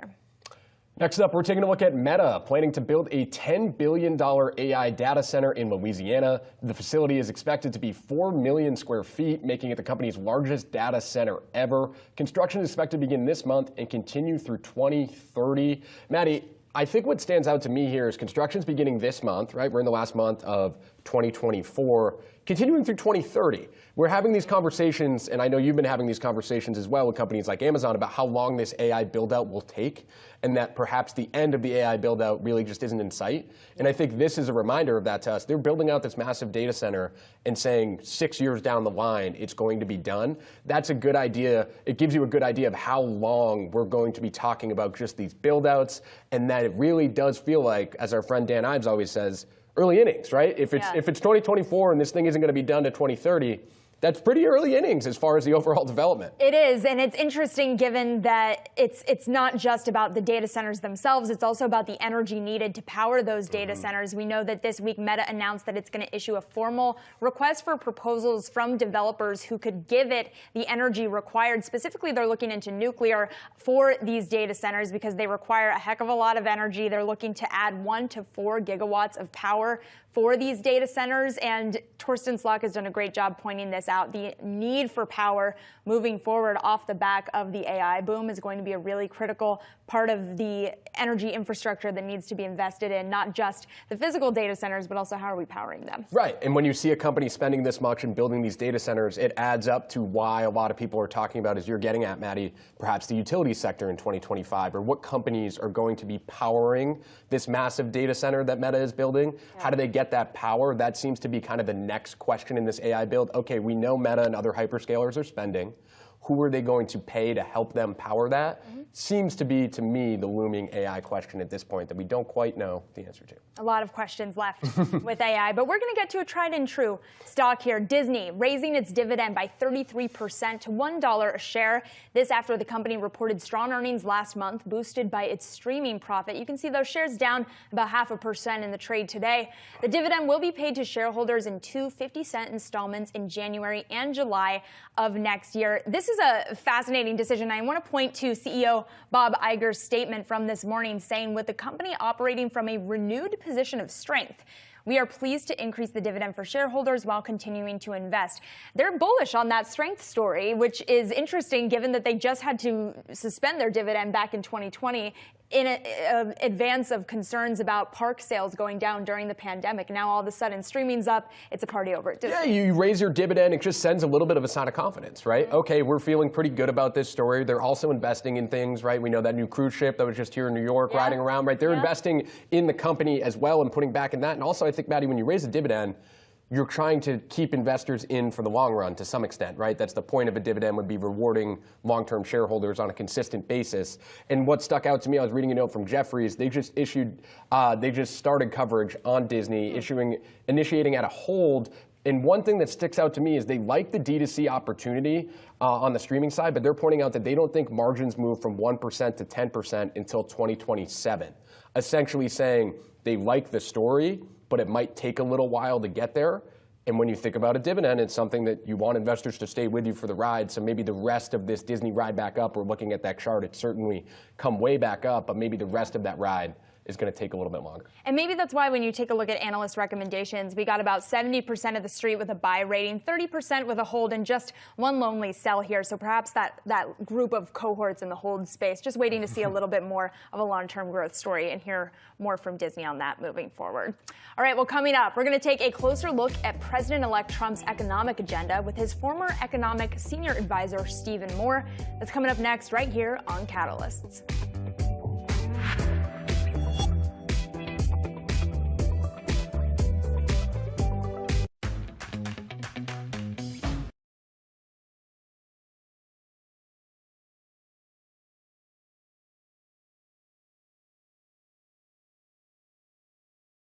Let's get to the 3 things that you need to know today. First up, Bitcoin reaching that major milestone Digital asset topping $100,000 per token for the first time. The move comes after President-elect Donald Trump selected a pro-crypto choice to lead the SEC. Paul Atkins will replace outgoing SEC Chair Gary Gensler, who cracked down on digital assets after that 2022 market rout exposed fraudulent practices and sparked costly blowups. Plus, U.S. stock futures, little change this morning after equities reached new milestones on Wednesday. The Dow Jones Industrial Average hit 45,000 for the first time, while the S&P 500 closed out its 56th record high, putting it on track for its best year since 2019. Investors now await the November payrolls for the latest clues on the Fed's rate path. And Elon Musk heads to Capitol Hill. The CEO of Tesla and former Republican presidential candidate Vivek Ramaswamy will meet with groups of lawmakers today. It's all in an effort to slash $2 trillion from the federal budget. Last fiscal year, the government spent more than $6.75 trillion, with more than $5 trillion of that coming from Social Security, healthcare, defense, and veterans benefits, all of which are notoriously difficult to convince Congress to cut.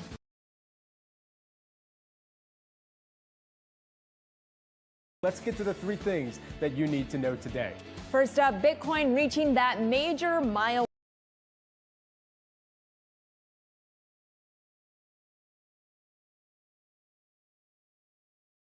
Hey guys, 3 minutes is left. किसी की कोई open position चल रही है? Put the SL on system again. I'm saying that.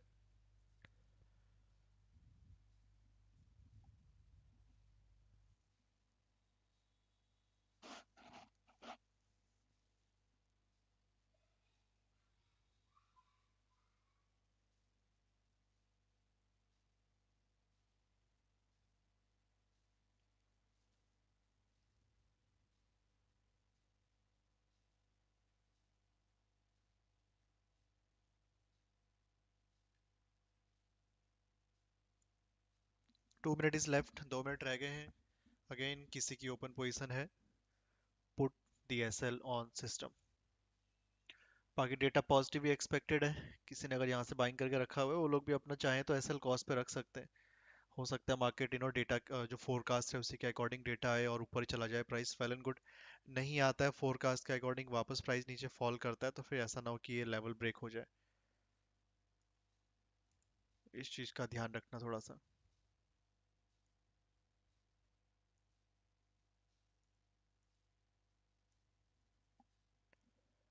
तो जो लोग भी यहाँ पर बाइंग में है, अपना एसएल चाहे तो सिस्टम पे रख सकते हैं.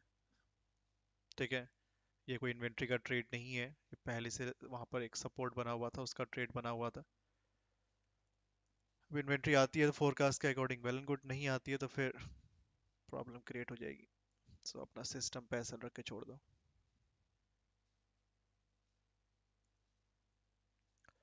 1 मिनट रह गया है. लेट्स सी. जो लोग स्ट्रैडल क्रिएट करना चाहते हैं वो स्ट्रैडल भी क्रिएट कर सकते हैं, कोई इशू नहीं है.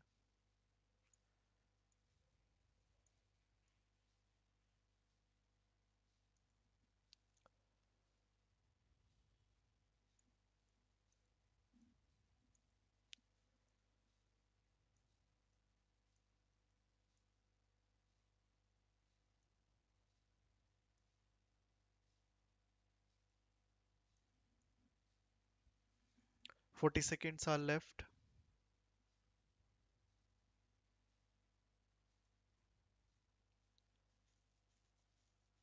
Gold trying to reach their support area. एक सपोर्ट एरिया को रीच करने वाला है गोल्ड शायद. आई थिंक ऑलमोस्ट 2630 के अराउंड. देन 2615 इन 15 मिनट टाइम फ्रेम. कैंडल ध्यान रखना, ओपन इक्वल टू हाई बनी तो बाय मत कर बैठना. ओपन इक्वल टू हाई में बाय नहीं करते.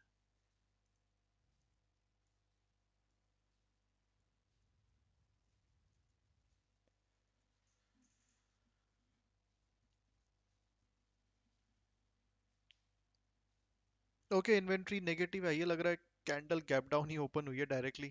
ओपन इक्वल टू हाई बनाता हुआ looks like negative for natural gas price. Let's see. -38 billion से ज्यादा आई है या कम आई है? कैंडल को देख के तो बेरिस ही लग रहा है. यस, -38 बिलियन एक्सपेक्टेड थी, इससे कम आनी चाहिए थी, इससे ज्यादा आ गई है -30 billion. So data is negative for natural gas price, जितना एक्सपेक्टेड था. -38 बिलियन से कम, उससे ज़्यादा आ गई है, -30 बिलियन। माइनस का साइन है, ध्यान रखना। सो data is negative for natural gas price. ठीक है, डेटा नेचुरल गैस के लिए नेगेटिव ही है। कैंडल गैप डाउन भी हुई है, ऊपर से ओपन इक्वल टू हाई भी बना है कैंडल में। नीड टू सी ये क्या नीचे सपोर्ट ब्रेक कर देगी या फिर इसी रेंज में साइडवेज रहता है। डेटा नेगेटिव ही है, ध्यान रखना। बस अब देखते हैं कि ये सपोर्ट ब्रेक करती है या फिर नहीं। कोई डेटा के अकॉर्डिंग ट्रेड मत कर लेना, डेटा सिर्फ मैं बता रहा हूँ आपको डेटा क्या आया हुआ है। Trade based on the levels only. ठीक है, इन्वेंट्री आ गई, अब और कुछ नहीं है। आज कोई खास डेटा अब है नहीं। एंड कल अगर देखोगे तो कल आपका एक कौन कौन सा डेटा है इम्पोर्टेंट, वो थोड़ा सा डिस्कस कर लेते हैं। बाकी फिर 9:30 के बाद वैसे ही वॉल्यूम डाउन ही होना है।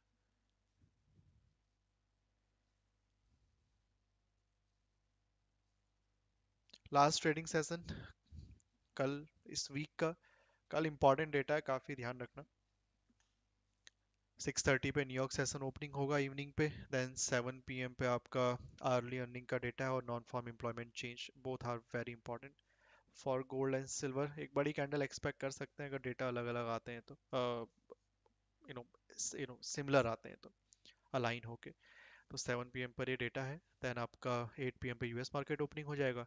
8:30 पर फिर एक डेटा है आपका कंज्यूमर सेंटिमेंट का, विच इज़ ऑल्सो इम्पोर्टेंट। तो ये दो डेटा हो गए, तीन डेटा हो गए, 7 PM और 8:30, और यूएस मार्केट और न्यूयॉर्क सेशन की ओपनिंग, जिस पर मार्केट थोड़ा बहुत वॉलेटाइल हो सकता है। फिलहाल जो लोग अभी आए हैं एक बार रिपीट कर देता हूँ। नेचुरल गैस ओवरऑल देखोगे इंट्राडे में थोड़ा बहुत बुलिश साइड पे कह सकते हो या फिर थोड़ा साइडवेज कह सकते हो पिछले 2-3 घंटे से। तो इन्वेंट्री थी 9 बजे, इन्वेंट्री आ गई है। Inventory is negative for natural gas price. Inventory negative आई है नेचुरल गैस के प्राइस के लिए डेटा के अकॉर्डिंग। बाकी फिलहाल अभी देखोगे तो प्राइस अभी भी अपने सपोर्ट और रेजिस्टेंस के बीच में ही फंसा हुआ है। यहाँ पर ये छोटा सा आपका एक सपोर्ट बना हुआ है और ये छोटा सा प्रीवियस रेजिस्टेंस एरिया था। वहाँ से थोड़ी बहुत सेलिंग आई थी, अगर थोड़ा नीचे तक आ जाती तो और बेटर रहता और रेंज बड़ी बनी रहती, बट नया सपोर्ट बना दिया तो फिर वो रेंज के अंदर फंस गया। तो अगर ये दोनों में से किसी एक साइड कैसल जाए यहाँ पर या फिर यहाँ पर, तो फिर रेंज वापस ब्रॉड हो सकती है। अगर ऊपर कैसल गया तो ऊपर येलो कलर का बॉक्स रिमूव कर देना, फिर ये एक जोन बन जाएगा यहाँ से यहाँ तक। नीचे आता है तो फिर नीचे वाला सपोर्ट रिमूव हो जाएगा, ये रेंज स्टिल एक्टिव रहेगी।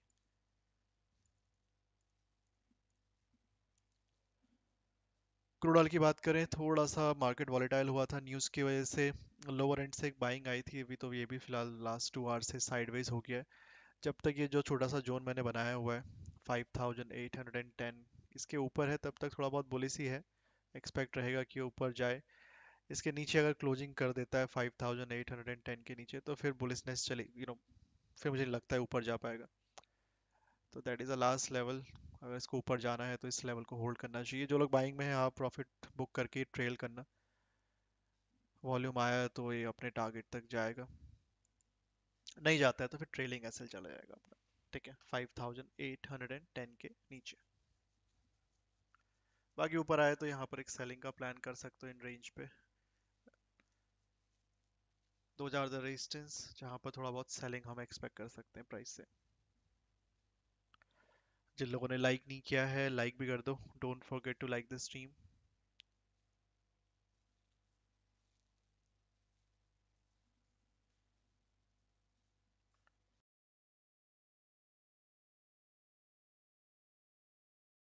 कुछ में एंट्री मत करना, बस ध्यान रखना इस चीज़ का।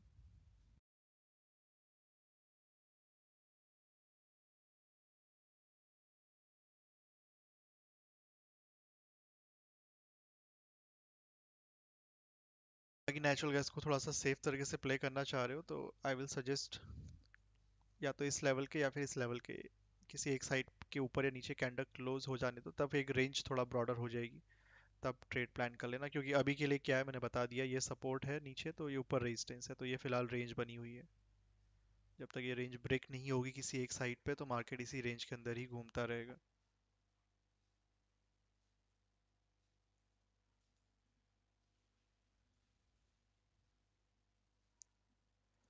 ऊपर के ऊपर क्लोज जाती है तो ये रेंज थोड़ा सा ब्रॉडर वे में ये आ जाएगी, और अगर नीचे क्लोज हो जाती है तो फिर ये रेंज कंटिन्यू करेगी डाउन साइड पे।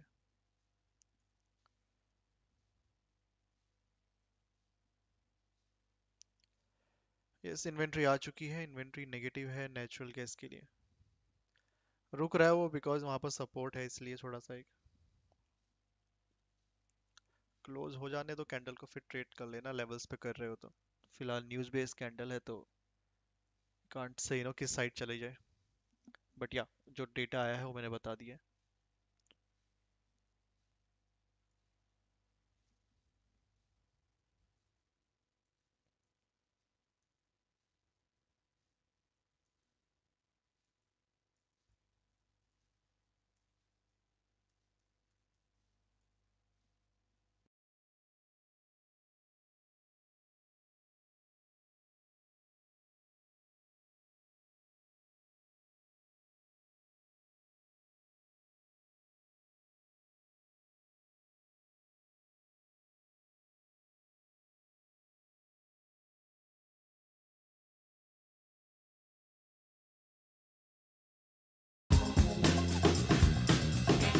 That's fine. And the outcome is that's kind of how it handles against the grain a little bit. I want to fight the tide and maybe, step into equities. If we're 10 or 15% off the highs, the market has been a compounding machine over the long term. And, some of those best opportunities to get into it is when the sentiment is at its worst. Buy the dip. Exactly. What are you bullish about right now? What do you like? I think when I look at the market, we were just having this meeting with our global analyst team a couple days ago, and we're getting ready to do our 2025 outlook. And so we're sort of playing with how we want to approach the new year. And the takeaway has sort of been cautiously optimistic. We had a 2023 year where the S&P finished up 24%, but it felt sort of like it was a really disliked bull market because for the first 3 quarters, it was very concentrated. Yeah, it was the Magnificent Seven, and I always call it the Magnificent Eight, throw in Eli Lilly in there. But, they did all the heavy lifting for 3 quarters of the year, and people really doubted that bull market, this bull market. And, in 2024, we've just seen a continuation of that and or continuation of the gains. It's much more broad participation now. We have many sectors participating in the rally. I believe 9 out of 11 are up 13 or 14% on the year. So it's been very strong, very nice rally.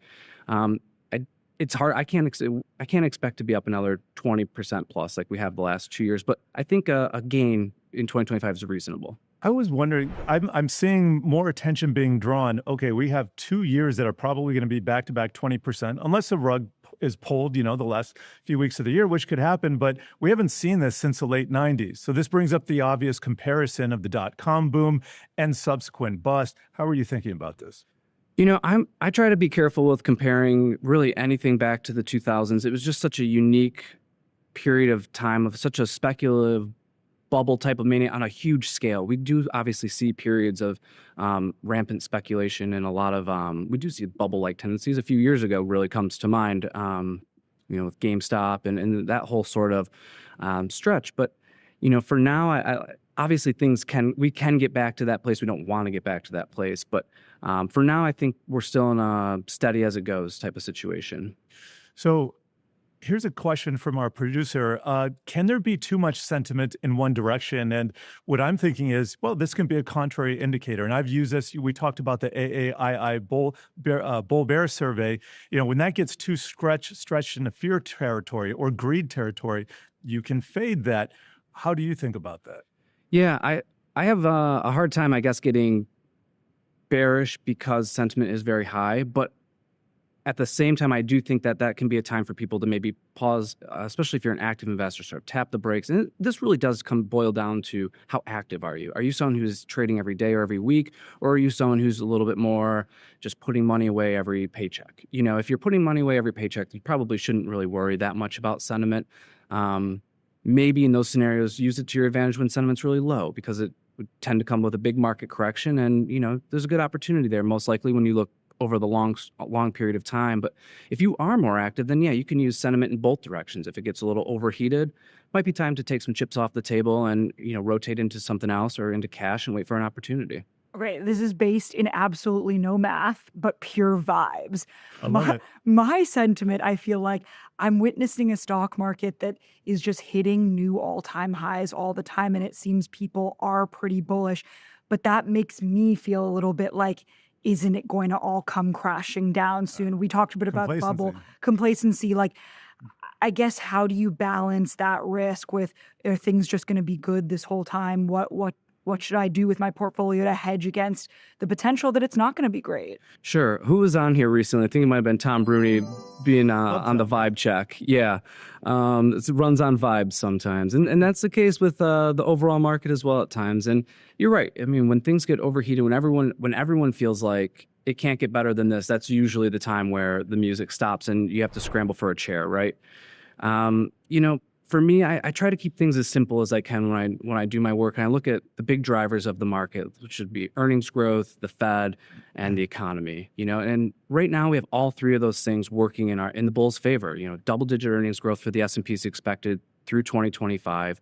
The Fed is dovish, whether they cut rates in December, whether they kick that can down into Q1, we don't necessarily know, but they're moving in the right direction, the direction that the market wants it to move. And then finally, the economy continues to chug along. We have low, single-digit growth. It's steady. We have unemployment's, low by historical standards. So we have things kind of working in the bigger picture, working in the bull's favor. If one of those were to change, that's where I would start to change my tune. It took about 10 minutes to mention the Fed. Do you think the Fed is overplayed here just in terms of people paying too much attention to it? Man, we have so much focus on the Fed, and every report that comes out, it's what is this doing to the rate odds? And what does Jerome Powell think about this? It's not what happened, it's what does Jay Powell think about it? What does Jerome Powell think about it? What color tie is he going to wear at the press conference? It's usually purple. We know this. Slightly askew.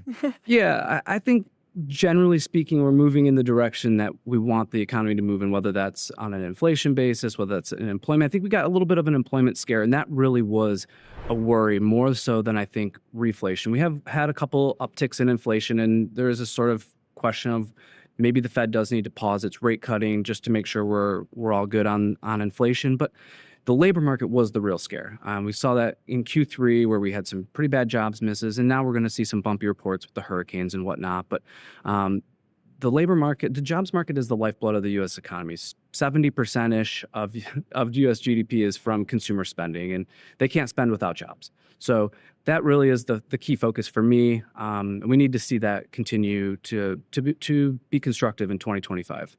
All right, hold that thought. We need to take a short break. Coming up, we're going to be talking market breadth and concentration, and then an emotionally charged who wore better to round things out. This episode is brought to you by the number 245 billion. That is the notional dollar volume of Tesla options that traded the Friday after the election. It's an astonishing figure, which gives us a good excuse to talk about how to get started trading in options. And just give us a little backdrop here. We've seen this explosion in retail interest in options trading, but it still kind of remains elusive for a lot of investors. It's complicated sometimes. It's complicated. Yeah, that's a great way to sum up options. They are more complex. They are more difficult. Think about when you approach we'll say Tesla, for example, since you led in with it. If you were bullish on Tesla or bearish on it, you have two options. You either buy it or you sell it, or I guess three options. You could have nothing to do with it. But when it comes to options, there's so many different components to it. Even if you had your direction, even if you were bullish and you decided, I want to go with calls, but you could also sell puts. You have to decide, what duration do I want to be involved with this trade? What strike price do I want to choose? So for a retail investor, that's a lot of choices. And if you're not familiar with the terminology, if you're not familiar with how these vehicles trade, then it can be really discouraging and really intimidating to approach them. So what do you do? Like, if I just decided, like, I want to try this and experiment today, how do you go about researching or picking a stock that you feel you want to do calls or puts on? How do you do it? That's a great question. So there's now more than ever, there's more resources online and more information online to figure these things out, to learn. A lot of even brokers, I know we have an academy where investors can go and learn about calls and puts and all the different terminology and how they work and the mechanics behind it. I think for me, my advice would always be to go slow And to be, if you're not sure, then don't do it. There's always another opportunity to get involved in any stock. And if you're not sure what you're doing, options are very easy to get yourself blindsided in if you are doing something that you shouldn't be doing with them. So, especially if you're selling instead of buying. But just talk to us about some of the basics here. You can buy or sell an option, and we have calls and puts, and just start there. Just start there. So if you were bullish, you would buy a call. And if you were bearish, you'd buy a put. So sticking with Tesla, for example, if you're feeling good about it, you think it's going to go up, and before the election, after the election, whatever you want to think about it, you're feeling good about it, you want to buy calls. So then the next thing you would have to decide is what strike and what expiration date. Strike is the price. And the strike is the price. So if shares are trading around 320, maybe someone might want to go a little out of the money being that's where it's hard trading to right now. Yeah. Yeah, maybe we do a bunch of math calculations. Yeah, it's out of money. So if it's at 320, then the 340, anything above 320 would be out of the money. We have definitions that pop up. They say this every time, so we just move on. This happens with options all the time. You start with one thing and you end up going somewhere else with it. But then you have to decide, how long do I want to be in this trade? I think the big mistake that a lot of retail investors make is they go too close to the expiration. So they would choose something like maybe a 340 call, but they would look at the end of this week or maybe the end of the month, whereas really maybe you should be 2 or 3 months down the road. Give yourself some time for that trade to play out, because one little move in the wrong direction and a short dated call really crush the value of it. So I think that's where a lot of people go wrong is being in too short dated. Do you pin its duration, right? How long do you pin that to like an event? So like Tesla's having an event in 2 months. Is that something that people try and navigate? Yeah, that's a great question. Earnings. Cybertruck, earnings, the Optimus, the We Robot event. Yes, things like that. Even the election, with Elon Musk being so involved with everything going on, and a lot of people will try to capture those events with options. And to be honest, they're a great risk management tool. And a lot of retail gets themselves in trouble by trading too big of an options position. They make it too big of their portfolio, and when you go into a binary situation where it's either the outcome is good or bad, the option is either going to explode in value if it's the outcome you wanted, or realistically get crushed and be worthless. And if it makes up too big of your portfolio, that's where you get in trouble. But if you approach it with an option and it's a small piece, a small little bite of your portfolio, that's where you really have control, because you know what your risk is going to be going into that event. Whereas in common stock, if things don't go your way, you can have large losses. And so that is a really good component to options. I want to do it so badly, but I know I'll mess it up. No, I know I'll mess it up. I'll hold your hand. I We'll can't. do this. I messed up the first time I invested in a CD. So options, no. There's a lot of math. There's a good story there. There's a story there. We're not going to tell it now because Okay. it's just too much. So there's so much math here. If you were an average investor and you're picking the strike price, do you have to do some calculation, or can I just say it's at 230? I think it's going to go to 250, and done. Yeah, it's to be honest, there's a lot of different ways to do it. For me personally, I'll just give my personal take. I always like to go just a little out of the money. So I keep using Tesla. Maybe I should. No, that's fine. I'll stick with Tesla. I mentioned if it was trading at 320, I might go to like the 340s. That is something I would typically do. Something a little out of the money. It's not as sensitive at those prices to fluctuations in the stock price, but it will quickly get to where I want it to go if it moves in the direction I'm looking for. So I always go a little out of the money. All right, we're going to pivot here. We're going to pivot hard. We recently saw Mike Tyson emerge from just stick with hard me here. pivot. We recently saw Iron Mike emerge from quasi-retirement to take on a competitor half his age. Today, we welcome the showdown of the century. In fact, it is draped in caution, yellow, and clutching a treasury bond. It's a trembling titan of timidity. It is fear. And on the other side, decked out in a bespoke Gucci suit, no less, tossing around crypto coins like confetti, the bold baron of ambition, it is greed. So we have fear versus greed here at Whose Word Better. You can't contain yourself. I can't. It's just so funny. You wrote it really well, Oh, too. thank you. There is the yin and the yang. They're the yin and the yang of market psychology, the frenemies who drive buy and sell. And today we're going to pit them head to head in this following question. Who really wears market returns better? Is it fear's protective instincts that shield us from ruin, or is it greed's hunger for gains that lead us to untold riches? I'm just loving that pivot. Man, that's a great question. Fear and greed, it's what makes the markets go up and down. It drives the sentiment. It drives the trends. And to be honest, I like the idea of stepping in after fear. Fear has such a great way of washing everything out and driving sentiment down and bringing prices down. And sentiment comes down so quickly when things get fearful on Wall Street.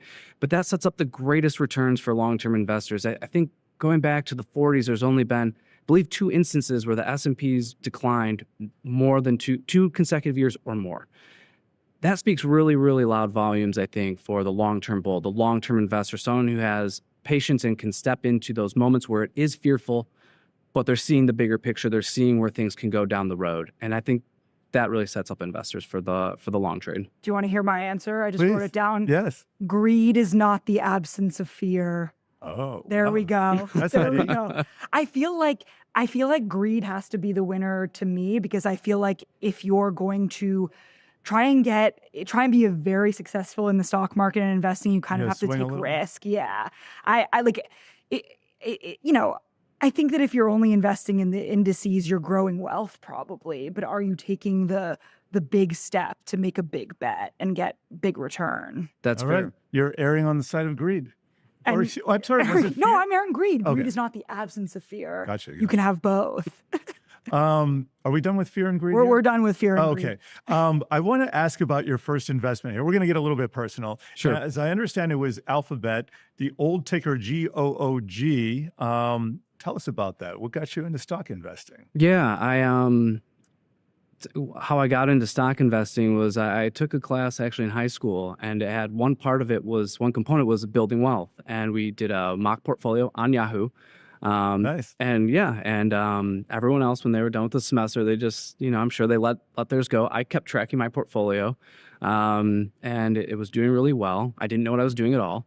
So I said, well, what is this all about? Like, this is a lot of money, and of course it was mock money, but I had a lot of fun with it. I started to view it more as a puzzle, and I really enjoyed it. And I read a lot of books. I took in as much information as I could, and finally I landed on, when I finally got enough money put together to open my brokerage account, Google was the name I landed on. It was Google at the time. And it might have been expensive at the time. How many years ago was this? Oh man, I don't know. It was You're 15 aging years him. ago, maybe. Okay. 15. Was it GOOG or GOOGL? Did I just Yeah, get it it was before they added the second Okay, so class. that's old school Alphabet right there. Before they changed, so that was actually old school Google. Google, They yeah, it was changed before it the to name Alphabet. changed, before the stock changed. So What is something that you had, like a concept of investing, that you had a difficult time understanding when you were first learning? And don't say options.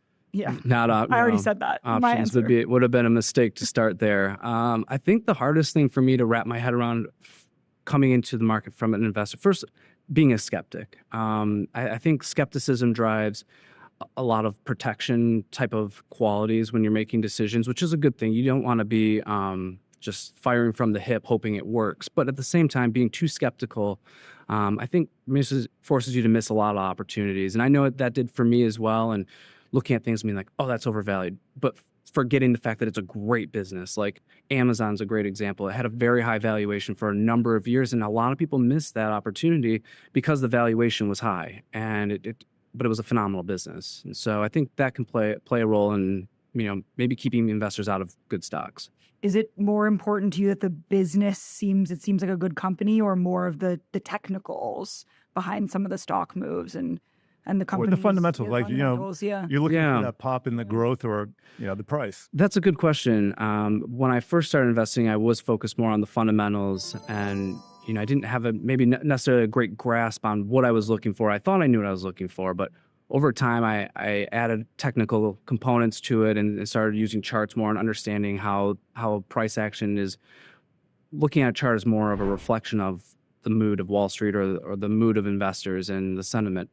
And I've relied a lot more on the technicals in the last 5 years or so. 30 seconds left. Any final word for investors here? Biggest advice? I think cautiously optimistic gets the job done going forward. 2025, here we come. We are winding things down here at Stocks in Translation, so be sure to check out our other episodes on our website or mobile app. We're also on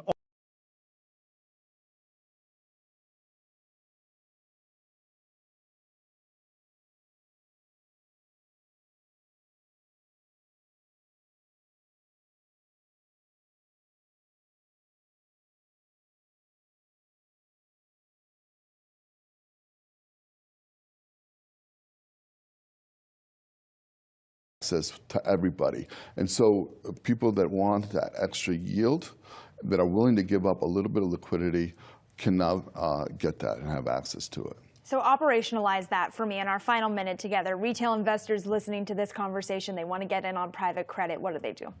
So there's interval funds. We have a private credit fund called CapEx, where it's really, really well diversified. It's just not mid-market lending that most of the credit funds have been in the past.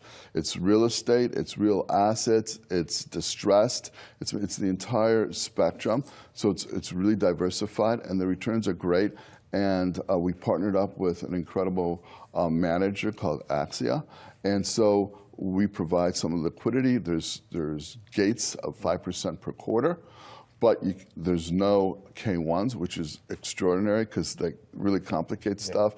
You have to wait to get those to pay your taxes, and usually it's late and stuff. So it's a lot more accessible to mom and pop, and they don't have to put a big number in it. The smallest piece is $2,500, and you're right there. And in a lot of the deals that we do, we invest side by side with the managers that I mentioned earlier. I think it's a really good reminder to retail investors that it's not as complex as you might think to play private credit right alongside, the BlackRocks of the world doing 3 acquisitions this year on private credit expansion. Yes. There are opportunities for retail too. John, thank you so much. Really appreciate you coming to the studio with us. Thank you. Great to be here. Coming up here, we've got Wealth. It's dedicated to all of your personal finance needs. Our very own Brad Smith, he's going to have you right here for the next hour, so stay tuned for more.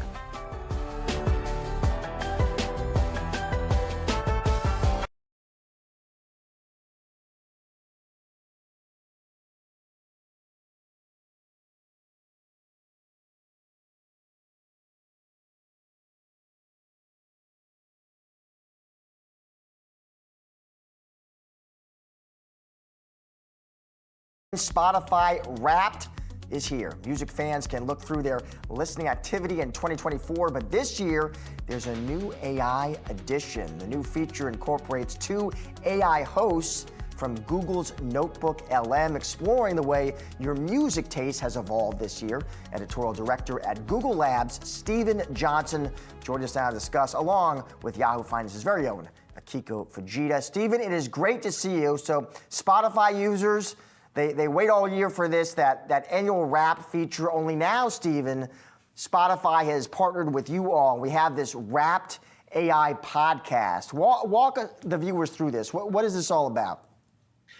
Yeah, so about 3 months ago at Notebook LM, which is one of Google's new AI products, it's a kind of virtual research assistant that helps you with the projects you're working on.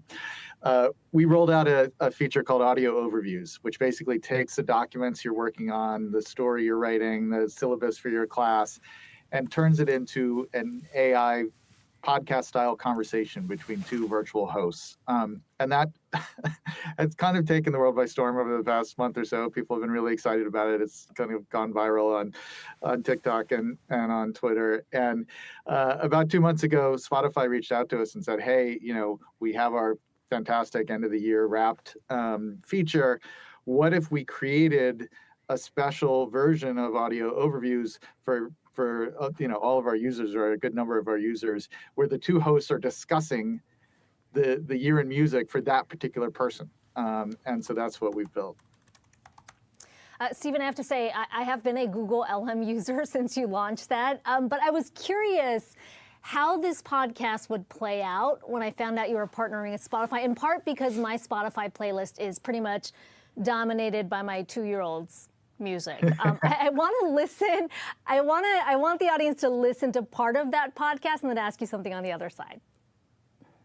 Speaking of the perfect soundtrack, let's talk about your top track, the song that you just couldn't get enough of in 2024. Drum roll, please. It's Jamming by Bob Marley and the Wailers. Jammin', what a classic. An absolute banger. You listened to it 102 times. 102, that's a lot of jamming. And it all started back on June 25th. You know what's really cool? That puts you in the top 0.001% of listeners globally for the song. That's amazing. Yeah. I mean, Jamming is such a feel-good song. It's impossible not to move when you hear it.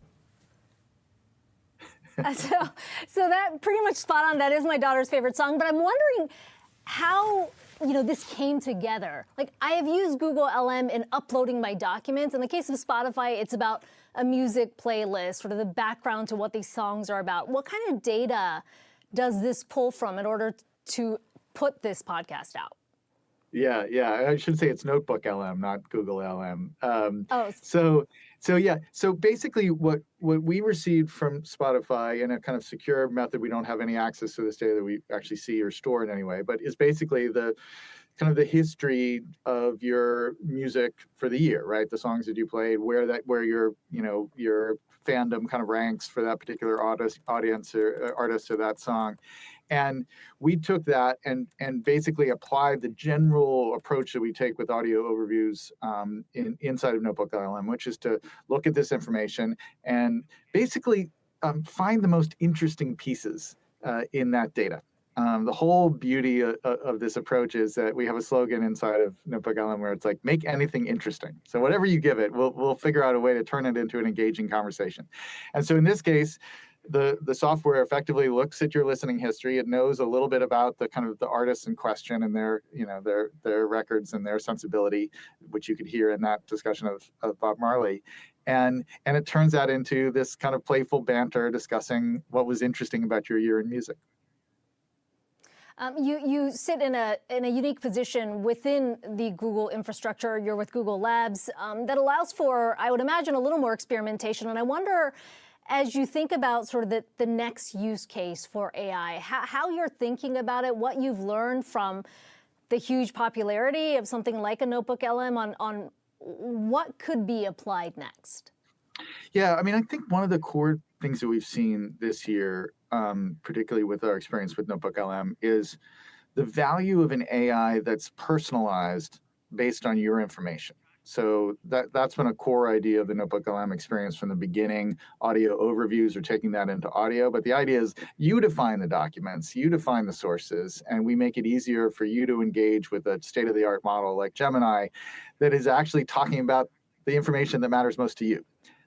Whether you're asking questions in a text chat or whether you're listening to an audio overview, podcast style conversation. And I think when people get that experience for the first time and they're like, oh, I loaded up all the documents from the project that I'm working on at work, and suddenly it's like I have this assistant that knows everything I've been working on. That is just an extraordinary kind of sea change for people in thinking about the utility of AI. So we think, inside of Notebook LM, our biggest problem is there's so many things we want to do to build on that framework. Once you have that framework, it really changes a lot of the possibilities. Stephen, I'm curious, this Wrapped AI podcast we've been talking about, where is it actually available, Stephen? Is it just US? Is it also overseas? Is it free? Do I have to be a premium subscriber? How does it work? The feature is available to I believe it's premium. The big limitation is that it's mostly in English language countries. So it's in the United States, it's in Canada, it's in Great Britain, it's in Australia, it's actually in Sweden. But there are a bunch of countries around the world because it's only in English. Audio overview technology only supports English right now. So it's limited in that sense. Stephen, it was great to have you on the show today. Thanks so much for your time, and thank you, Akiko, as well.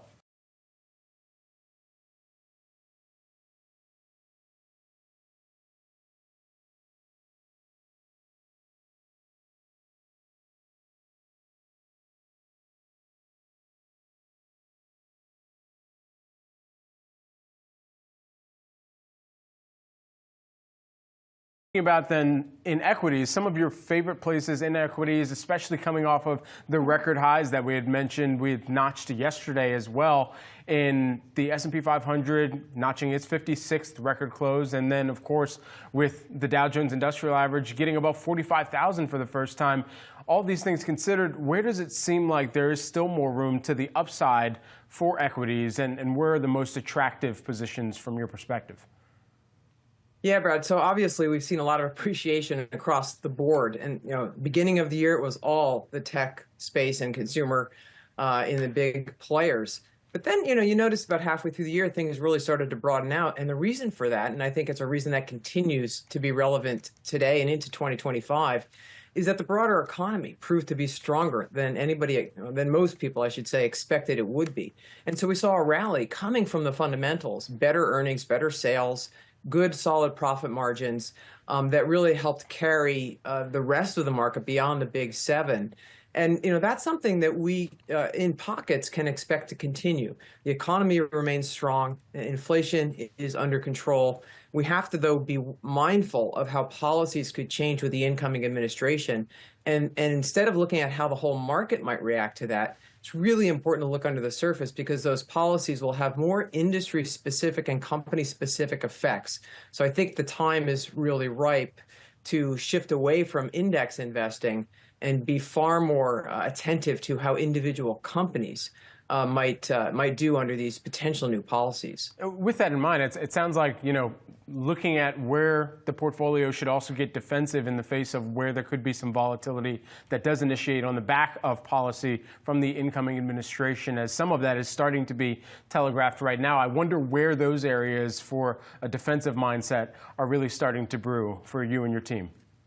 Yeah, so one area to look at is the consumer. We've already seen a real bifurcation of consumer health and spending, right? The lower end, middle end of the income distribution has really struggled with the cumulative effects of inflation, with prices really squeezed in their budgets, and we've seen that come down to hurt the low end of the retail space, like a Dollar General, for example, and that ilk. And what we've seen do well are ones more in the middle, the off-price retailers like a TJ Maxx, for example.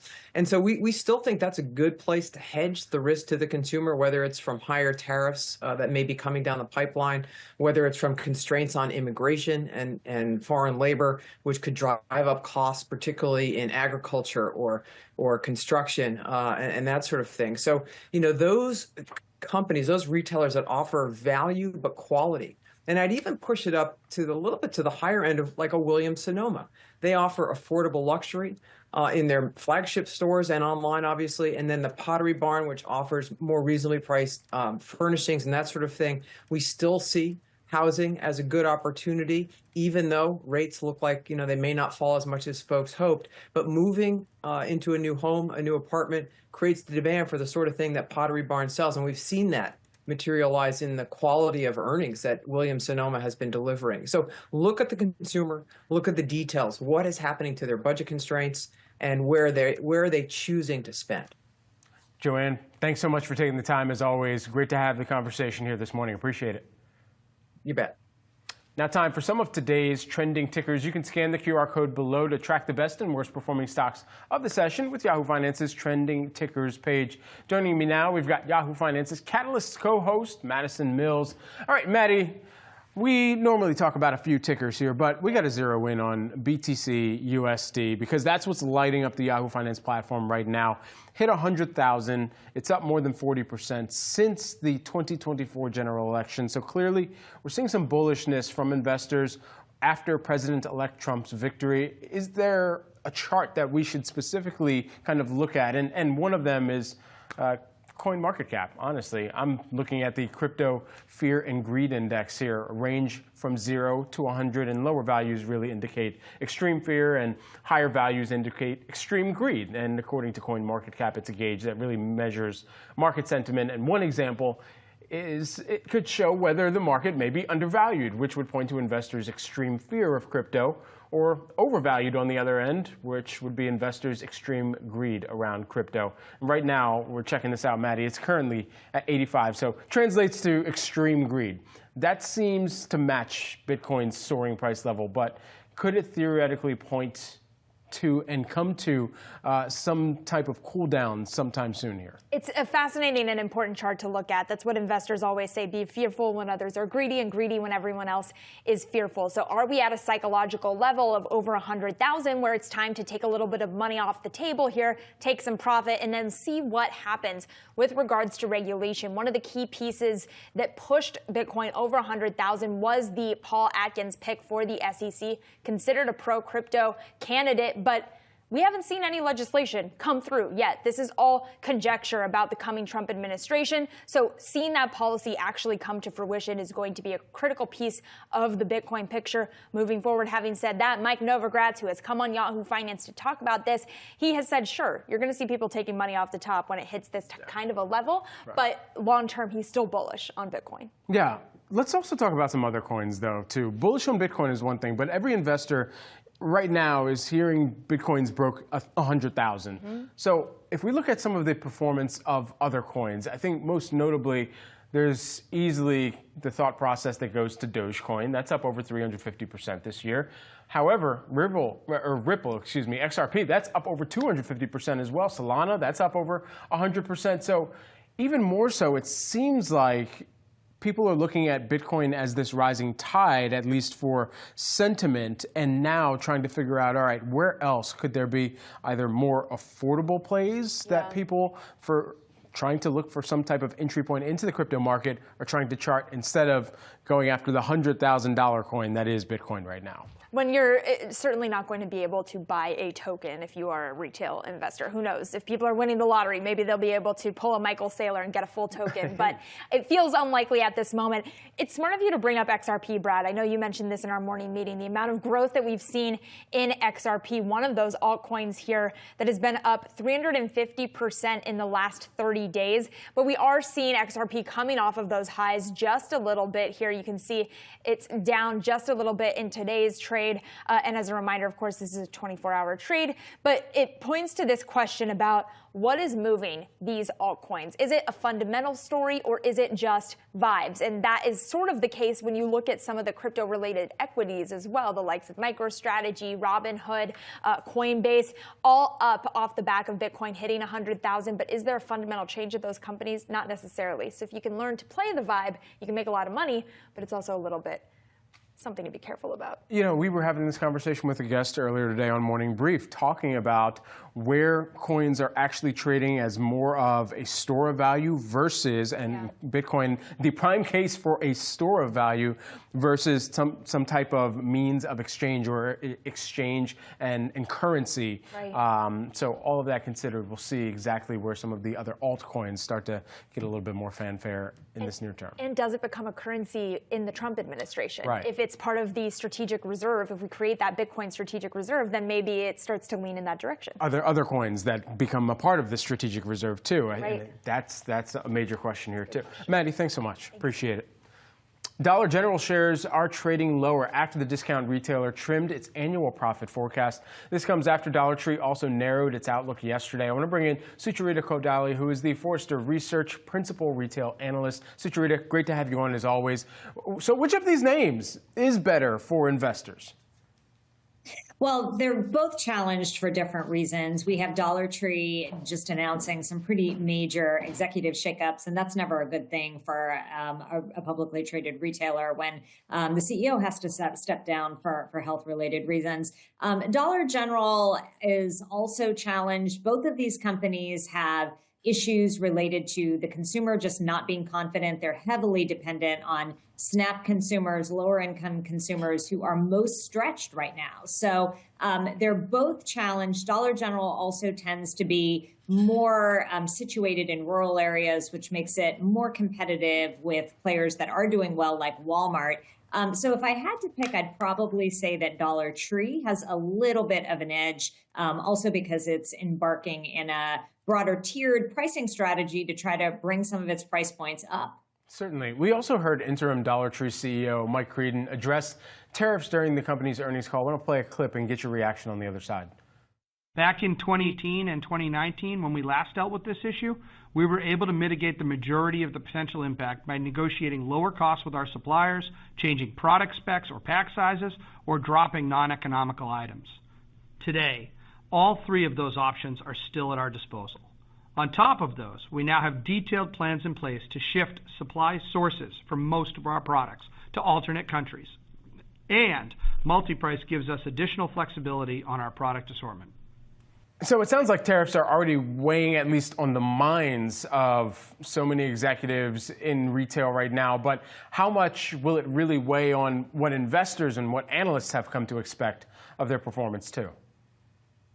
Well, I think it really depends on whether or not both of these dollar stores are able to diversify their supplier base, and in particular also diversify their mix. The more they get into consumables, which is the category that the lower income consumer is leaning into right now, there is less of the exposure to some of these tariff-laden markets. It is in the discretionary goods. It's all of the paper products or some of those items that are in seasonal categories that really have the biggest weight. And this is something that will affect anybody in this sector. I look at companies like Party City, too, that are very vulnerable to some of these tariffs, particularly from China, because it's going to be very hard to find alternate suppliers because so much of that merchandise is coming from China right now. So, I mean, it's not like the dollar retailers, Dollar Tree, Dollar General can really go out and put price promotions out there the same way that some of the other in the retail landscape can. So what are the levers that they can pull in this interim period? And it sounds like there could be some changes that really spell out shrinkflation potentially, even if we're looking at assortment and pack sizing as well. What are some of those levers that they can pull in the interim? Guys natural gas देखोगे तो अपने ऊपर वाले resistance के ऊपर निकल रहा है, तो इस लेवल को हम रिमूव कर सकते हैं, इसकी ज़रूरत नहीं है अब.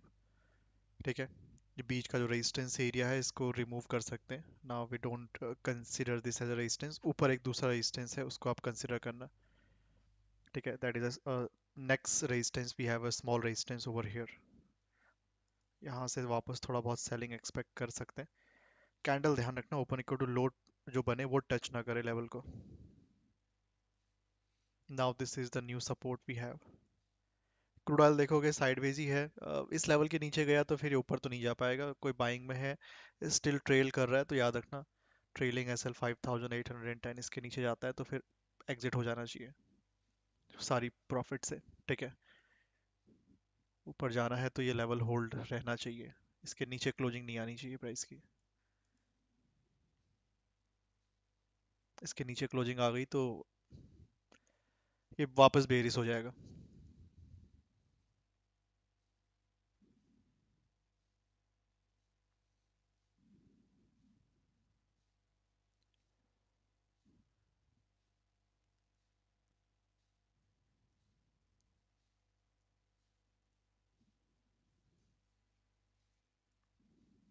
बाकी नेचुरल गैस को यहाँ से थोड़ा सा सेलिंग का प्लान रख सकते हैं. कैंडल ध्यान रखना ओपन इक्वल टू लो ना बने, उस पर सेल मत कर देना.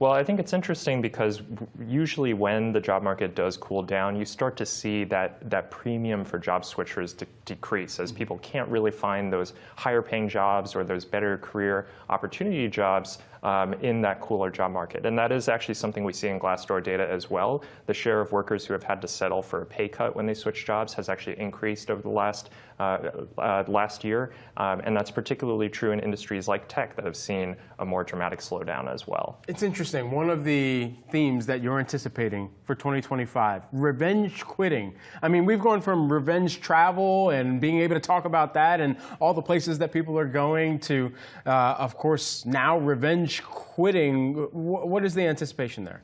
Well, to set the stage, what we are seeing with workers is that a lot of people feel stuck in their careers right now. So when we did a survey of professionals, we found about 2/3 of employees feel stuck in their careers, and that's leading to a lot of pent-up resentment, where there's this desire to grow their careers, and as a result of being stuck, there is a desire to quit as well, but not the opportunity because of the cooler job market. And so if people feel stuck, that resentment is going to build up. And once the job market does heat back up, I think a lot of employers are going to get caught flat-footed, not expecting a wave of turnover, a wave of revenge quitting, if you will, to start to take hold. What are some of the top reasons for the buildup of that resentment that you were mentioning among employees? I think it's really about career growth and career opportunities. Consistently, when we look at the Glassdoor data, that is one of the most important factors behind employee satisfaction. It helps attract people to companies and also keeps them there in the long run. Right now, there are a lot of employers who are cutting back on their budgets for raises, for promotions, and that sort of thing. And of course, if you need to do that to stay in business, to keep the financials healthy, that's a choice you have to make. But for employees, they're not going to sit there and get passed over for promotion year after year after year and not want to look for something new once the job market opens back up again. It's remarkable within this data as well. You pointed out the side hustle culture, and it's fueling new paths to career growth. And, I've often heard about this, especially on the show, and the side hustles, and especially now in the creator economy. My goodness, we had the CEO of Cameo on yesterday talking about how many people are joining the platform, earning on the side as well. And we learned about an inanimate object in a puppet that's earning $600,000 in 2024. We'll put that conversation to a different thing. But how many people and what portion of the population do you think is really coming around to having this ability to earn within the margins of their time and using that as a potential pivot one day? In this Glassdoor poll we looked at, about 40% of workers are actually pursuing a side hustle, and I think that goes to show you that a lot of people are pursuing these non-traditional paths to success in a time when maybe the traditional career path or the traditional career ladder isn't really working for a lot of people. And I think that it's actually very encouraging, because not only does it allow people to experiment in maybe a lower stress way than just fully quitting your job and starting something new, but it also opens up those pathways down the road if maybe you want to start a business and really go all into self-employment and entrepreneurship. Yeah, I'll send you my LinkedIn post about the puppet making $600,000. Daniel, great to see you. Thanks. Absolutely. Well, inflation overall is moderating, but one sticky item has been the price of eggs.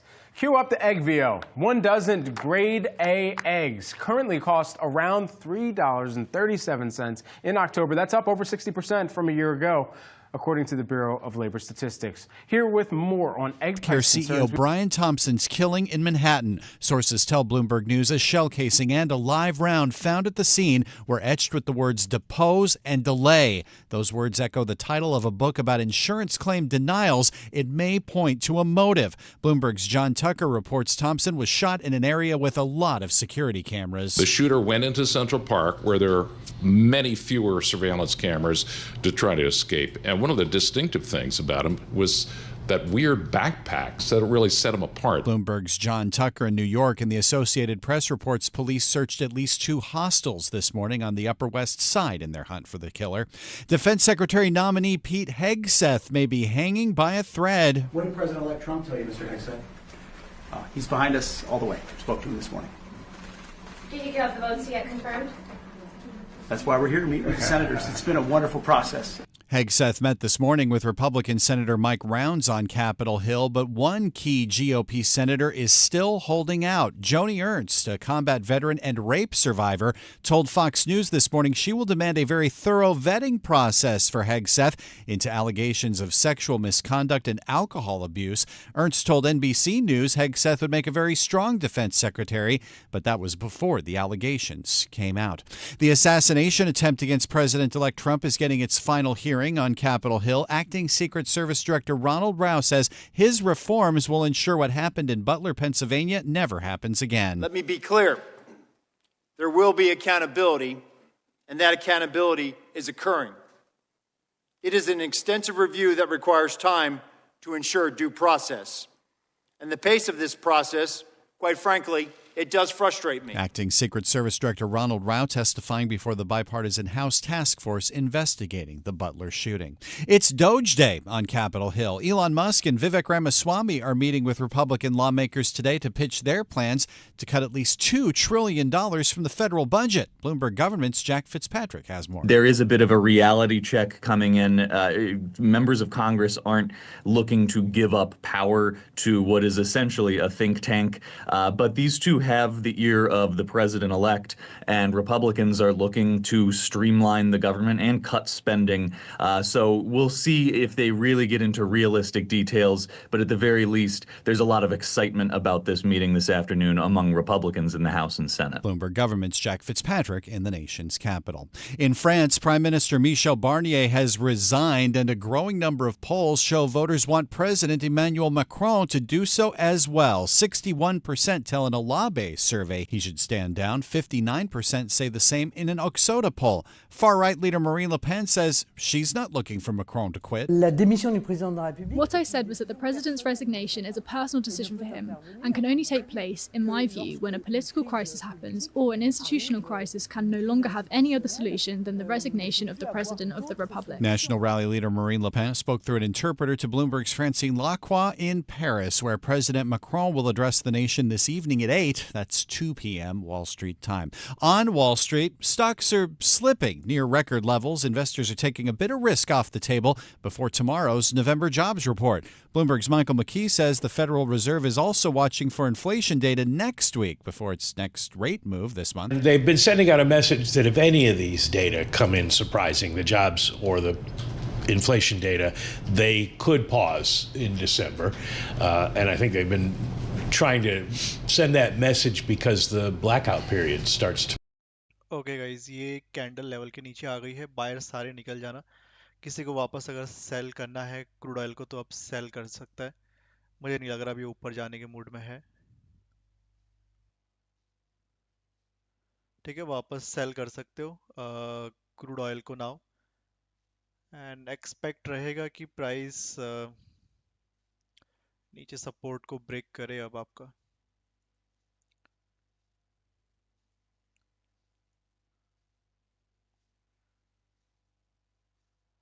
Momentum देखोगे थोड़ा बहुत ही आया buying का, पूरा target भी नहीं दिया इसने. 100 पॉइंट ही मूव किया है बस.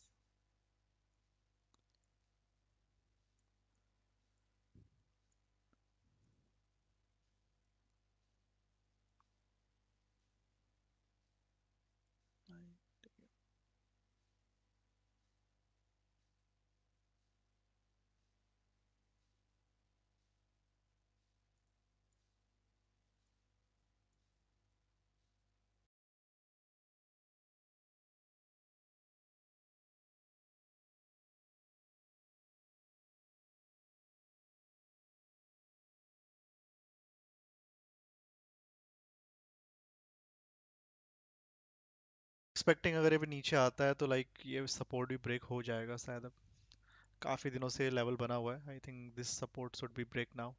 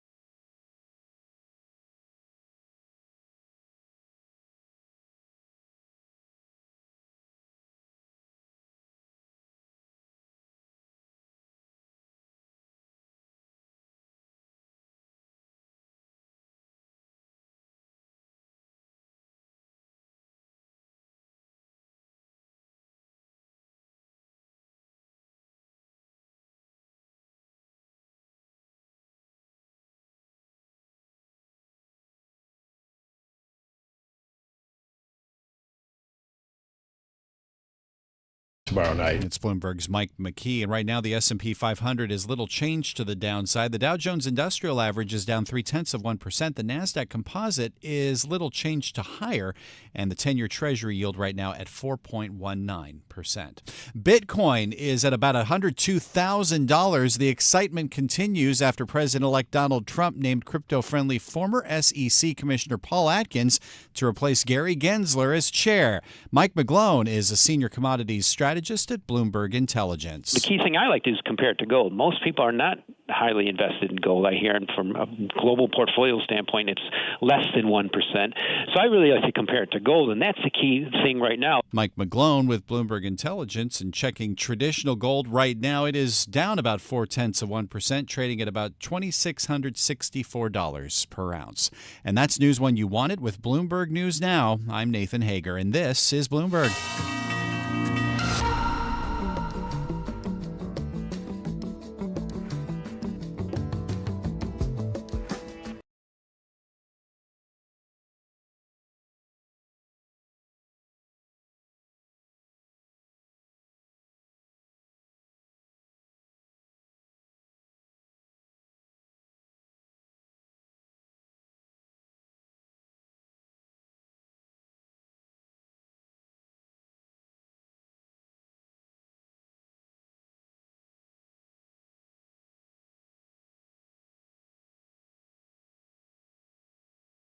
U.S. stock hitting new record highs yet again. HSBC expecting a powerful rally in the risk assets in the coming months, but there are several risks to the upside and downside that could change that outlook. Joining us now, let's bring on Max Kettner, HSBC Chief Multi-Asset Strategist. Max, good to have you here with us this morning.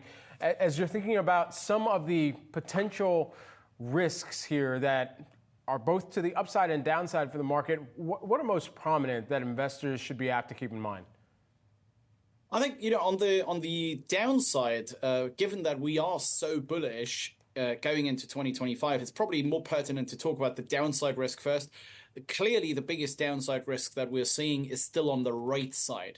It is that effectively, we don't think we'll be wrong in our view. It sounds stupid to say, but effectively, it's almost like we're going to be too correct in our view, that really we're going to see too strong upside surprises on the earnings front, on the top-down front. And that, of course, would bring yields up. It would perhaps call into question the Fed's cutting cycle. Can they cut further? Do they maybe even have to hike again?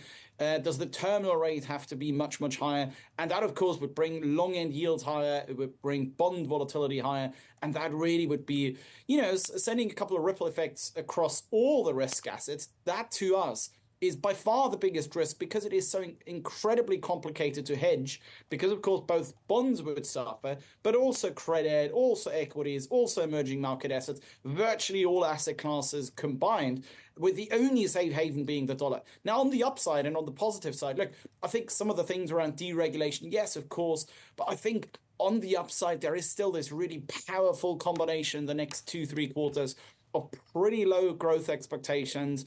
In fact, earnings expectations for the S&P the next 2 quarters are just for around about a 1% growth quarter on quarter, both for Q4 and for Q1 2025. And on top of that, low top-down growth expectations, still getting those rate cuts through. The Fed already starting to hint at perhaps starting to talk about the end of quantitative tightening. All of that is a fantastic setup. It's as Goldilocks as we can imagine, really. And you point out, Max, that inflation risk is the biggest one, which is interesting in the context of the market's bullishness right now, sort of in part being based on the fact that the inflation war has been won. What will you be looking at heading into 2025 to really get a pulse on the state of inflation and the impact that will have on markets? Yeah, I would look at things like super core inflation. Now, super core is, of course, the Fed's preferred measure of underlying inflation. It's sort of the most narrow definition of underlying inflation. That, however, is more likely going to decline in the first half of next year, particularly the first 4 months, mostly because we had these incredibly high readings in the first 4 months this year. So therefore, it's more likely base effects, things like vehicle insurance, that the resetting of that is not going to be as dramatically high as it's been in 2024 and also last year, that would bring super core inflation down. That actually is, again, another bullish factor for the next couple of months. I would say towards H2, when we're looking at a couple of other base effects that actually then would be driving inflation a little bit higher. And I would particularly point out inflation expectations at the front end. So short-term inflation expectation. I think about 2-3 months ago, I would have been much, much more worried about inflation because those short-dated, those short-term inflation expectations were significantly below 2%. They were already at 1.6, 1.7%. But what we've seen in the last 3 months is they've clearly gone up. They've gone up significantly to almost 3%. So at the moment, I actually do see inflation risks more on the downside for the next couple of months. H2, right, the second half might be bringing a bit more on the surprise side, perhaps on the hawkish side, but that is nothing which we should be particularly worried about right now, I think. So, Max, what does that mean for your outlook for the first half of next year for the S&P? How much more room do we have to run, if you can put a number on that for us? Yeah, I think like the next 6-7 months, I think you can easily have 5-10% up. I think it's really, really supportive for equities. I think for global equities, we're really seeing sort of about 12 to 13% more upside in the next 12 months, so until the end of 2025. I think a lot of that could be front-loaded in the first half of next year, but I don't think it's just going to be the S&P. Within the S&P, I think there is really a basis for some of those sectors like industrials, a bit of like a mini re-acceleration there, but it's still liking tech here. I don't think it's just going to stop at the S&P, though. I think that Goldilocks backdrop with better growth, better earnings, re-accelerating growth, certainly against growth expectations and consensus expectations, that could be benefiting also other asset classes. Still things like high yield credit, perhaps even things like emerging market assets in the first half. You mentioned that you like tech, but it seems like as well that there's going to be a longevity test that's faced with regard to the AI trade. With that in mind, is there another sector that you think could outperform tech despite all the weighting that has been thrust towards technology thus far? Yeah, I think, to be honest, in the next couple of months, I don't think it is, am I buying tech or am I buying all the other stuff? So I don't think it's like, do I buy Magnificent 7 or do I buy the equal weighted S&P? I think it's more about tech and some of the other stuff, which could be things like, the industrials. When we look at the S&P, I think particularly US banks look great here. It's the financials, but in particularly the banks with perhaps hopes around some deregulation, but also with rates coming down, with volatility coming down, with already, some signs of a new capital markets cycle starting. That should be really favoring US banks over European banks. So it's not just, okay, I want to get out of tech and buy the other stuff, buy industrials, buy banks, perhaps even buy some of the healthcare stuff. But to me, it's more about tech and complementing with some of the other sectors. Max Kettner, thanks so much. Always appreciate you.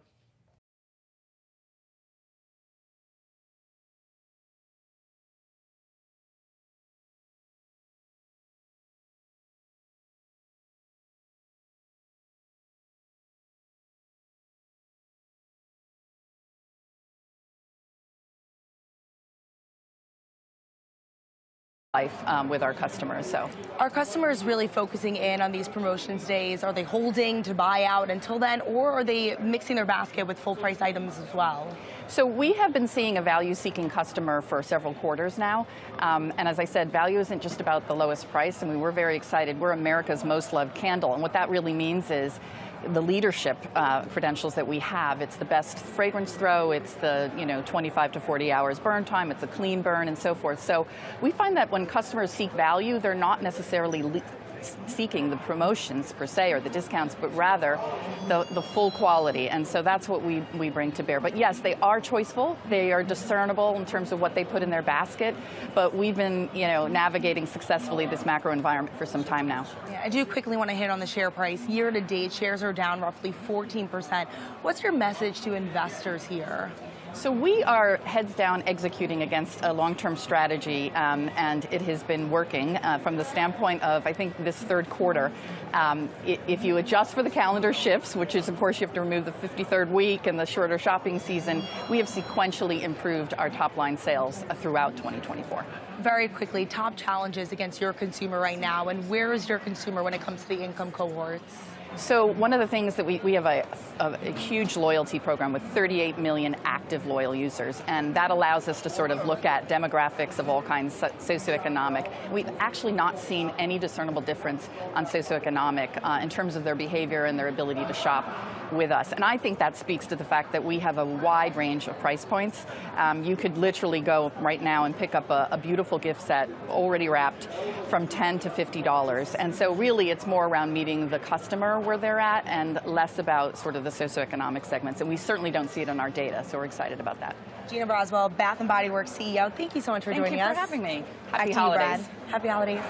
Thanks, Brooke, for that interview. Really appreciate it. All right, everyone, let's take a look at the major story that we're tracking here today within the crypto markets. Bitcoin holding above 100,000 right now, and it's really the move over the past 24 hours here. How about I circle it over here? That 6% move that you've seen equates to about $5,600 and has pushed us above that $100,000 marker. And as we're taking a look over this past year-to-date move that we've tracked, of course, much of that rise higher has really been sparked post-election. Now we're getting even more news and inclination about how crypto thinkers and traders and hodlers out there are anticipating the entire environment to potentially shift next year with a more crypto-friendly SEC. More of those picks being made known, and now you're seeing us cross above that. But there's still a lot that has yet to be delivered. We'll see exactly what that looks like over the course of next year. But as we're thinking about some of the other elements of the crypto landscape, let's take a look at other cryptocurrencies as well. This is a past 1 month view here, and you can see Ethereum has risen by about 60% over that period.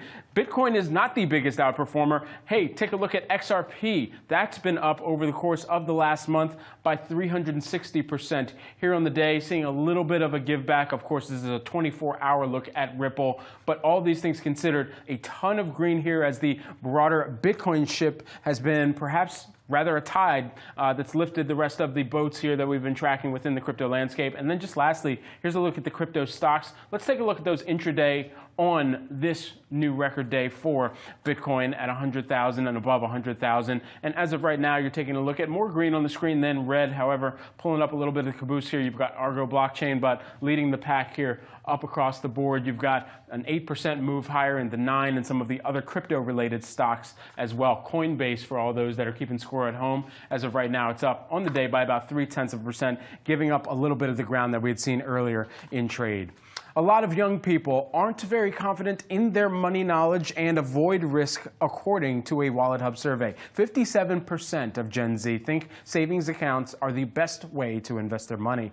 Here with some tips to get Gen Z interested in investing. We've got Ashley Fox. She is the CEO of Amplify. Great to have you back in studio with us. And so, how can we make sure that the future generations are confident about their investing strategy, and where can they potentially start to put toe in the water or put some skin in the game?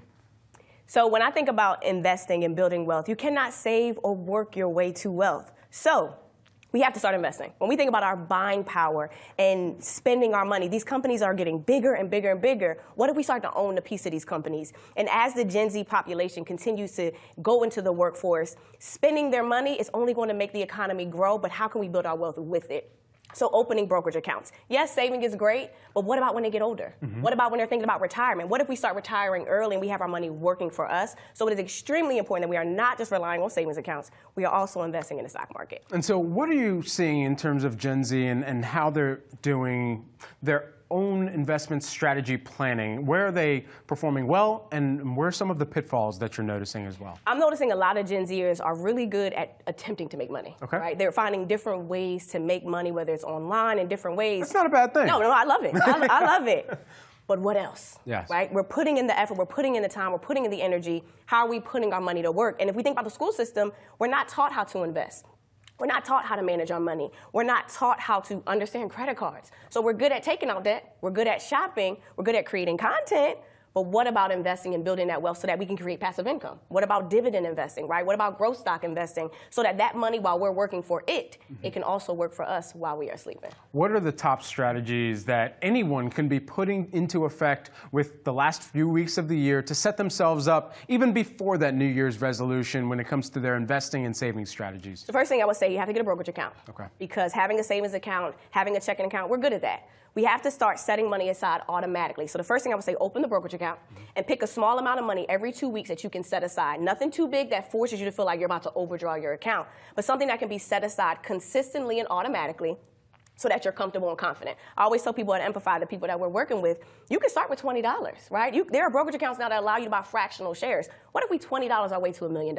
What if we don't have to work until we're 50, 60, 70 years old, but we're building now while we're young, we're starting small, and it's compounding over time. So I would say get the brokerage account open, set small amounts aside automatically so it happens without you even thinking about it, but also build a strategy. Think about at the end of 2025, what do you want life to look like? What kind of money do you want to have coming in? How big do you want your portfolio? How much passive income do you want to have coming in? And start moving with intention. And every single quarter in 2025, increase that automatic deposit just a little bit so that you can train your mind to grow as you grow as a person. I want to marry two different segments together here. And we were talking earlier with Glassdoor's senior economists just about what they're noticing within the mindset of the workforce and where there could be a trend that takes place in 2025 of revenge quitting because there isn't the upward career trajectory. But I'm going to take the other side of that. Say you finally come into that promotion. Say you finally are able to say, all right, I'm getting a new raise.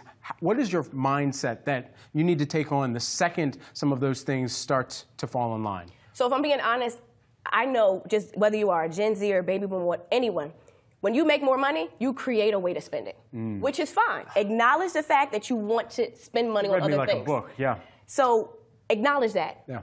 But also understand to sustain that lifestyle, to always be able to put yourself in a position to get the things that you want, you also have to set money aside so that at some point, when you don't have that promotion, at some point where you choose to leave that job, you have accumulated wealth that has been set aside, that has been grown, because it's great to work. It's great to build a business, right? But what about when you don't want to anymore? What about when you want to travel, when you want to do things? What if you don't have to utilize your physical energy to be able to do the things you want to financially? So as you make more, you invest more and pay yourself first, because even though we like to spend, we're giving that money to some other company, to some other individual that is making their money, fine, but what about you? Yeah. Because you're going to decrease your net worth every time you spend. So what if we spend and invest? I always say it's not this or that, it's this and that. We got a little bit of time left here. I'm going to throw you one more, and we didn't talk about this in advance at all, so I trust that you've got so many strategies here. We're in peak spending season, basically. Yes, we are. How can people make sure that they're spending smart, even as they are going out, balling on a budget perhaps, and making sure that they check off everyone on the list? So I always say, start considering to own stock and who you give your money to. So inside of our Wealth Builders community app, our membership-based platform, and Amplify, we have a I Own It challenge, where we are investing in the companies that we're spending our money with. So start thinking about parents, where your children, what they want for Christmas, what do they want for the holidays. So I have like a 7-year-old niece. She loves Roblox. She loves YouTube. She loves Target. What if we take a second and find out, well, how much does it cost to own stock in Target, to receive a dividend from Target, to invest in Google? So take into consideration that, yes, we're going to spend money for our children and for our families, but what if we give the gift of wealth? What if we buy them the gift, but also buy them a share at the same time? And really challenge yourself during a time where the entire world is spending money. Let's look at earnings at the top of Q1 2025. Think about all the money these companies are going to make. And what if they grow because you spent money, but you grow with them because you spent money, but because you also invest? So it's, again, doing both. Just you have to train your mind to become a wealth builder, to operate in that capacity. And yes, we're going to spend. But we are not going to make these billion-dollar businesses even richer and not get a piece of the pie. Ashley, thanks so much for joining us in the Thank you. studio. Excellent advice as always. From album sales to book sales, Taylor Swift is the ultimate chart topper. The music superstar self-published The Eras Tour book, sold over 800,000 copies in its first week, according to Circana Book Scan, making it one of the best-selling nonfiction book debuts ever. Target is expected to get a boost from the book's success as the exclusive seller, and they've set their hopes high, producing 2 million copies for the first print run. That's according to the Wall Street Journal. So, if you're looking for a gift for the Swifties in your life for just $39.99, you could get them this 256-page work, which includes more than 500 images of their favorite pop star.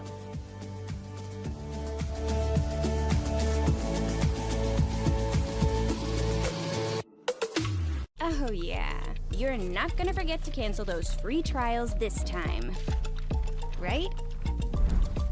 Uh-oh. Free child alerts to the rescue, so you cancel on time from Yahoo Mail. Oh yeah, you're not gonna forget to cancel those free trials this time. Right? Uh-oh. Free child alerts to the rescue, so you cancel on time from Yahoo Mail. Oh yeah, you're not gonna forget to cancel those free trials this time. Right? Uh-oh. Free child alerts to the rescue, so you cancel on time from Yahoo Mail.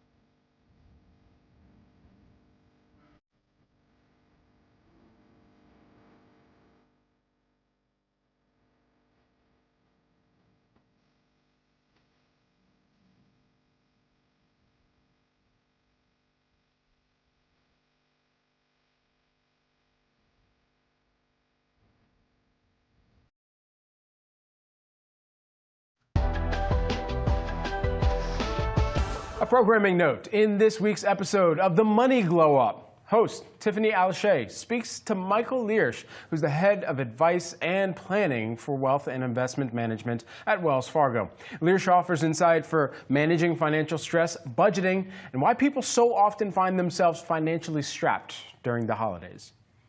So when you think about holiday and stress, I do want to normalize it again, Tiffany. So it is normal.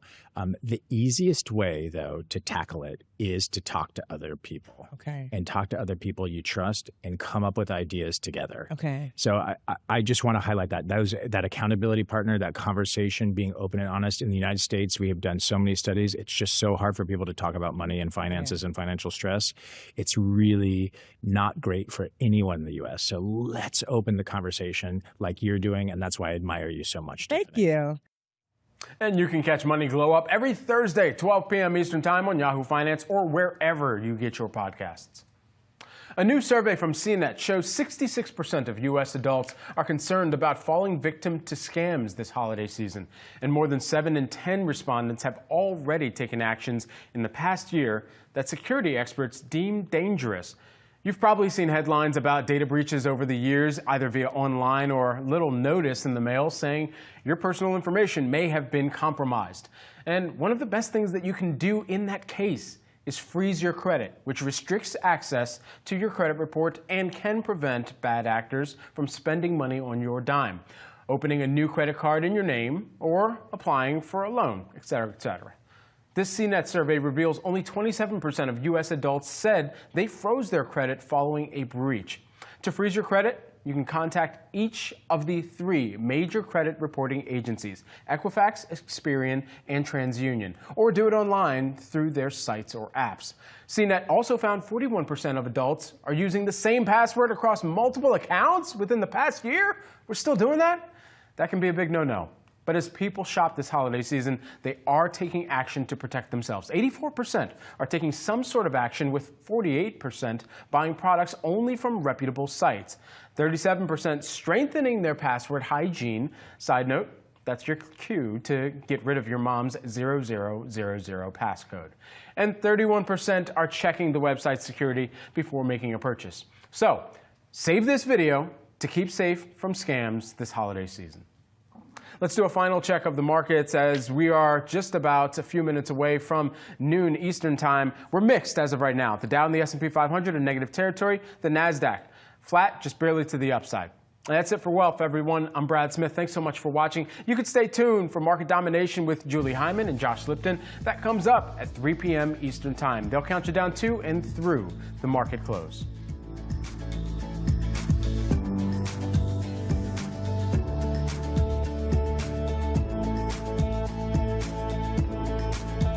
Oh, yeah.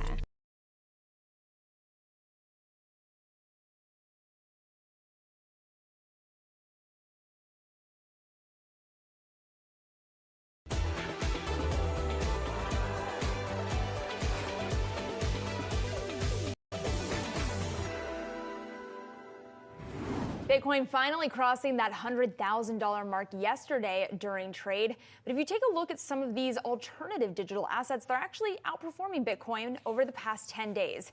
Here with more, we've got Andy Baer, CoinDesk Indices Head of Product. Andy, great to speak with you. We finally got over 100K here, but let's talk about the assets outside of Bitcoin. Where should investors be keeping an eye for other opportunities? That's right. 9:33 last night, by our reckoning, we had that champagne moment where we crossed 100,000 and got to the CoinDesk Bitcoin Price Index got to 103 and change about half an hour later.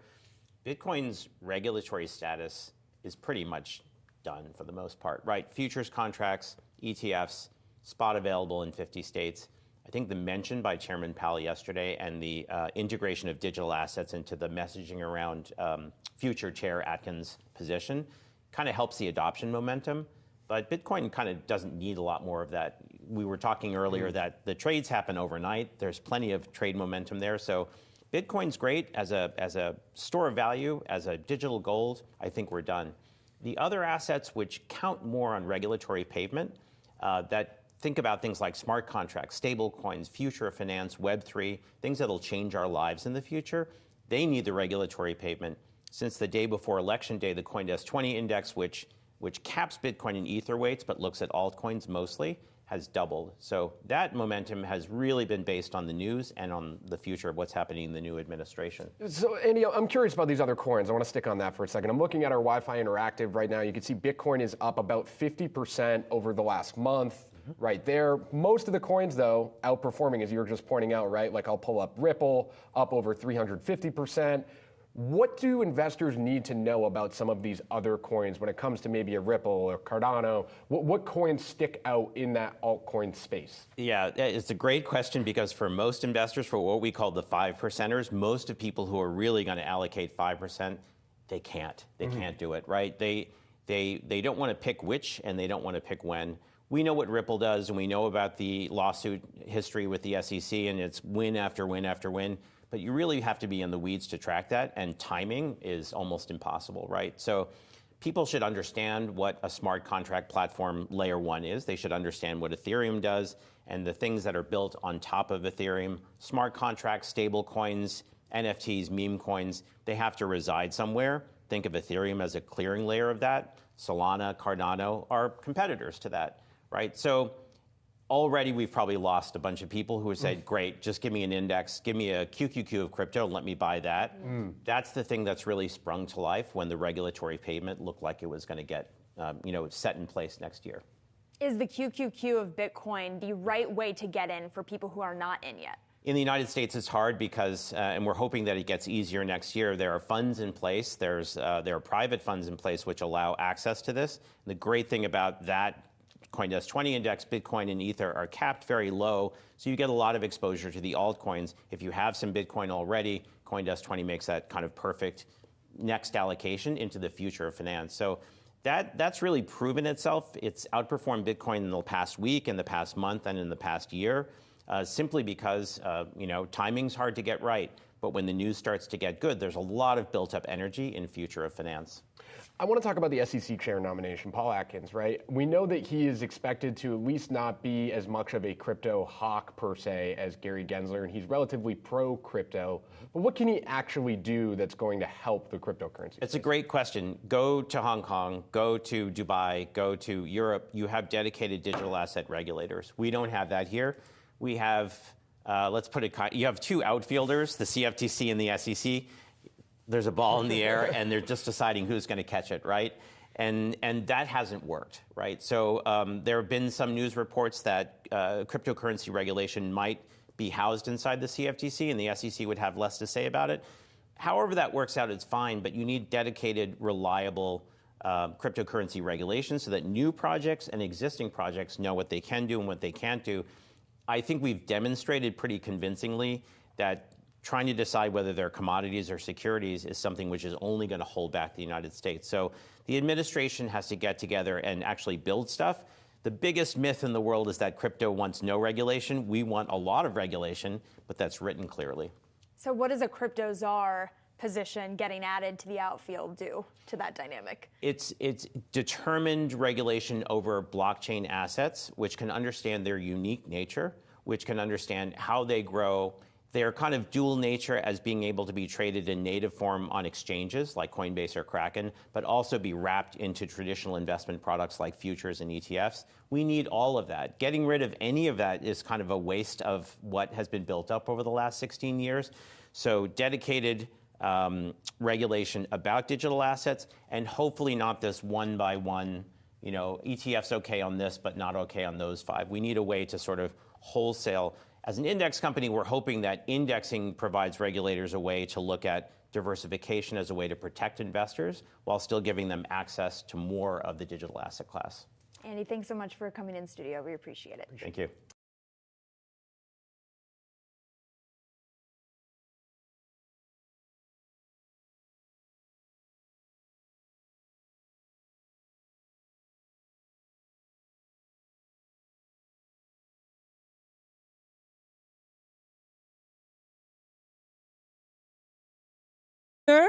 Why do we know the holidays come around all the time, like the same time every year, and yet they catch us, not Christmas again. So why do we do this? Why do we continually kind of re-injure ourselves financially? Well, I hate to say it, Tiffany, but we're human. Okay. That's why. And so there's something wonderful about that. We're human, so that's the reason. And then when you think about, well, why do we keep repeating the same behaviors? Humans like this idea of uncertainty reduction. So we like certainty. And so by doing the same thing every year, it creates this element of certainty, even if the certainty doesn't lead to great outcomes. So we have to really push ourselves to do something different, Tiffany. Okay. And so that's what we're going to talk about today. What can we do to push ourselves, again, in very predictable ways to do it a little differently so that this time we start the new year off right and we actually have fun during the holiday rather than being so stressed out? Well, what are some things people can do to manage that stress? Because we're here now. We'll talk about some things to do prior, but in the thick of it, it's already happening. We're going to grandma's house, or I want to buy my niece and nephew things. What are some things I can do to reduce some of that financial stress while we're in the thick of it? So when you're in the thick of it, when you're getting together with family, it's really important to really have a conversation at the beginning of those get-togethers. What are you going to do? And I'm not saying you have to set a corporate agenda or something, but it's really good to kind of plan it out together as a family and be open and authentic and vulnerable a bit, Tiffany. What can everyone afford? What's going to make everyone comfortable? And at the end of the day, how are you all going to collaborate and participate together to have a financially free holiday? And what I mean by that is living in a way where you feel financially free. You have that freedom to actually enjoy your life. So that could involve eating in instead of going out, figuring out how much you're going to spend if you do choose to go out. If you're going to go to the movies, are you going to bring the candy and popcorn and sneak it in instead of buying not it go there? to jail. Yeah, exactly.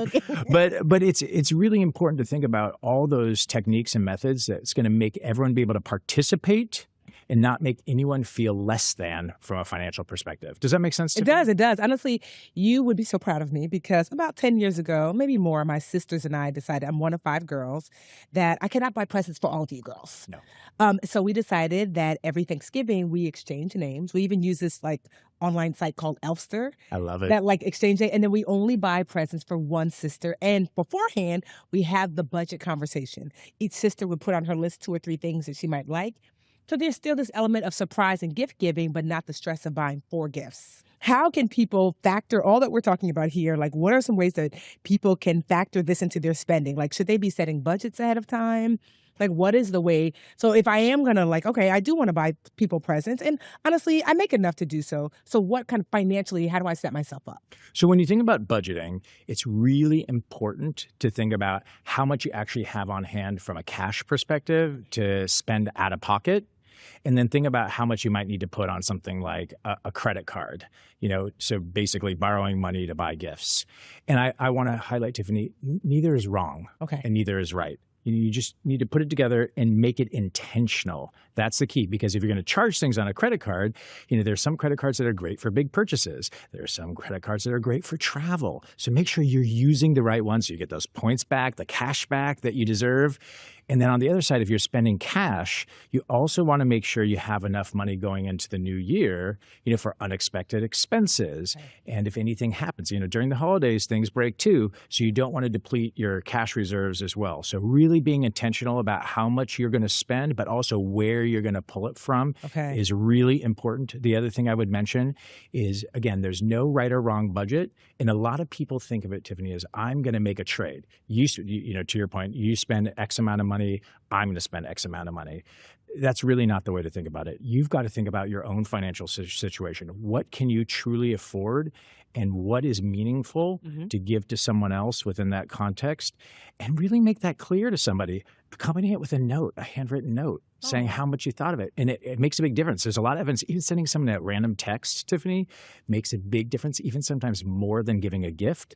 So the gift of telling them why you're doing it, giving your gift a lot of intention and purpose with something handwritten is super important. Oh, I love that, because honestly, I have, especially like my niece, and I have 2 nieces and nephews, and they're all under the age of 10. That would mean, so much more to me than them trying to buy me something. 100%. When my daughter writes me those, notes and then draws a picture, it melts my heart. And I didn't need a gift, actually, to accompany it. I love that. Well, if someone is planning on spending, but they're like, I really want to cut back because inflation is crazy. Corporate, everything costs so much more money. So I'm like, you know what? I do want to spend money this holiday season, but just not as much as I normally spend. What should I be thinking about as I'm cutting back? So people are really into dupes these days, and you know that. So dupe it. I think that's number one. Number two, when you think of buying things, it is about quality, not quantity. And I think that we went through this time in the United States where it's quantity. It's like how much, the stack of presents under the tree. I think the comment you made and what you do in your family, it's really the quality that really matters. Why are you buying it? How long is it going to last? What purpose is it going to serve? And how meaningful is it to the person you're giving it to? Really take that all into account. And then how much of it that you give, it's really not that important. Okay. So again, quality, not quantity. Also, in addition to dupes, I will say we see a movement to human beings really shopping secondhand for gifts. And that idea of reusing something, it's not only leaning into the sustainability component for our planet, but it's kind of fashionable now. Yeah. So really think about, how could you go, shop and get something second, third hand and give that to someone else? Oh, I love that. Because I love a good thrift store, secondhand store. You can find beautiful things that you maybe would have cost so much more when they first came out. And it's tailored almost to the person that you're thinking about. So I know some clients who actually have started trying to, let's say, exit things from their own home. And so what they've started doing is actually wrapping up the knickknacks in their house and giving them to others, and they tell them. And when people open them up, they're not offended. They actually think it's pretty cool and important, especially if let's say it's a picture frame, a beautiful picture frame, and is accompanied with a beautiful picture of them, whatever that is. So get creative. Avoid that kind of inflationary pressure and do all the things that we just I love that. Oh my gosh, Michael. Just give us just a minute, because we're going to pause for the cause, but we're going to be right back. But you listening or watching, we're going to be right back with more Michael, more financial stress relief. Stay with us.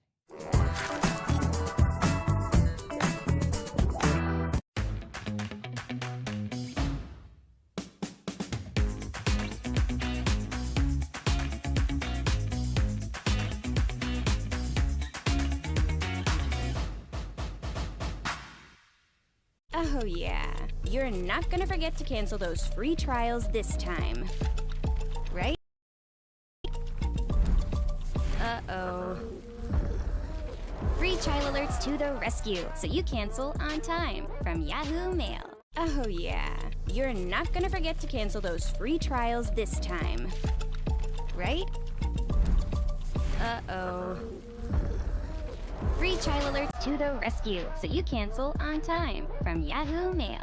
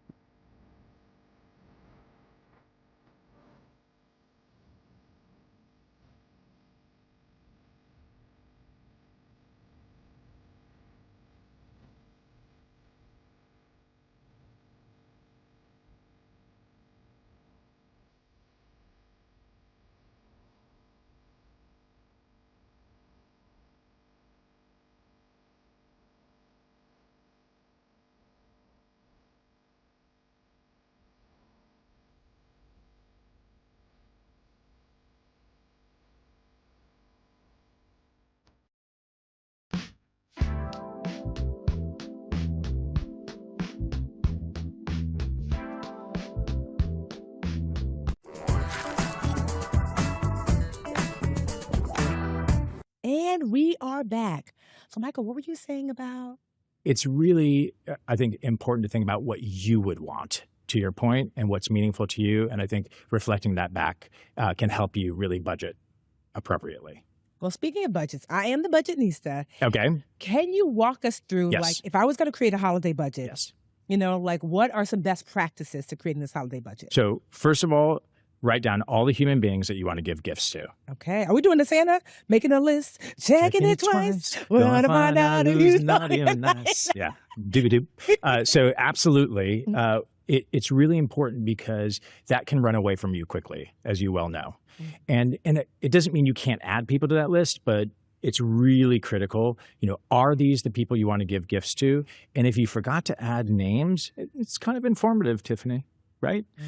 The second thing is when you think about those names and how much you want to spend, and you mentioned this, what is your limit per person? And it doesn't need to be the same limit per person, right? And then add it up. And what does that number look like? Is it $1,000? Is it $2,000? Is it, a couple $100s? And then you have to look at your bank account, Tiffany, or your bank accounts. You have to look at your money. Okay. Do you have that money to spend? And only you know.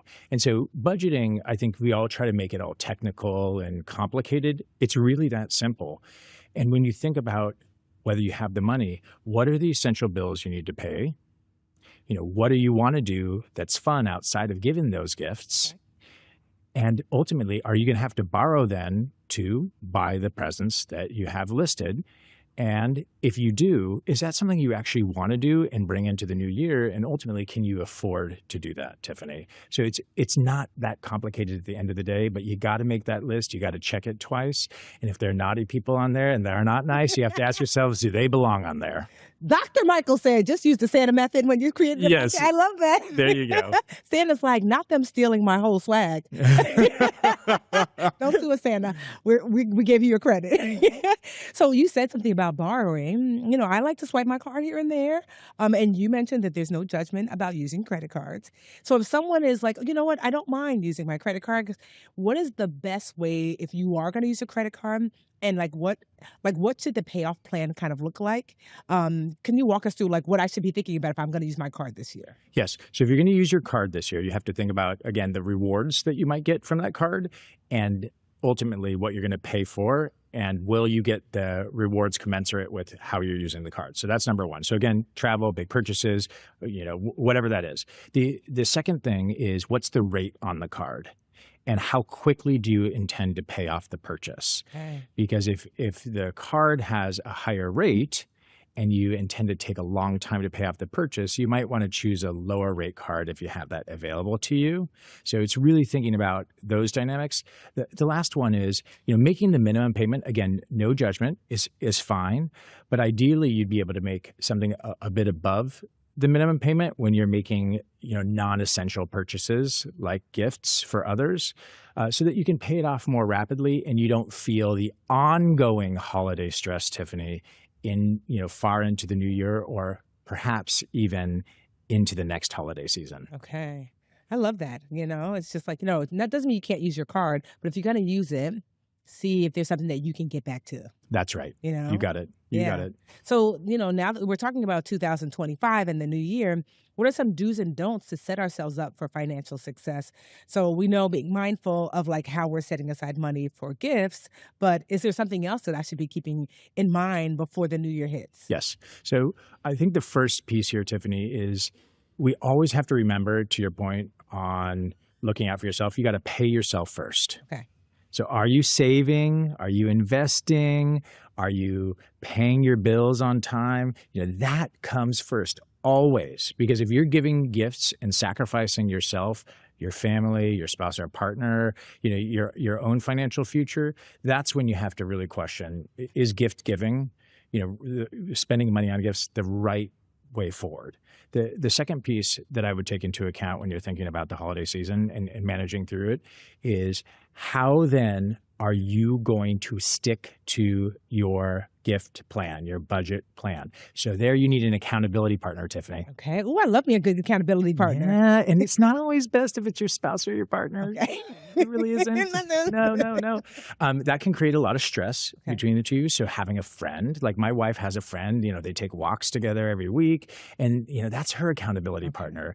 I have friends at work, and we talk about things, and those are my accountability partners. And of course, we come together and we make decisions. But have someone just that you regularly talk to that doesn't add stress, but actually diminishes stress. So that accountability partner can be key. So what if somebody's already there? What if they're feeling the anxiety already and they're trying to break free from that? Like, what are some things that people can do to break free from like the financial holiday stress where it's like, I'm already in the thick of it. I am judging myself. I spent too much, but I still don't even feel like I did a good job with the kids, and I didn't get my partner something. So you're in the thick of the whirlwind. What can people do to calm that anxiety down? So for the brain, getting it out of your brain is really important. Okay. See, if you have a journal, if that's where you feel most comfortable, write down all your feelings, how you feel about it, all the things that you feel like aren't aligned or aren't serving you. And then just write one thing that you're going to do differently to get back on track. And it doesn't have to be a big thing. It can be a tiny thing. You could even write, I'm going to be a little bit more intentional tomorrow about how much I'm spending. Just that, and just maybe put a little sticky everywhere and remind yourself. The second thing I would encourage people to do if they're willing to move beyond that is if you have a family, you mentioned family, have a family meeting. Okay. Just be open about it.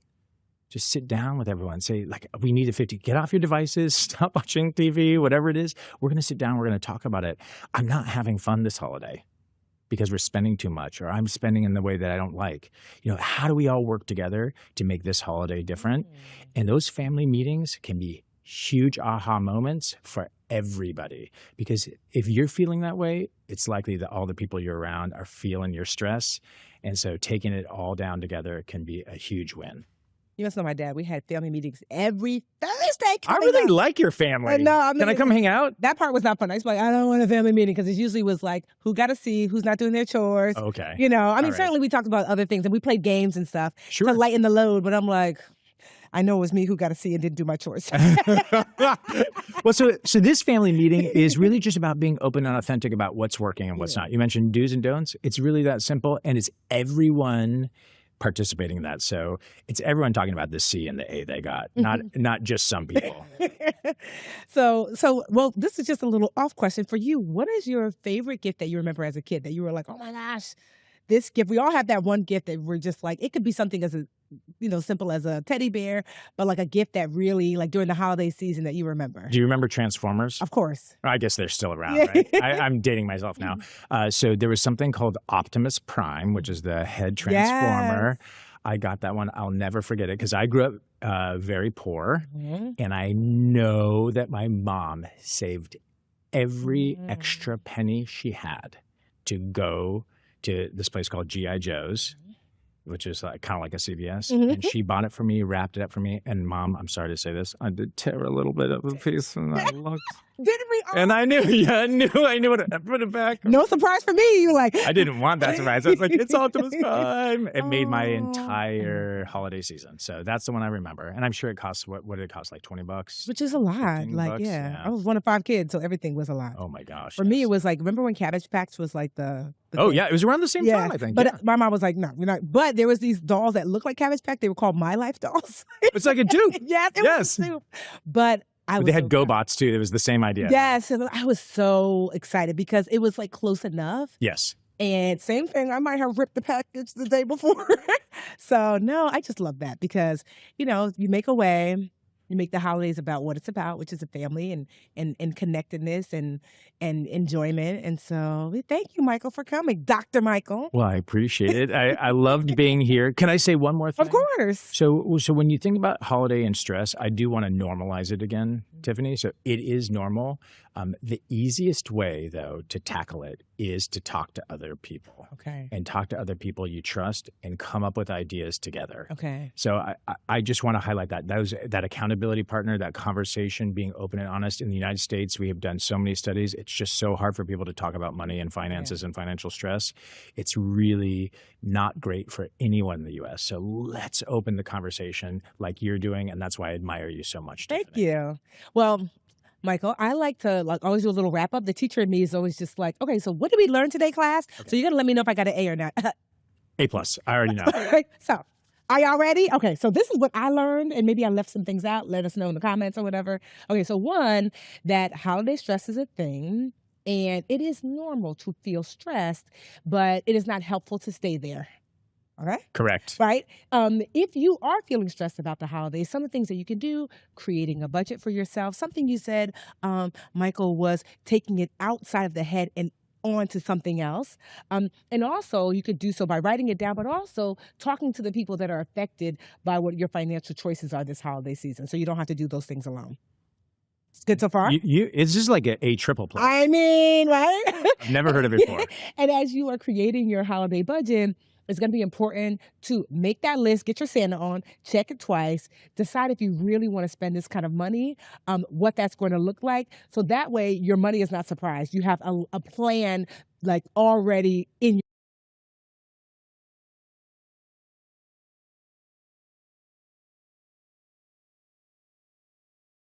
News when you want it with Bloomberg News Now. I'm Scott Carr. Police call it an unusual and intriguing development. People familiar tell Bloomberg the words delay and depose were written on a bullet shell casing and a live round recovered in front of the New York Hilton Midtown, where United Health Group insurance chief Brian Thompson was fatally shot Wednesday. As reported by Bloomberg, the inscriptions loosely echo the book title, Delay, Deny, Defend, which describes tactics allegedly used by insurers to deny claims. Police say it could suggest a potential motive. The 50-year-old was shot in the back and leg outside the New York Hilton Midtown, where the nation's largest health insurer was hosting an investor day.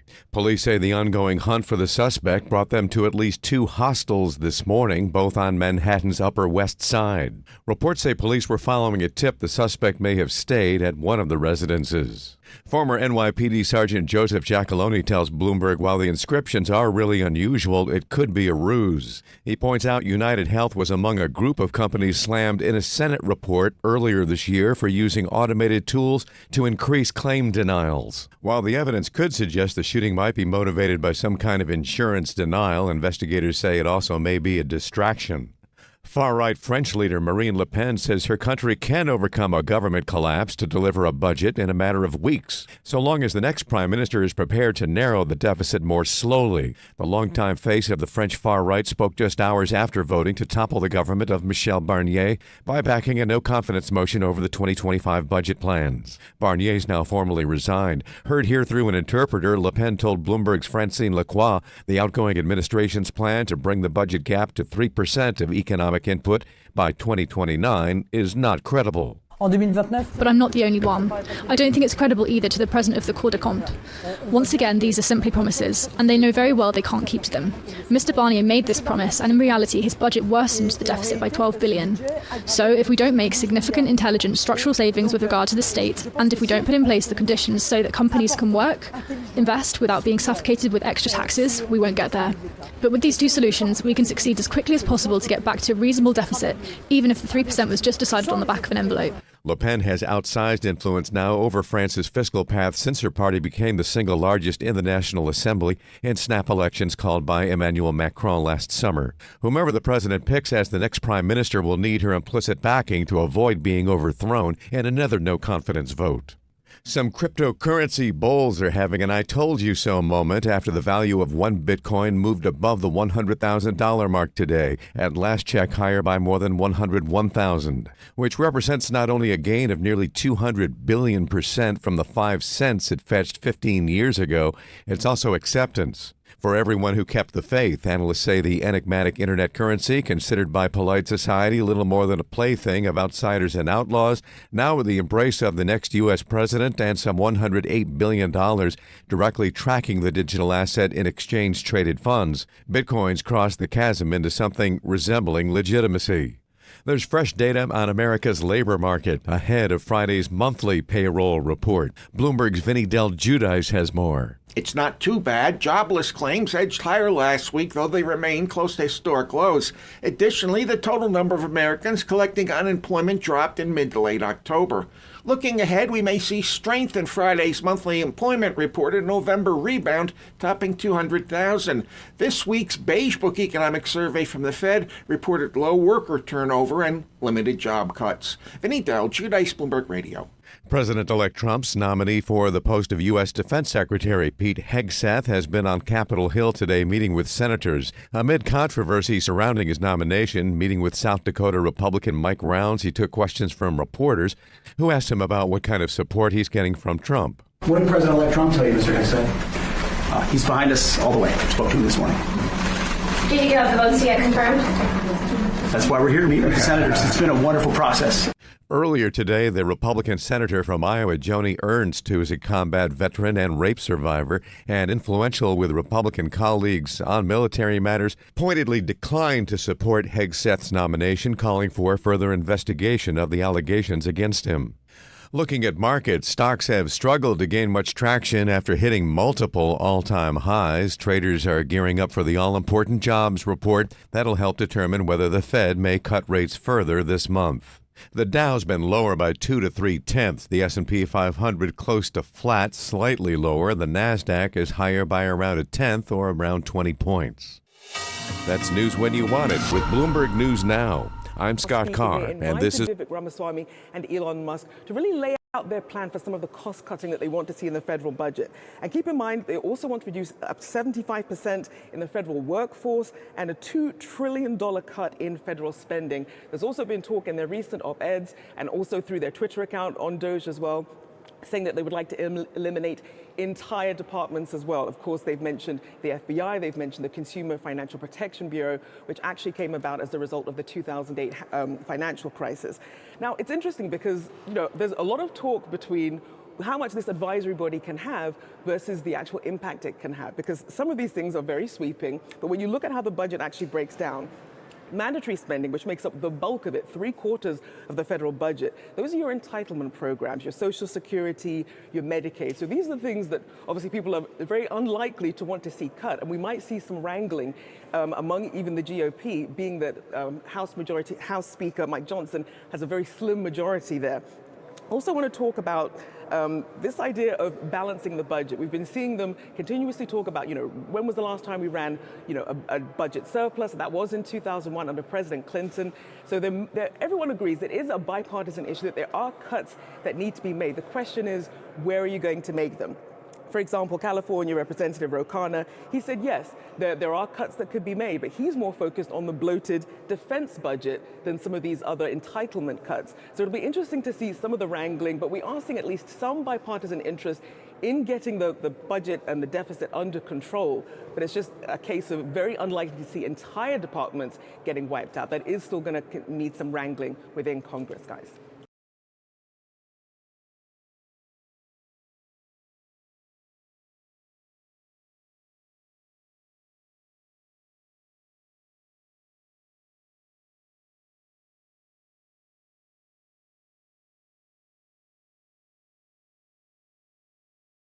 First up here, MicroStrategy becoming a hot bet with hedge funds buying billions in convertible notes sold by the company to fund its Bitcoin buying. Since the end of October, MicroStrategy has bought more than $13 billion in Bitcoin and issued $3 billion in zero-interest convertible notes. Now, Josh, as you know, some folks have come out and said that that is a short story for MicroStrategy. If you're issuing debt to be able to buy an asset like Bitcoin, maybe that's a story that won't end well for MicroStrategy. But if you take a look at the stock year to date, it's clearly done well for them so far. It's up nearly 500%.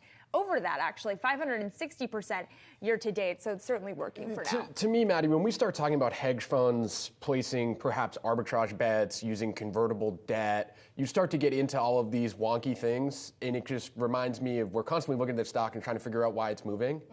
Maybe it's just a little bit too confusing if you're a retail investor, to be quite frank, right? I think part of what's going on with MicroStrategy is it's not really just a stock that's trading as Bitcoin moves. There's a lot more happening here. And that's really the takeaway from this story to me is for a while it was, well, MicroStrategy owns a lot of Bitcoin. Michael Saylor keeps buying Bitcoin. So if Bitcoin goes up, then MicroStrategy will go up.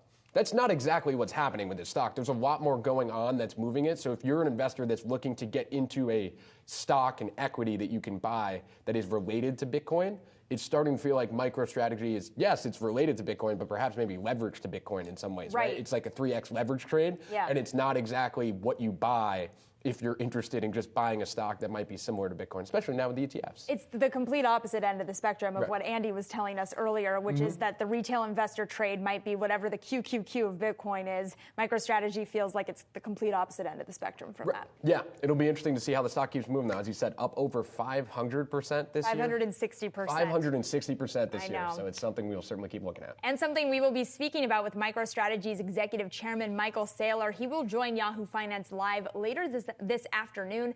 Tune into Market Domination at 3 p.m. Eastern to catch that conversation here.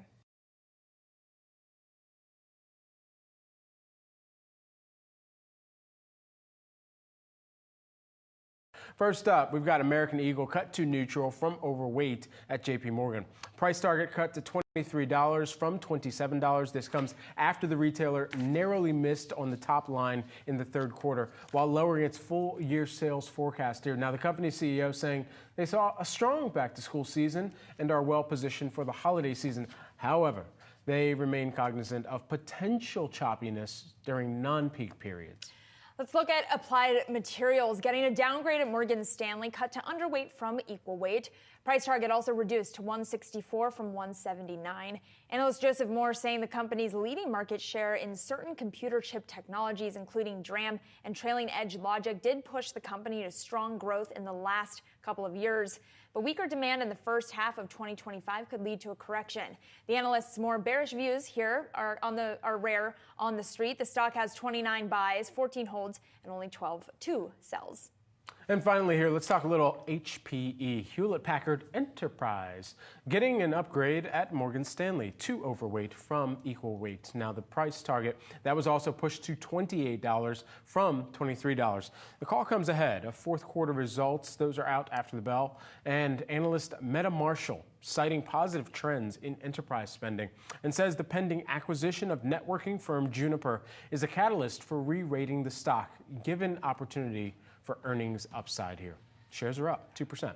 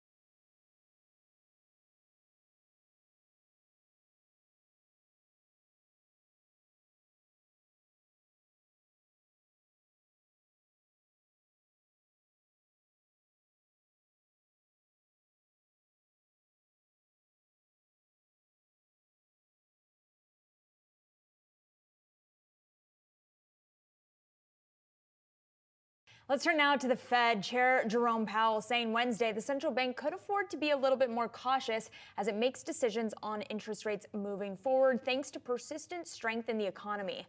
With us now to discuss, Gina Smilek, reporter at the New York Times covering the Federal Reserve. Gina, great to speak with you. Given those comments from Powell about the ability to be cautious moving forward, what does that tell you about what rate cutting is going to look like, not just in December, but heading into the new year? I think the question is really about the new year. I think it's about what happens in 2025. As we saw in their most recent economic projections, Fed officials as of September had expected to make about 4 rate cuts next year, a full percentage point of rate cuts. And I think there are real questions about whether that's going to be likely, because back in September, what we know is that the Fed thought that unemployment was rising. They thought that the labor market was slowing pretty notably, and they thought that growth was cooling down quite a bit. And all of those trends have really started to reverse themselves. And so I think that is what Chair Powell was referring to yesterday. And I think that it really creates this question mark over just how much the Fed is going to be able to cut next year and just how quickly they're going to do it. And so with that in mind, the expectations have sounded like we could be looking at maybe a cut once a quarter. But what is the data that potentially could throw that off? Is it something like if President-elect Trump gets in office and really prioritizes tariffs and that spikes inflation once again? Yeah, so I think that there are sort of 2 buckets of issues here that are worth focusing on. The first is just what is the economy going to look like? Independent of any policy coming out of the White House, we've already got an economy that is expanding much more quickly than economists expected. We have inflation that looks a little bit stickier, and we have a job market that looks like it has more resilience, if not momentum. And so I think that combination suggests to the Fed that, maybe its rates aren't weighing on growth and on the economy as much as they had previously expected. And I could see a world where that translates into slower rate cuts next year. Then there's the second bucket, which is whatever comes out of the Trump White House. And the Fed is saying at this point that it's just too early to tell. We don't know what tariffs are going to look like. We don't know how trading partners are going to respond. We don't know how corporations are going to respond. And so it's just very difficult for them to sort of factor that into policymaking. But if we do see wide-scale tariffs that economists expect to lift inflation or lift prices in a one-time way, that's clearly going to be something that the Fed has to take on board as it's thinking about what to do next with policy. Yeah, absolutely. That catching the attention of S&P Global Market Intelligence as well, listing trade troubles as one of their own headwinds that they're going to be watching for next year as well in the global landscape and defining 2025. Gina, thanks so much for taking the time here with us this morning. Appreciate it.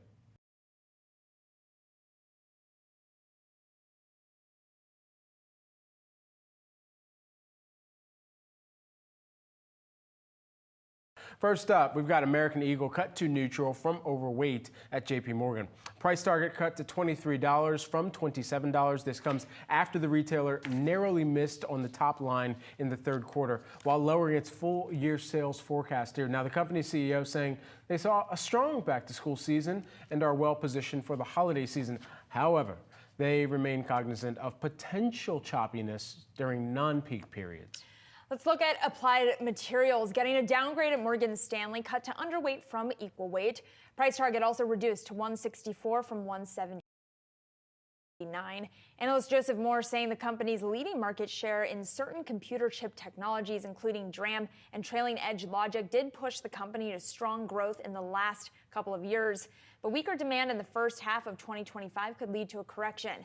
The analysts' more bearish views here are rare on the street. The stock has 29 buys, 14 holds, and only 12 sells. And finally here, let's talk a little HPE, Hewlett-Packard Enterprise, getting an upgrade at Morgan Stanley to overweight from equal weight. Now, the price target, that was also pushed to $28 from $23. The call comes ahead of fourth quarter results. Those are out after the bell. And analyst Meta Marshall citing positive trends in enterprise spending and says the pending acquisition of networking firm Juniper is a catalyst for re-rating the stock, given opportunity for earnings upside here. Shares are up 2%.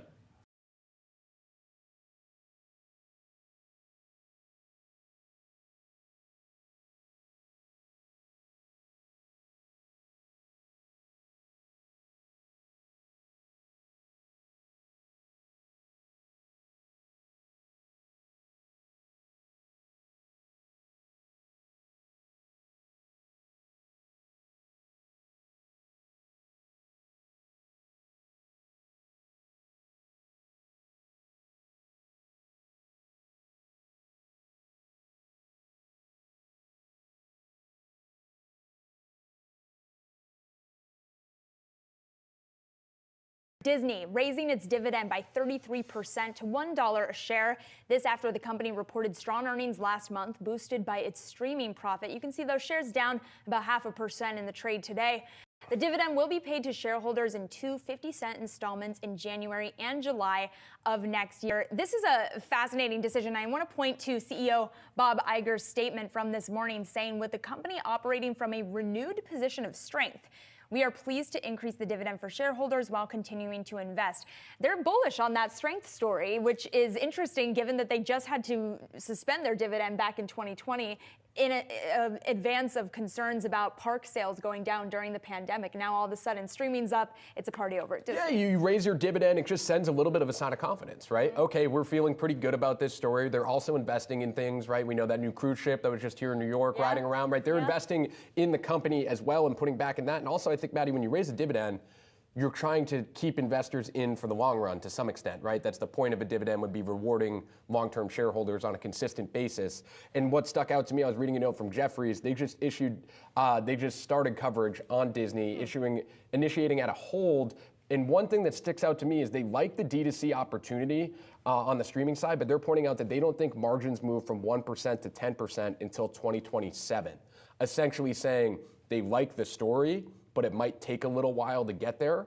And when you think about a dividend, it's something that you want investors to stay with you for the ride. So maybe the rest of this Disney ride back up, we're looking at that chart, it's certainly come way back up, but maybe the rest of that ride is going to take a little bit longer. And maybe that's why when you take a look at analyst recommendations, we got about 70% of the street with a buy rating, 30% with a hold, and just one lonely sell here. So perhaps that group of cohorts in the hold space, just waiting to see a little bit more of a long-term growth story and hear more from Disney on that moving forward.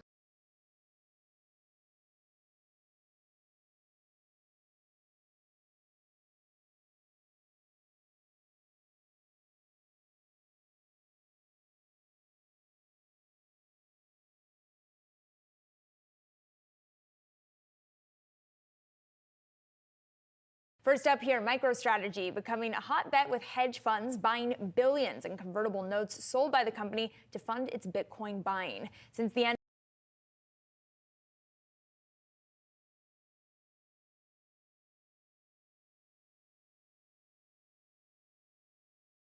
Meta planning to build a $10 billion AI data center in Louisiana. The facility is expected to be 4 million square feet, making it the company's largest data center ever. Construction is expected to begin this month and continue through 2030. Maddie, I think what stands out to me here is construction's beginning this month, right? We're in the last month of 2024, continuing through 2030. We're having these conversations, and I know you've been having these conversations as well with companies like Amazon about how long this AI build-out will take, and that perhaps the end of the AI build-out really just isn't in sight. And I think this is a reminder of that to us. They're building out this massive data center and saying 6 years down the line, it's going to be done. That's a good idea. It gives you a good idea of how long we're going to be talking about just these build-outs, and that it really does feel like, as our friend Dan Ives always says, early innings, right? If it's 2024 and this thing isn't going to be done to 2030, that's pretty early innings as far as the overall development. It is, and it's interesting given that it's not just about the data centers themselves, it's also about the energy needed to power those data centers. We know that this week Meta announced that it's going to issue a formal request for proposals from developers who could give it the energy required. Specifically, they're looking into nuclear for these data centers because they require a heck of a lot of energy. They're looking to add 1 to 4 gigawatts of power for these data centers, and Torsten Slok has done a great job pointing this out. The need for power moving forward off the back of the AI boom is going to be a really critical part of the energy infrastructure that needs to be invested in, not just the physical data centers, but also how are we powering them. Right, and when you see a company spending this much and building these data centers, it adds up to why a lot of people are talking about, as you're getting at, Maddie, perhaps the utility sector in 2025, or what companies are going to be powering this massive data center that Meta is building. Yeah. How do they get that power? That seems to be kind of the next question in this AI build. Okay, we know Meta and other hyperscalers are spending. Who are they going to pay to help them power that? Seems to be, to me, the looming AI question at this point that we don't quite know the answer to.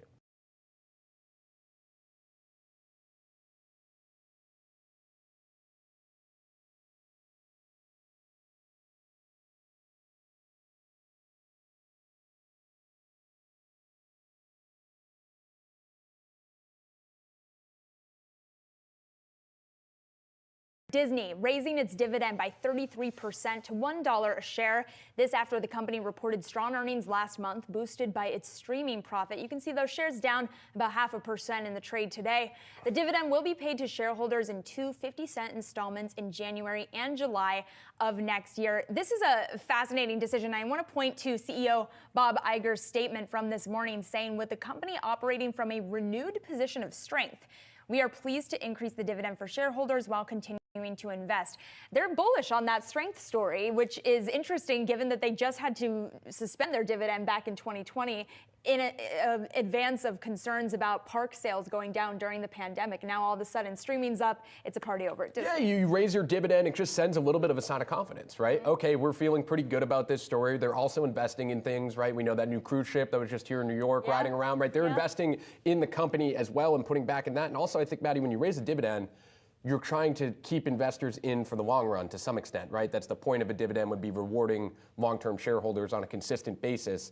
And what stuck out to me, I was reading a note from Jefferies. They just started coverage on Disney, initiating at a hold And one thing that sticks out to me is they like the D2C opportunity on the streaming side, but they're pointing out that they don't think margins move from 1% to 10% until 2027, essentially saying they like the story, but it might take a little while to get there. And when you think about a dividend, it's something that you want investors to stay with you for the ride. So maybe the rest of this Disney ride back up, we're looking at that chart, it's certainly come way back up, but maybe the rest of that ride is going to take a little bit longer. And maybe that's why when you take a look at analyst recommendations, we got about 70% of the street with a buy rating, 30% with a hold, and just one lonely sell here. So perhaps that group of cohorts in the hold space, just waiting to see a little bit more of a long-term growth story and hear more from Disney on that moving forward.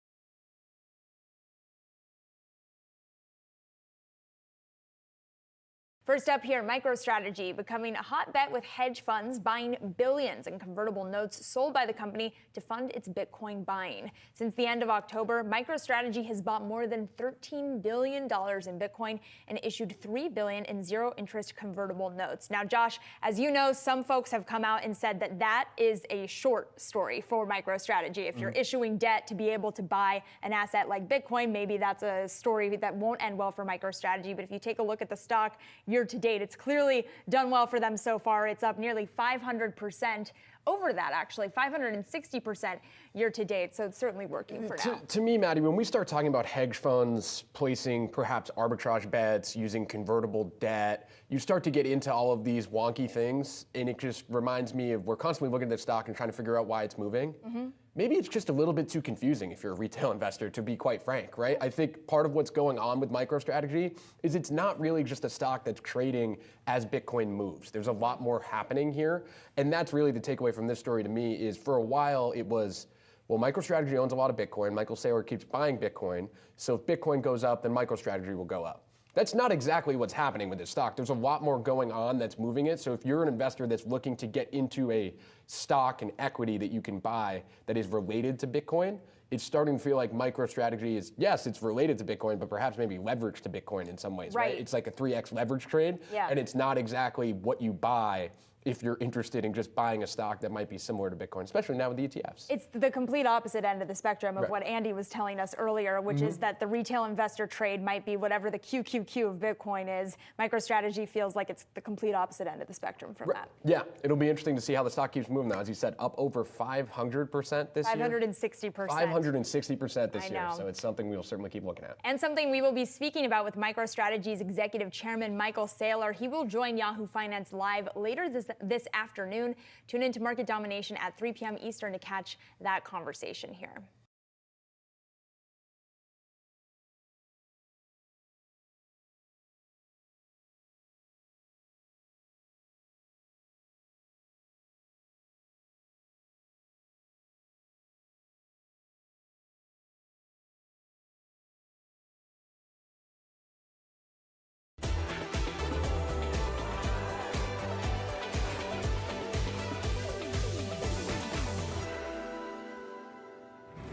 Bitcoin finally crossing that $100,000 mark yesterday during trade. But if you take a look at some of these alternative digital assets, they're actually outperforming Bitcoin over the past 10 days. Here with more, we've got Andy Baer, CoinDesk Indices Head of Product. Andy, great to speak with you. We finally got over 100K here, but let's talk about the assets outside of Bitcoin. Where should investors be keeping an eye for other opportunities? That's right. 9:33 last night, by our reckoning, we had that champagne moment where we crossed 100,000 and got to the CoinDesk Bitcoin price index got to 103 and change about half an hour later. Bitcoin's regulatory status is pretty much done for the most part, right? Futures contracts, ETFs, spot available in 50 states. I think the mention by Chairman Powell yesterday and the integration of digital assets into the messaging around future Chair Atkins' position kind of helps the adoption momentum. But Bitcoin kind of doesn't need a lot more of that. We were talking earlier that the trades happen overnight. There's plenty of trade momentum there. So Bitcoin's great as a store of value, as a digital gold. I think we're done. The other assets which count more on regulatory pavement that think about things like smart contracts, stable coins, future of finance, Web3, things that'll change our lives in the future. They need the regulatory payment. Since the day before Election Day, the CoinDesk 20 index, which caps Bitcoin and Ether weights but looks at altcoins mostly, has doubled. So that momentum has really been based on the news and on the future of what's happening in the new administration. So, Andy, I'm curious about these other coins. I want to stick on that for a second. I'm looking at our Wi-Fi Interactive right now. You can see Bitcoin is up about 50% over the last month. Right there. Most of the coins, though, outperforming, as you were just pointing out, right? Like I'll pull up Ripple, up over 350%. What do investors need to know about some of these other coins when it comes to maybe a Ripple or Cardano? What coins stick out in that altcoin space? Yeah, it's a great question because for most investors, for what we call the 5%ers, most of people who are really going to allocate 5%, they can't. They can't do it, right? They don't want to pick which and they don't want to pick when. We know what Ripple does, and we know about the lawsuit history with the SEC, and it's win after win after win. But you really have to be in the weeds to track that, and timing is almost impossible, right? So people should understand what a smart contract platform layer 1 is. They should understand what Ethereum does and the things that are built on top of Ethereum. Smart contracts, stable coins, NFTs, meme coins, they have to reside somewhere. Think of Ethereum as a clearing layer of that. Solana, Cardano are competitors to that. Right, so already we've probably lost a bunch of people who have said, great, just give me an index, give me a QQQ of crypto and let me buy that. That's the thing that's really sprung to life when the regulatory payment looked like it was going to get set in place next year. Is the QQQ of Bitcoin the right way to get in for people who are not in yet? In the United States, it's hard because, and we're hoping that it gets easier next year, there are funds in place, there are private funds in place which allow access to this. And the great thing about that CoinDesk 20 index, Bitcoin and Ether are capped very low, so you get a lot of exposure to the altcoins. If you have some Bitcoin already, CoinDesk 20 makes that kind of perfect next allocation into the future of finance. So that's really proven itself. It's outperformed Bitcoin in the past week, in the past month, and in the past year, simply because timing's hard to get right. But when the news starts to get good, there's a lot of built-up energy in future of finance. I want to talk about the SEC chair nomination, Paul Atkins, right? We know that he is expected to at least not be as much of a crypto hawk per se as Gary Gensler, and he's relatively pro-crypto. But what can he actually do that's going to help the cryptocurrency? It's a great question. Go to Hong Kong, go to Dubai, go to Europe. You have dedicated digital asset regulators. We don't have that here. We have, you have two outfielders, the CFTC and the SEC. There's a ball in the air, and they're just deciding who's going to catch it, right? And that hasn't worked, right? So there have been some news reports that cryptocurrency regulation might be housed inside the CFTC, and the SEC would have less to say about it. However that works out, it's fine, but you need dedicated, reliable cryptocurrency regulation so that new projects and existing projects know what they can do and what they can't do. I think we've demonstrated pretty convincingly that trying to decide whether they're commodities or securities is something which is only going to hold back the United States. So the administration has to get together and actually build stuff. The biggest myth in the world is that crypto wants no regulation. We want a lot of regulation, but that's written clearly. So what does a crypto czar position getting added to the outfield do to that dynamic? It's determined regulation over blockchain assets, which can understand their unique nature, which can understand how they grow. They're kind of dual nature as being able to be traded in native form on exchanges like Coinbase or Kraken, but also be wrapped into traditional investment products like futures and ETFs. We need all of that. Getting rid of any of that is kind of a waste of what has been built up over the last 16 years.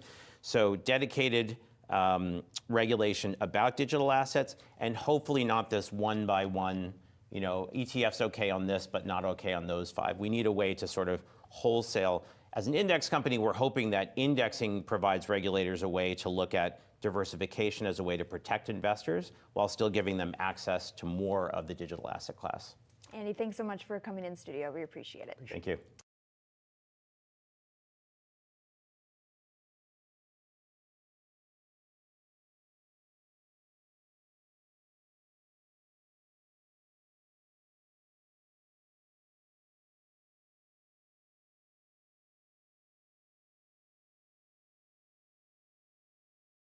First up, we've got American Eagle cut to neutral from overweight at JP Morgan. Price target cut to $23 from $27. This comes after the retailer narrowly missed on the top line in the third quarter, while lowering its full year sales forecast here. Now, the company's CEO saying they saw a strong back-to-school season and are well positioned for the holiday season. However, they remain cognizant of potential choppiness during non-peak periods. Let's look at Applied Materials, getting a downgrade at Morgan Stanley, cut to underweight from equal weight. Price target also reduced to 164 from 179. Analyst Joseph Moore saying the company's leading market share in certain computer chip technologies, including DRAM and trailing edge logic, did push the company to strong growth in the last couple of years. But weaker demand in the first half of 2025 could lead to a correction. The analysts' more bearish views here are rare on the street. The stock has 29 buys, 14 holds, and only 12 sells. And finally here, let's talk a little HPE, Hewlett-Packard Enterprise, getting an upgrade at Morgan Stanley to overweight from equal weight. Now, the price target, that was also pushed to $28 from $23. The call comes ahead of fourth quarter results. Those are out after the bell. And analyst Meta Marshall citing positive trends in enterprise spending and says the pending acquisition of networking firm Juniper is a catalyst for re-rating the stock, given opportunity for earnings upside here. Shares are up 2%.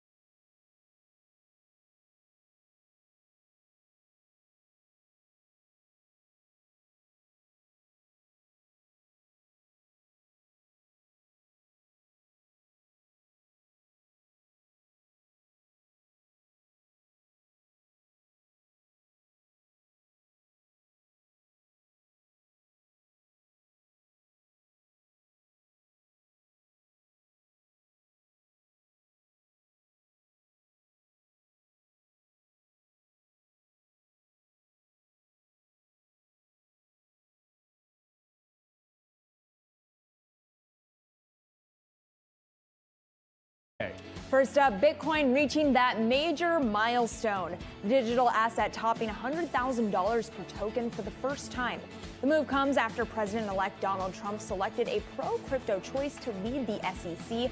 Paul Atkins will replace outgoing SEC Chair Gary Gensler, who cracked down on digital assets after that 2022 market rout exposed fraudulent practices and sparked costly blowups. Plus, U.S. stock futures, little change this morning after equities reached new milestones on Wednesday. The Dow Jones Industrial Average hit 45,000 for the first time, while the S&P 500 closed out its 56th record high, putting it on track for its best year since 2019. Investors now await the November payrolls for the latest clues on the Fed's rate path. And Elon Musk heads to Capitol Hill. The CEO of Tesla and former Republican presidential candidate Vivek Ramaswamy will meet with groups of lawmakers today. It's all in an effort to slash $2 trillion from the federal budget. Last fiscal year, the government spent more than $6.75 trillion, with more than $5 trillion of that coming from Social Security, healthcare, defense, and veterans benefits, all of which are notoriously difficult to convince Congress to cut.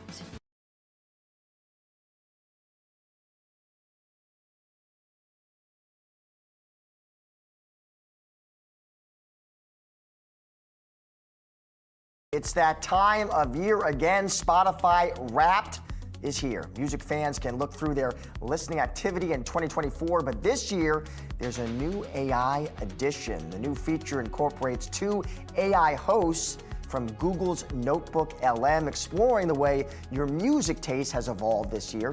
Editorial director at Google Labs, Stephen Johnson, joins us now to discuss, along with Yahoo Finance's very own Akiko Fujita. Stephen, it is great to see you. So Spotify users, they wait all year for this, that annual Wrap feature. Only now, Stephen, Spotify has partnered with you all. We have this Wrapped AI podcast. Walk the viewers through this. What is this all about? Yeah, so about 3 months ago at Notebook LM, which is one of Google's new AI products, it's a kind of virtual research assistant that helps you with the projects you're working on. We rolled out a feature called Audio Overviews, which basically takes the documents you're working on, the story you're writing, the syllabus for your class, and turns it into an AI podcast-style conversation between two virtual hosts. And that has kind of taken the world by storm over the past month or so. People have been really excited about it. It's kind of gone viral on TikTok and on Twitter. And about 2 months ago, Spotify reached out to us and said, hey, we have our fantastic end of the year Wrapped feature. What if we created a special version of Audio Overviews for all of our users, or a good number of our users, where the two hosts are discussing the year in music for that particular person. And so that's what we've built. Stephen, I have to say, I have been a Google LM user since you launched that, but I was curious how this podcast would play out when I found out you were partnering with Spotify, in part because my Spotify playlist is pretty much dominated by my 2-year-old's music. I want to listen. I want the audience to listen to part of that podcast and then ask you something on the other side. Speaking of the perfect soundtrack, let's talk about your top track, the song that you just couldn't get enough of in 2024. Drum roll, please. It's Jamming by Bob Marley and the Wailers. Jammin', what a classic. An absolute banger. You listened to it 102 times. 102, that's a lot of jamming. And it all started back on June 25th. You know what's really cool? That puts you in the top 0.001% of listeners globally for the song. That's amazing. Yeah. I mean, Jamming is such a feel-good song. It's impossible not to move when you hear it. So that pretty much spot on. That is my daughter's favorite song. But I'm wondering how this came together. Like, I have used Google LM in uploading my documents. In the case of Spotify, it's about a music playlist, sort of the background to what these songs are about. What kind of data does this pull from in order to put this podcast out? Yeah. I should say it's Notebook LM, not Google LM. So basically what we received from Spotify in a kind of secure method, we don't have any access to this data that we actually see or store in any way, but is basically the kind of the history of your music for the year, right? The songs that you played, where your fandom kind of ranks for that particular audience or artist or that song. And we took that and basically applied the general approach that we take with Audio Overviews inside of Notebook LM, which is to look at this information and basically find the most interesting pieces in that data. The whole beauty of this approach is that we have a slogan inside of Notebook LM where it's like, make anything interesting. So whatever you give it, we'll figure out a way to turn it into an engaging conversation. And so in this case, the software effectively looks at your listening history. It knows a little bit about the kind of the artists in question and their records and their sensibility, which you could hear in that discussion of Bob Marley. And it turns that into this kind of playful banter discussing what was interesting about your year in music. You sit in a unique position within the Google infrastructure. You're with Google Labs that allows for, I would imagine, a little more experimentation. And I wonder, as you think about sort of the next use case for AI, how you're thinking about it, what you've learned from the huge popularity of something like a Notebook LM on what could be applied next.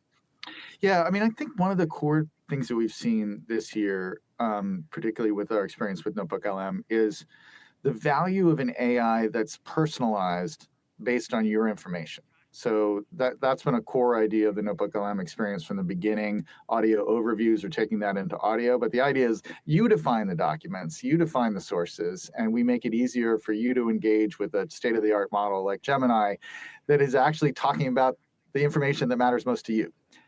Whether you're asking questions in a text chat or whether you're listening to an audio overview, podcast-style conversation. And I think when people get that experience for the first time, when they're like, oh, I loaded up all the documents from the project that I'm working on at work, and suddenly it's like I have this assistant that knows everything I've been working on, that is just an extraordinary a kind of sea change for people in thinking about the utility of AI. So we think, inside of Notebook LM, our biggest problem is there's so many things we want to do to build on that framework. Once you have that framework, it really changes a lot of the possibilities. Stephen, I'm curious, this Wrapped AI podcast we've been talking about, where is it actually available, Stephen? Is it just US? Is it also overseas? Is it free? Do I have to be a premium subscriber? How does it work? The feature is available to, I believe it's premium. The big limitation is that it's mostly in English language countries. So it's in the United States, it's in Canada, it's in Great Britain, it's in Australia, it's actually in Sweden. But there are a bunch of countries around the world, because it's only in English. Audio Overview technology only supports English right now. So it's limited in that sense. Stephen, it was great to have you on the show today. Thanks so much for your time, and thank you, Akiko, as well.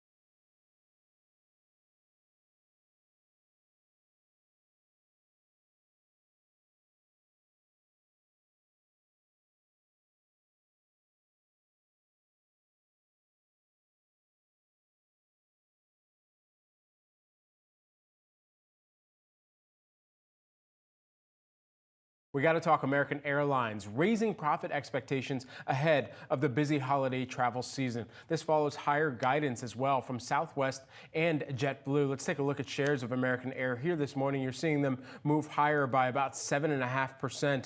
One of the huge things, of course, that you'll remember even within this is they're now putting this in their adjusted earnings per share in the quarter, expecting it to be between 55 and 75 cents. Compare that to a prior range that they had published of 25 to 50 cents. So Wall Street's certainly baking that into the price action here today. Shares up. All right, well, let's move over to Dollar General cutting its annual profit forecast after reporting more than $32 million in hurricane-related expenses for the third quarter. The retail chain also announcing plans to open hundreds of new stores and remodel older ones next year. You can see those shares up just about 0.3%. It is interesting, though, to see that stock move, given that they narrowed their full-year forecast here moving forward on the back of weak customer spending. This has been a long-standing trend for Dollar General. If we can pull up the year-to-date chart, because they have been struggling over the past year. Their peers in this space, the likes of Dollar Tree, also struggling, as we've seen the likes of Walmart being able to take market share as these lower-income consumers have continued to struggle and trade down to other discount retailers. Let's stay in the retail landscape. Why don't we? Finally, Five Below raising its full-year outlook after topping third-quarter estimates, citing solid Black Friday sales to kick off the holiday season. The discount retailer also naming a new CEO after the previous CEO stepped down back in July. Shares higher on the day by about 13%. New CEO has a name. Winnie Park is the new chief executive officer over at Five Below here. And you'll recognize the name as the chief executive officer of Forever 21 since January of 2022. I know. Throwback.